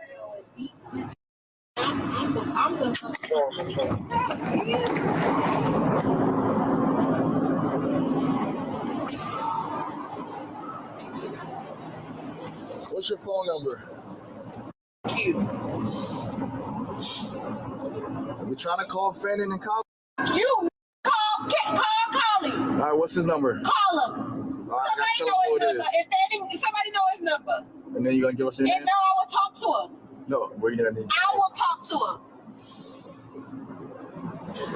That's all I get. Put me in and let me go. Take me anywhere I need to go. I will go in this place. Book me where you ready going? I will book. Take me where I need to go. Book me. They told you that they need your name to book you in. You don't want to provide your name, so all right then. So what we gonna do? Sit here all day? We are, I guess. Okay, call Colin. Call Colin. What's his number? You got his number. I don't have his number. You act like you don't know who Colin is? Oh, it's 4:30. It's 4:30 in the morning. How about you call him when you get out? There you go. Colin is? You call him when you get out. You don't know who Colin is? Are you acting like? Do you want to get booked in or? Do you want to get booked in or not? Sir. Ma'am, do you want to get booked in, please? I'm asking you this one question. Do you want to get booked in? Hold on. Let me ask you. All right. Do you not know who Cyrus Colin is? Excuse me. Do you not know who Cyrus Colin is? Okay. Do you not know? Freeman? Oh, hopefully it works. What works? Freeman? What works, Freeman? Hopefully what works? We did. With this? Oh, come on. I got the airline. Radio. What you need, Freeman?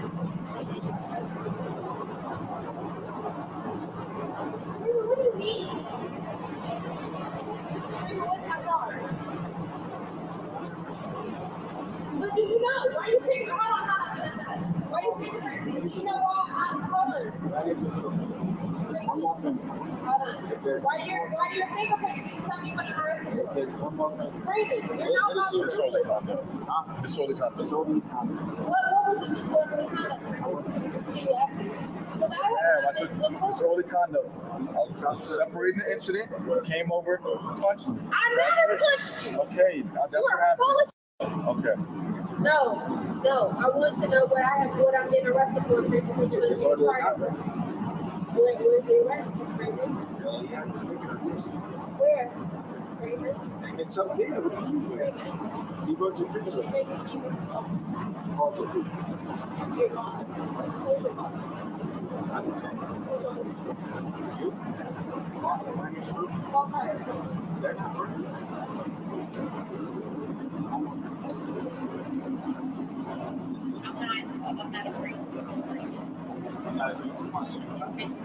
Am I? You not told me what I'm arrested for. Because he took me in. Freeman.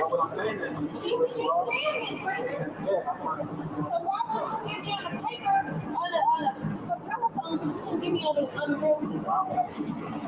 Why wouldn't you make my system, Freeman? Can we go inside and think right? I want to be on camera. Are you not? Is it on? Is it really on? So hold on. Put me on the camera. Hold on. Put me on the camera, Freeman. No. Tell me what I'm arrested for, Freeman. What's your first and last name?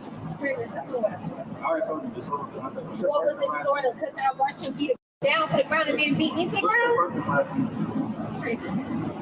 Stop playing. Play with your mom. What's your first and last name? Play with somebody else, Freeman. You can Google me and find me anywhere in America. Find somebody else. Call somebody. I told him who to call. I told him who to call and to ask him who I was. I told him to call. I said no. Because that's against my will. Freeman. They want to take a John Doe? They want to take a Jane Doe? John Doe? I mean, they used to. I don't know if they still do. Collie? What the thing is. I found his number from the city email. Yeah, maybe. But yeah, I ought to get him involved in that. Okay. Hey,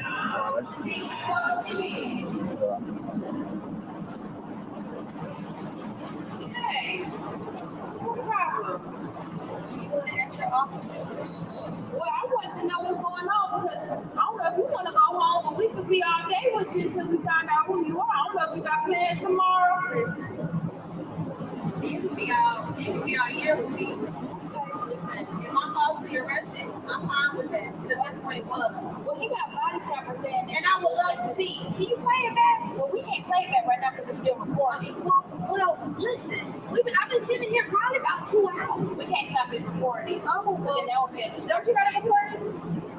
I'm sorry, you record? I just turned my phone on. So perhaps let's see his and see how it's looking. It doesn't work that way. You can always subpoena. Oh, you know I will. And you can. And I'm gonna do it tomorrow. Well, it might not be tomorrow. Well, I'm going to subpoena this. Call it whatever you want. You get released from the jail. I'm just trying to help. Call it what you want to do. I asked him to call who I asked him to call, but he said, and I take a piece of sleep. I know Polly personally as well. And I tried to contact him. He's asleep. You have how many rooms you got? I have 2. Both of them. You got both of them? What is he going to do for you today, right now?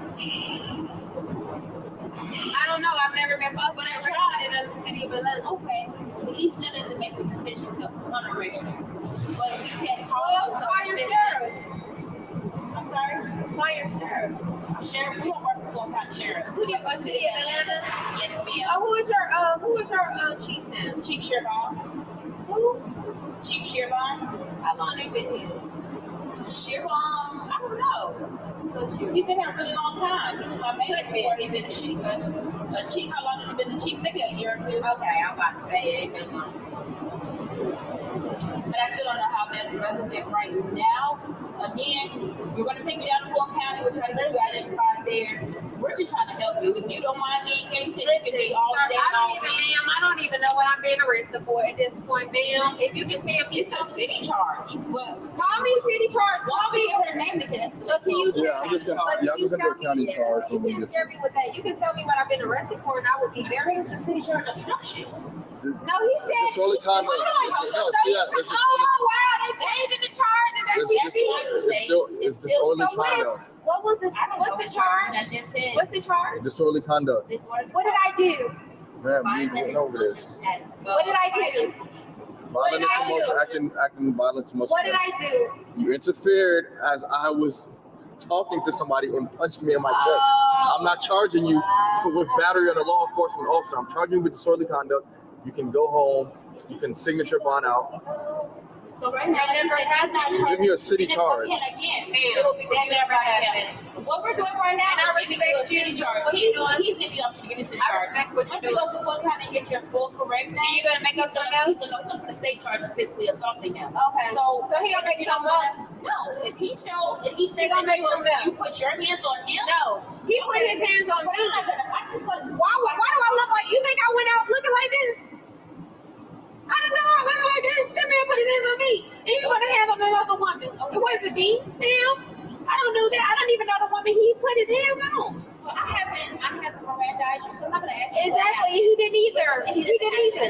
Correct. Because if I'm not under arrest, then why he didn't Mirandize me? You don't have to. Unless I'm questioning you. Okay. Which I'm not. So who's talking to me then? Am I just talking to I can speak to you. I can ask you your name, and I can see how and cooperate with you to get your name. I'm not asking you about the incident. I'm not asking you about your crime. I went in there. Yeah. And I got fingerprinted. You got scanned to see if that man come into the system. What happened? You've been arrested. What happened? It didn't come back because you're not cooperating with us. So you said I didn't cooperate? You said I didn't scan my hand? You said I didn't do my fingerprints? So at this point, I was just coming to you, Sergeant Daniels, and you'll be going to Fulton County Jail to be processed and scanned there. If you don't come back, you'll just be going back to What's your first name? I don't have to give you that. My dash number is 7162. I'm not arrested. But hold on, I'm not either. Allegedly. You are. You are. So you arrested now. I'm arrested now. You are. At what point was I? Once he left that location with you, that's what I thought. I thought so too, but I didn't know what I was arrested for. So you're saying it was, now you're saying it was, you're saying he made up something else. What are you saying it was, or what's the real charge? Because I just want to make sure I have the charge down. It was obstruction. It's What was disorderly it? conduct. Disorderly conduct. Yes. Okay. You said something, so I just want to make sure. I'm not the arresting officer, so I it doesn't matter what appreciate that. I I just want to make say to sure. your charges.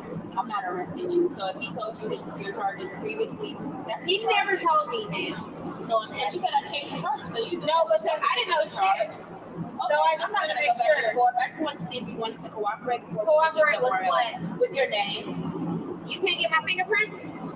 I want you to put your toe in. I don't want your toe to get My toe is in. Wait, here, seatbelt. Hold on, I'm just gonna put your seatbelt back on. Go down and count me.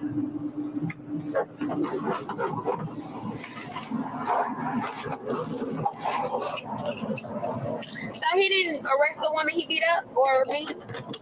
So I just get beat up. I just get arrested for the person he beat up. I wasn't there.